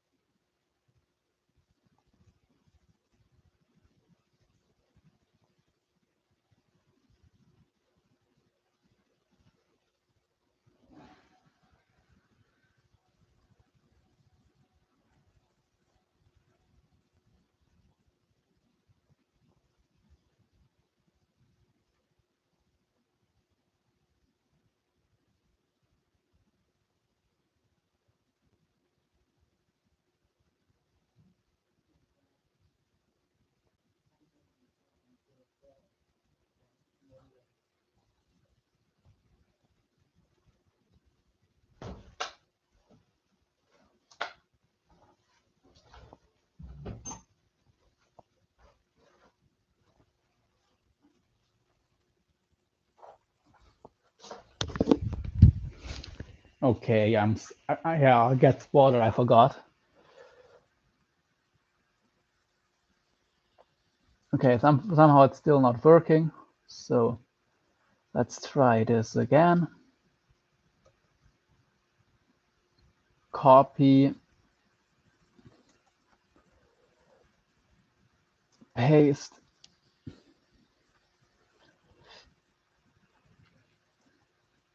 Okay, so I'll download it again.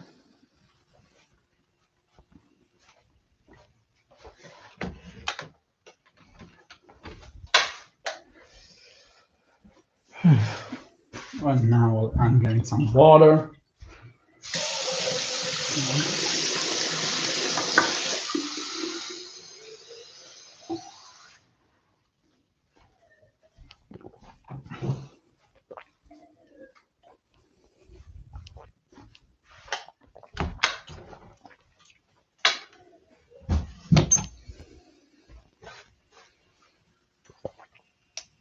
Alrighty.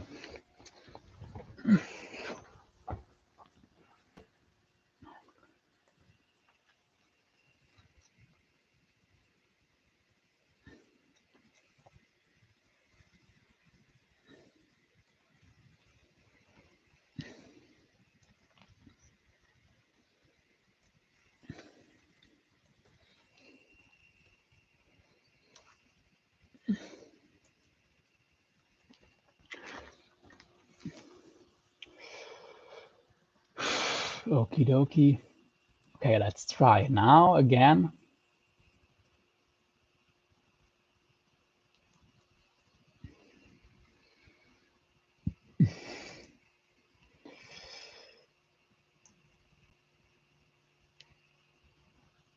Yeah, okay, now it works. I don't know why, but okay.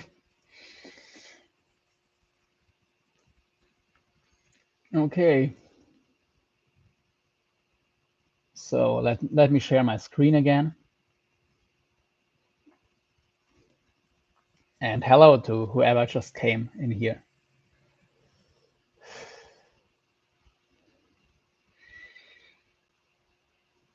Yes.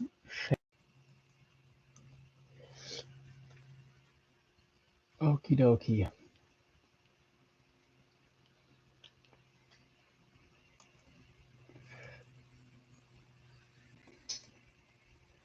My eBay.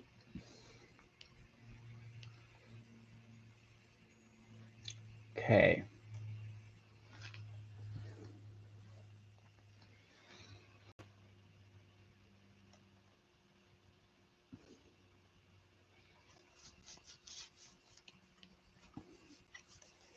No, I don't need your app. Thank you very much. No, that was the wrong button. I want to. No. Return. Okay.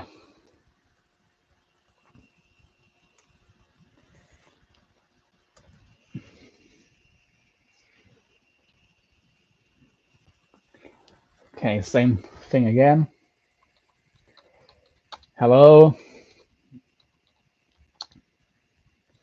I accidentally ordered it.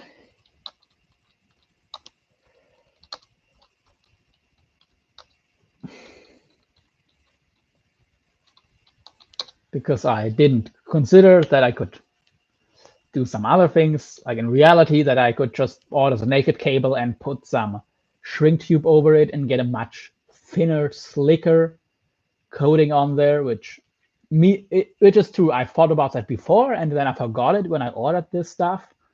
So I'm not, of course, I'm not going to go into depth as much. Just that let me get the gum out. Because I forgot about an important part.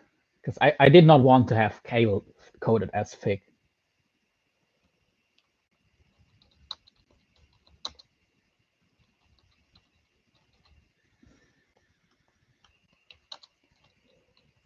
And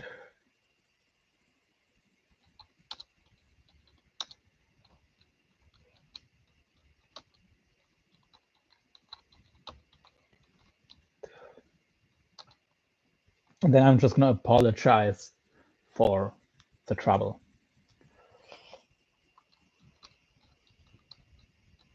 Entschuldigung, die Umstände.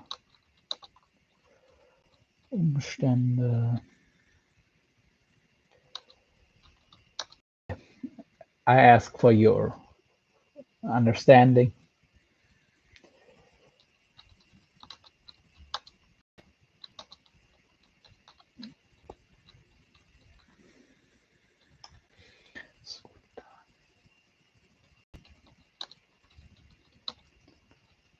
Have a nice day.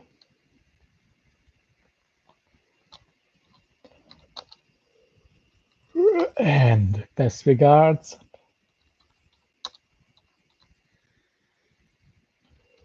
Is Marlon Klöfer.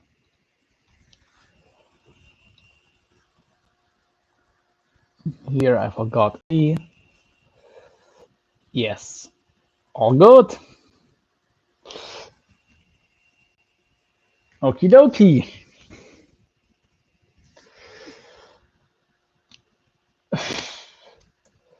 Well, okay. I haven't gotten it. It's a return thing. Alrighty, now let's check eBay real quick for some.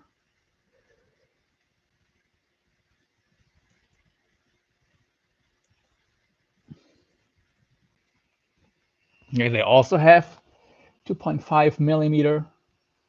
Very nice. Okay, the most I have would be 10 meter, which would cost to how much? Okay, it would be 25 for. It's the same deal as the other, basically.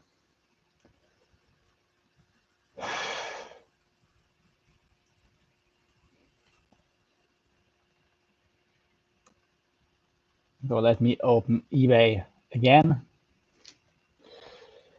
By the way, let me check for comments once more.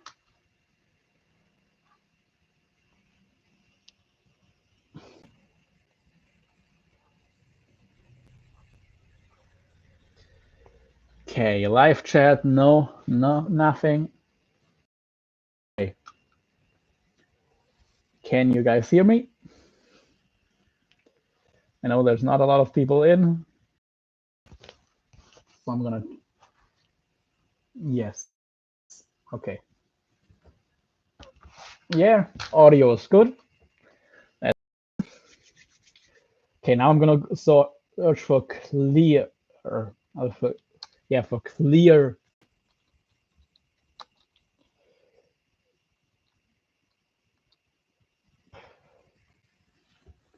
Because that would, I mean, I do kind of like, what did I do now? I don't know.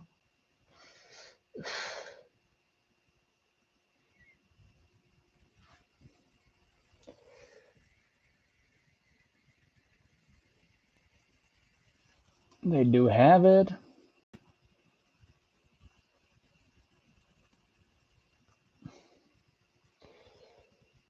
Okay, no, 25 bucks shipping.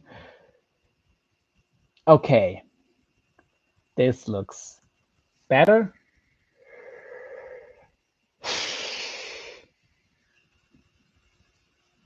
Oh, hello, somebody just came to the chat. So we're ordering some shrink tube to coat cable ourselves. And of course, there's other uses for it too, which I'm gonna show as well. Like one thing that I'm gonna do, where do I have it?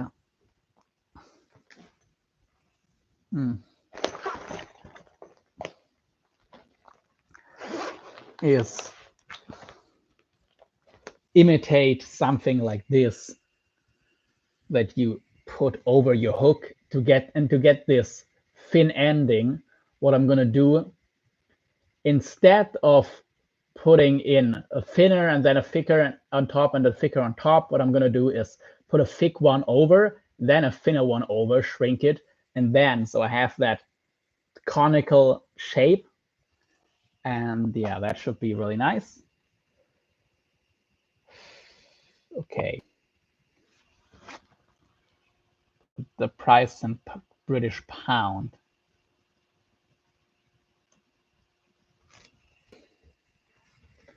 And now nothing has happened, but okay. Nope, it's not responding.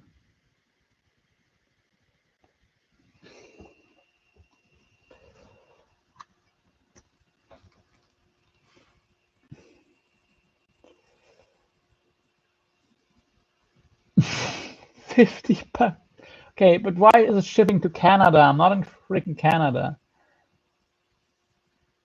Okay, do I have a VPN on? I don't think so. Hello, Marlon.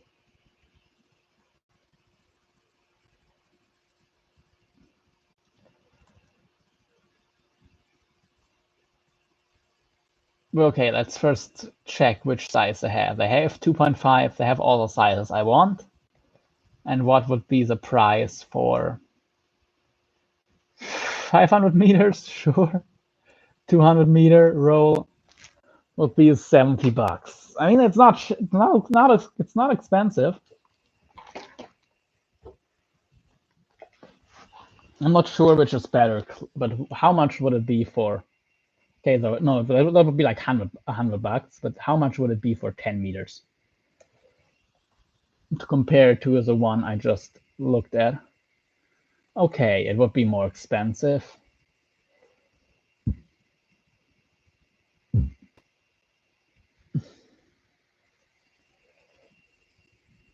And let's go to Amazon again, because I don't need the black tube actually.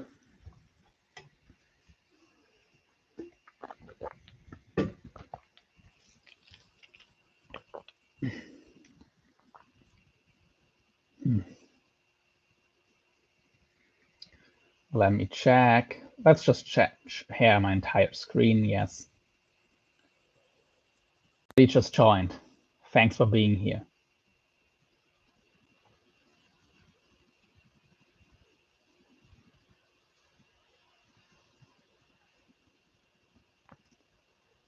Okay, I don't need to order any more thimbles, so I can just Google here.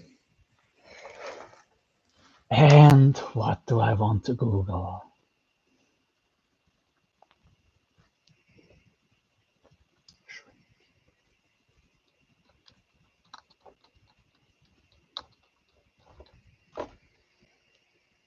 Oh, right, I need to connect it again. Oh boy.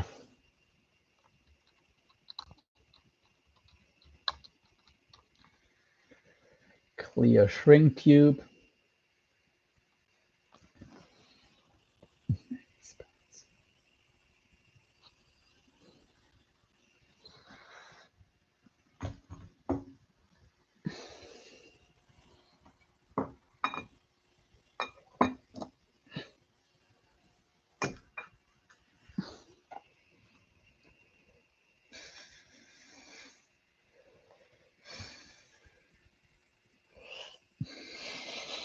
Okay.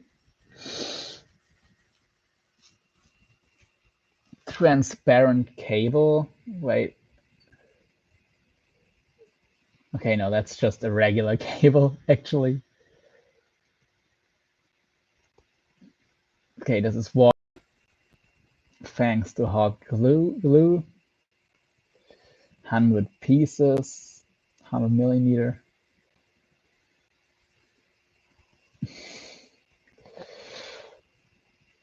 Ideally, I'll just order some clear and some non-clear shrink tube. Okay, let's first look at a set. Like the black one I found earlier.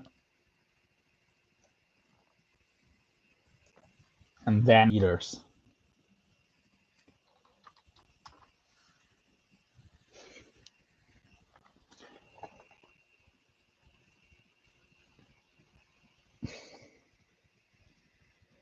Okay, there's not too many sets. It's all 3-1. No 4-1. Okay, there's 2-1. No, I definitely don't want 2-1. I want at least 3-1.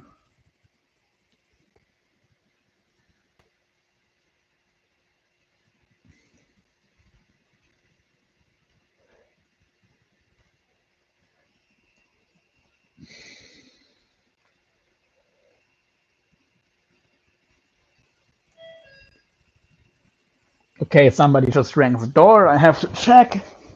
I'll be right back, and I'll take it with me, just not on the video because I cannot move my notebook or the battery is out.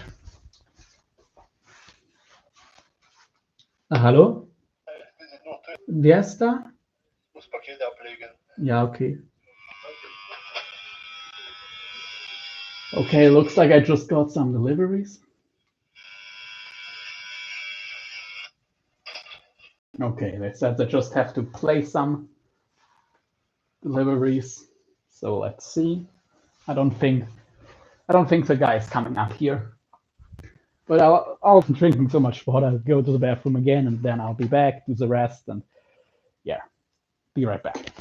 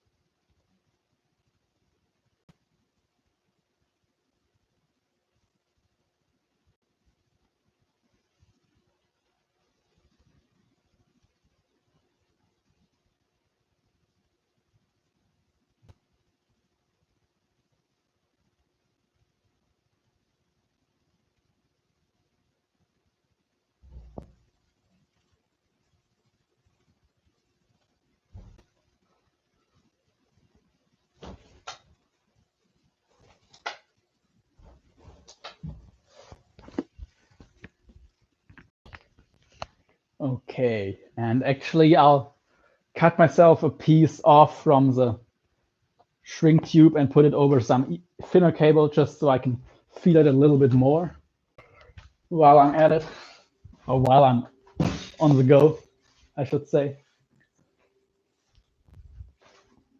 So let's see. Here's my nice cable. Here's my 49 strand cable. That should cover a smaller piece in this case. I pretty much know I'm not going to be able to fit anything in here, right?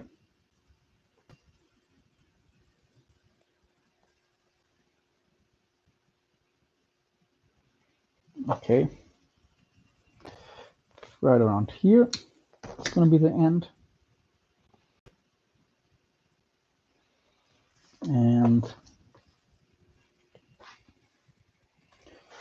the other piece I mean, this is already the limit of my shrink tube. So let's see if it even goes tight around here. So let's see. You never know until you try.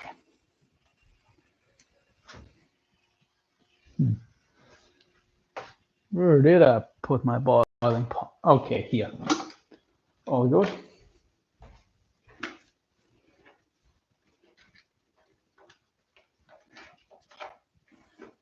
And it's going to take a lot less time. The water is still warm. Okie dokie. So, are there any questions? Anything you want to know?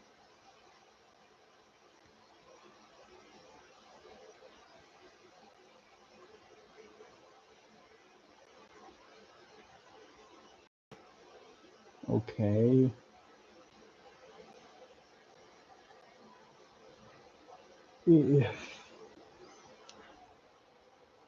So,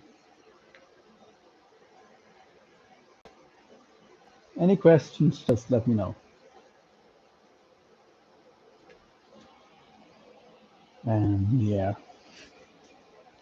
So I'm not 100% sure if this is even gonna sell because it is 2-to-1 ratio and it's 3 millimeter.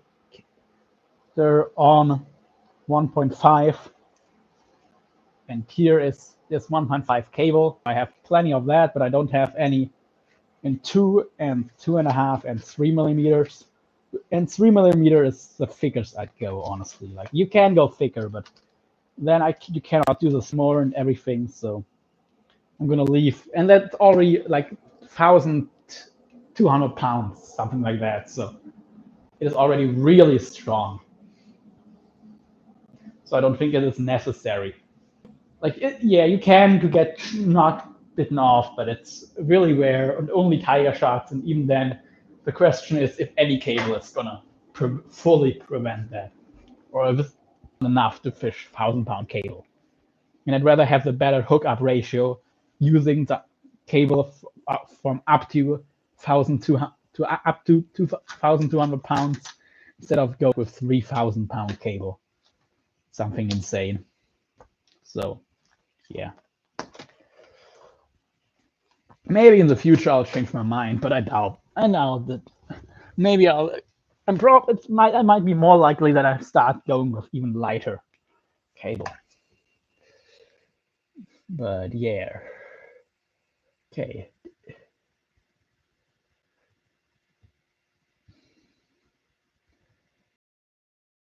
Shrink tube set. Large caliber 20 meter. 20 meter for $50.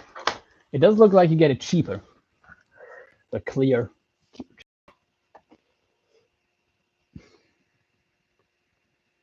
So that's good news.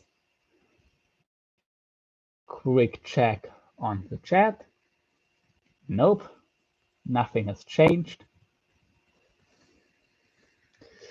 But 5 millimeter, I don't need 5 millimeters. Thank you very much. 3-to-1. 140. I think I already have this, but let's see, you never know.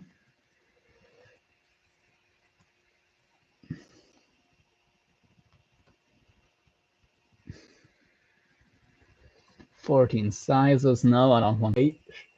Shio can look again on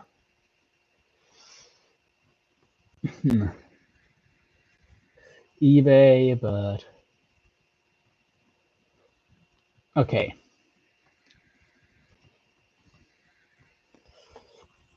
It is 2-to-1. No.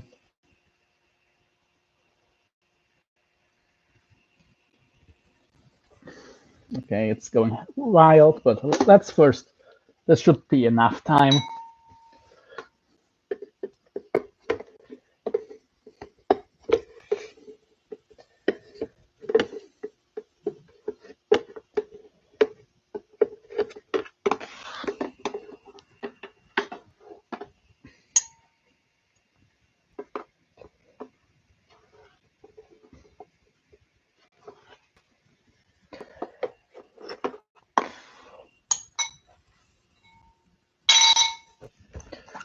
Okie dokie, let's get it out. The problem is the piece is pretty short, which actually makes it harder to get out. Longer piece of cable, but got it. Okay. Where are we gonna put the hot water so we don't burn ourselves accidentally? Okay, that's gonna be fine. And let's see. Okay, nope, it just bites, but just let's check the flexibility. This is a flexibility without anything, not very flexible. This is a flexibility with, so if the tubing is not exactly the right size, it doesn't really seem to have an impact, and yeah, so it's gonna be fine. It also means I do need thinner cable for, okay, yeah, less than half the size for sure.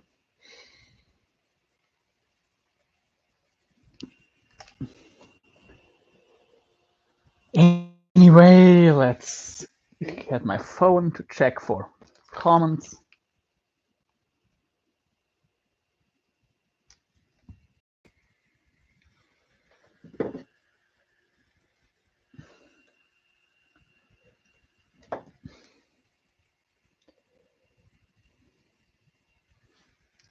And we have nobody in here. Great. Hopefully somebody will come again. So actually, I still have to look for cable. Let's look for cables. 3mm 316 cable.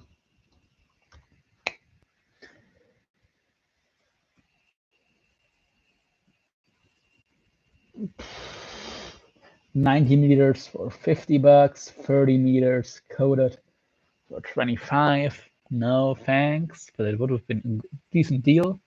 10 meters for $11. No, it's 19, which is very soft.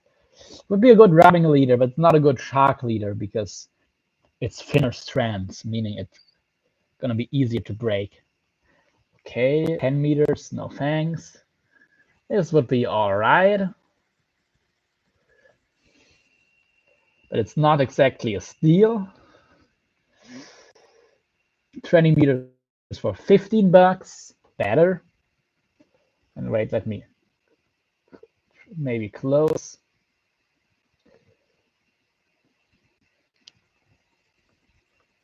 Yeah, of course you have to expect a heavier cable to be more expensive. Just hopefully not 3 times the price. But this here is all right.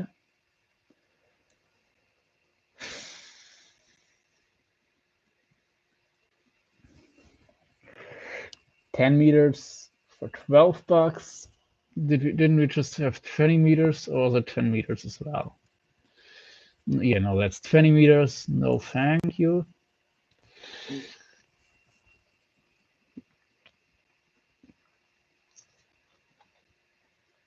Okay, 50 meters for $20. Now we're talking. Okay, it's not free delivery, but still that would be 25 for 50, which is still comparably a very good deal.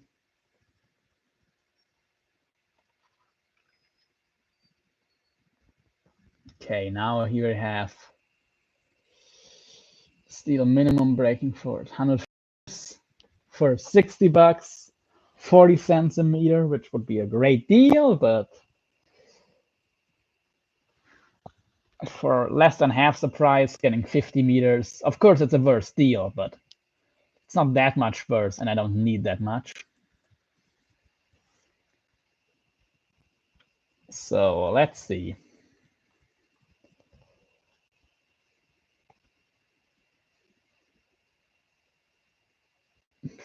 Now we're getting some different things. 15 meters for $15. No. 150 meters. Nope, sorry. Okay. What's this deal? Okay, it's probably metered. and it has delivery fee. Say for 20 meters, $26. Nope.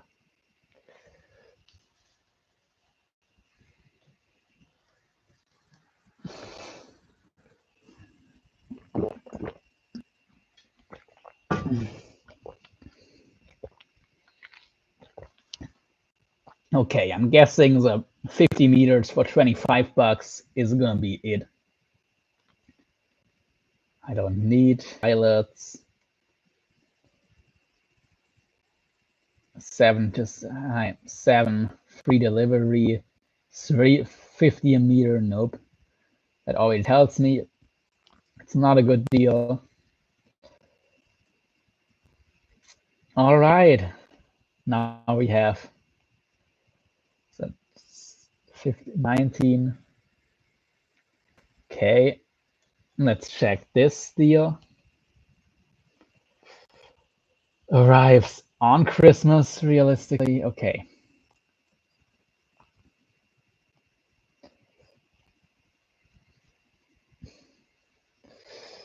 Okay, I don't want 7 times 19 cable. I want 7 times 7. Oh, we're at 7 times 7. But I want then 3 millimeters. Okay, 3 millimeters. What is 20 meters? Okay, no. No. For 25, I can get way more. Okay, now let's go back to clear shrink tube. Or let's go for green shrink tube for a change. Because that would be like kind of like an algae color, which would of course be probably like one of the least obvious colors. 9.5 meters, 2:1. Thick walled. No, I don't want thick walled. I want light walled. But okay, they don't have adjustable sizes, or do they?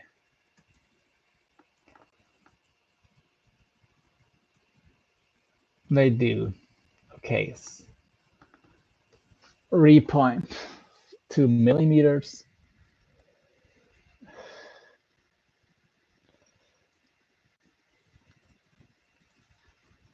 Okay, but how much tubing?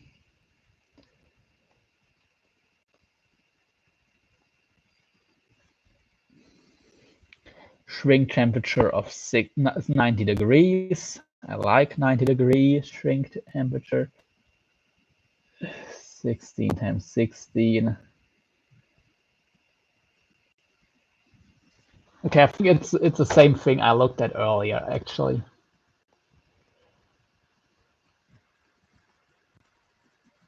Or it could be.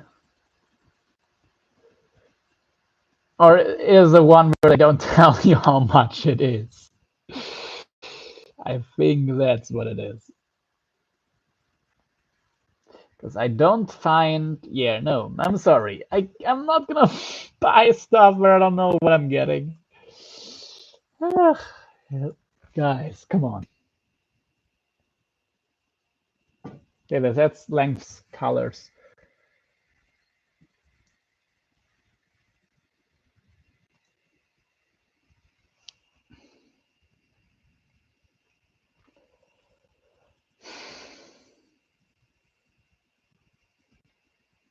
Green for 100-piece set. Let's see what it is. Nope, it's 2:1. I don't need 2:1 shrink ratio. I need much smaller, much higher if I'm buying a set.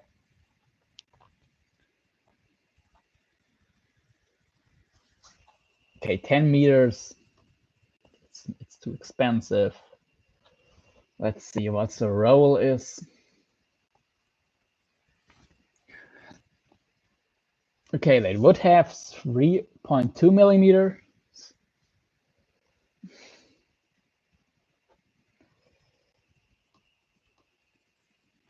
But it's the same deal again. I need to know how much cable, how much shrink tube I'm getting. I'm guessing it's a lot. I don't think it's too little, but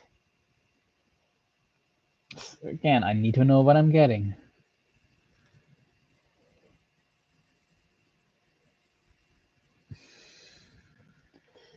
I'm not gonna buy it and then, okay, see more product details. Maybe that's it. Guys, come on. Write somewhere how much it is. I mean, it's 150 grams. Maybe I can compare it to another. Oh, okay, here. But they're still not telling me how much it is.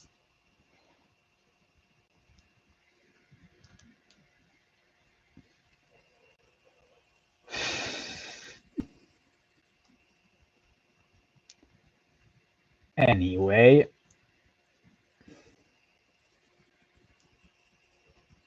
no place where they tell you how much it is in there.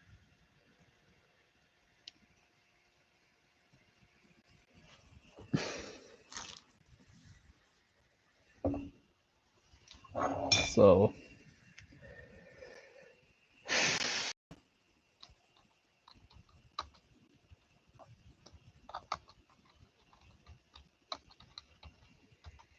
green 2-to-1 tube.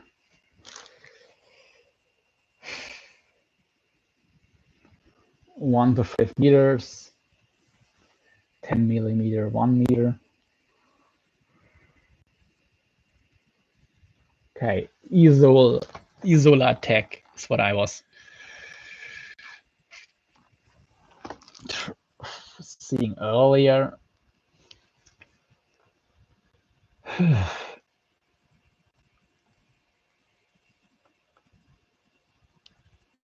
Okay, they do have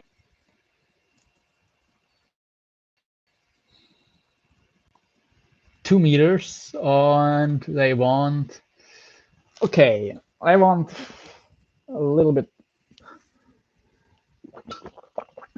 That would be okay, actually. That would be okay. I mean, I would have to make a decision if I want how long I want my leaders to be, but it would be okay. The price is definitely okay, and it will allow me to try it out. Okay, I'm just gonna add 1 to the basket. Why not? Okay. And you guys, thanks for being here, but stream anymore. So maybe I'm just gonna close the live.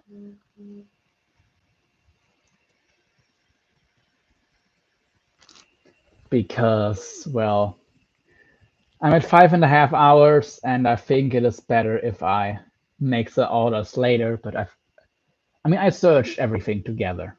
Actually, okay, one thing I'm gonna show you all, the stuff that I'm gonna buy in the fishing store, because where do I have it? Do I have it anywhere here?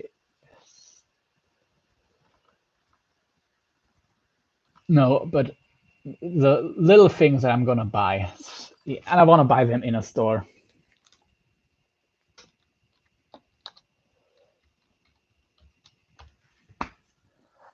And actually, I will bring some cable of different sizes.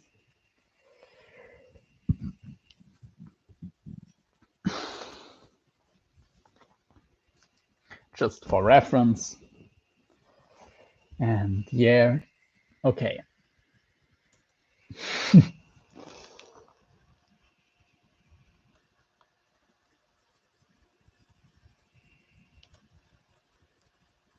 Fishing.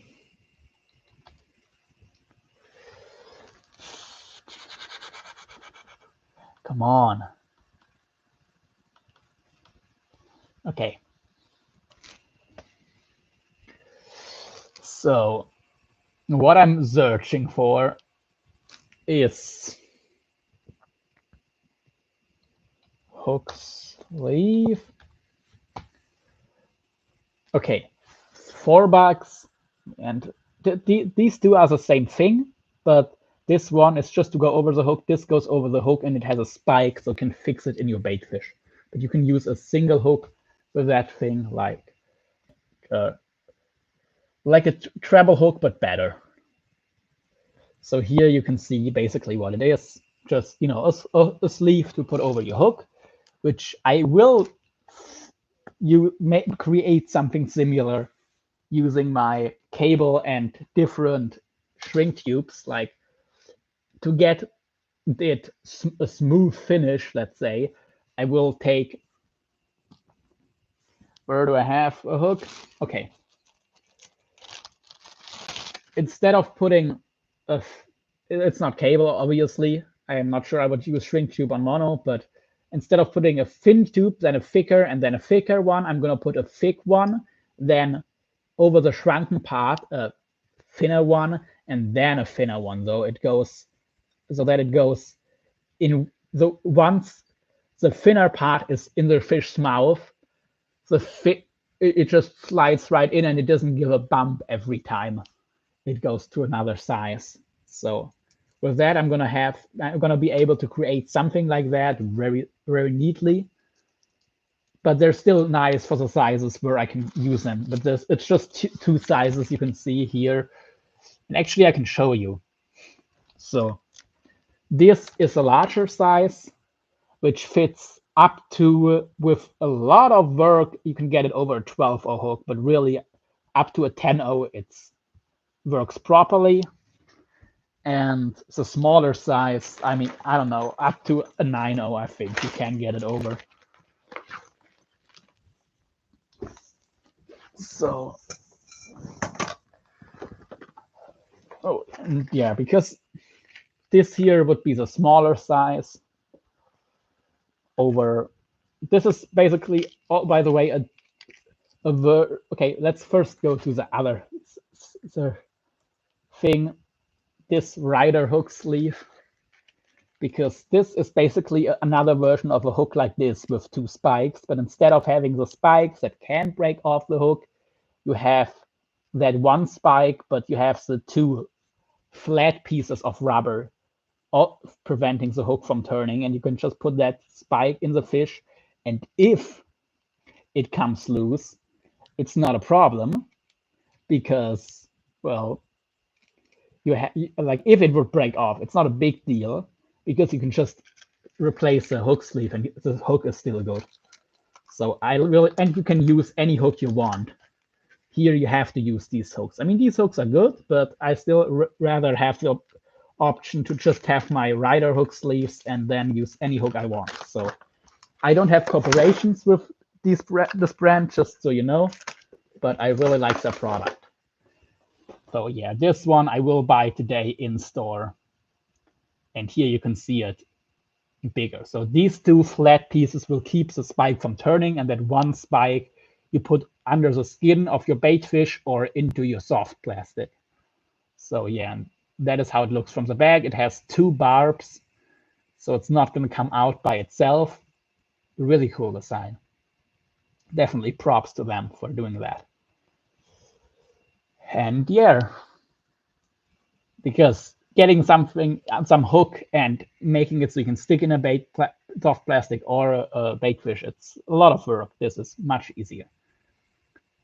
And they have the two option for their XS, which would be like a 3-0 hook, I guess, and the M, which would be like a 7-0 to a 9-0 or something.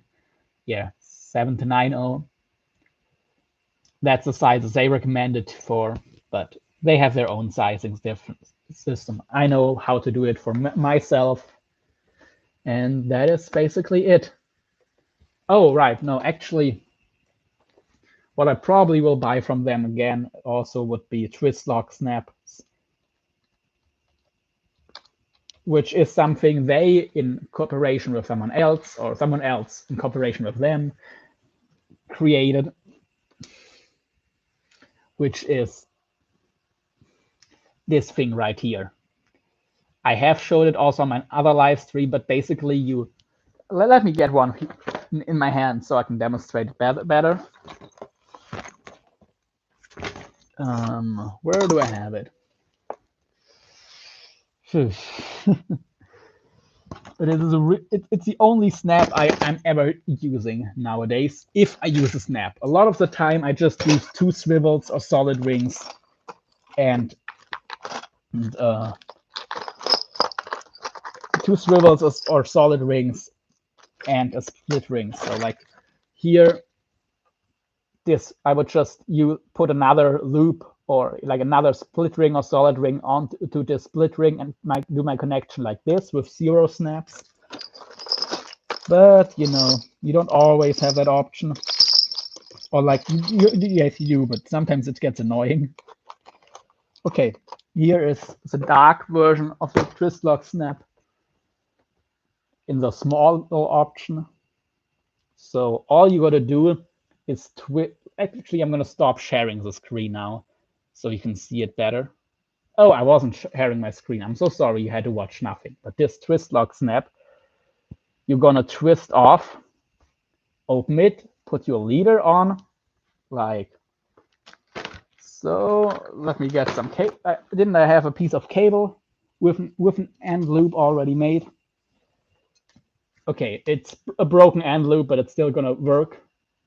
You just put your end loop on here, have it in here, then you're gonna push these 2 pieces together, twist it over, and okay, now let's put it through, let's say. But you know how it goes. You have just a loop, and now there's no way, even if it gets caught, it's still never gonna open, because I had all kinds of snaps open on me, and this is never gonna happen here. Which is why if I'm using a snap, it's this one, or I just don't use a snap. So I'm sharing my screen again to show you what I just talked about. So this is a twist lock snap. I just showed how it works. And now let's get back to the hook sleeves I was just talking about.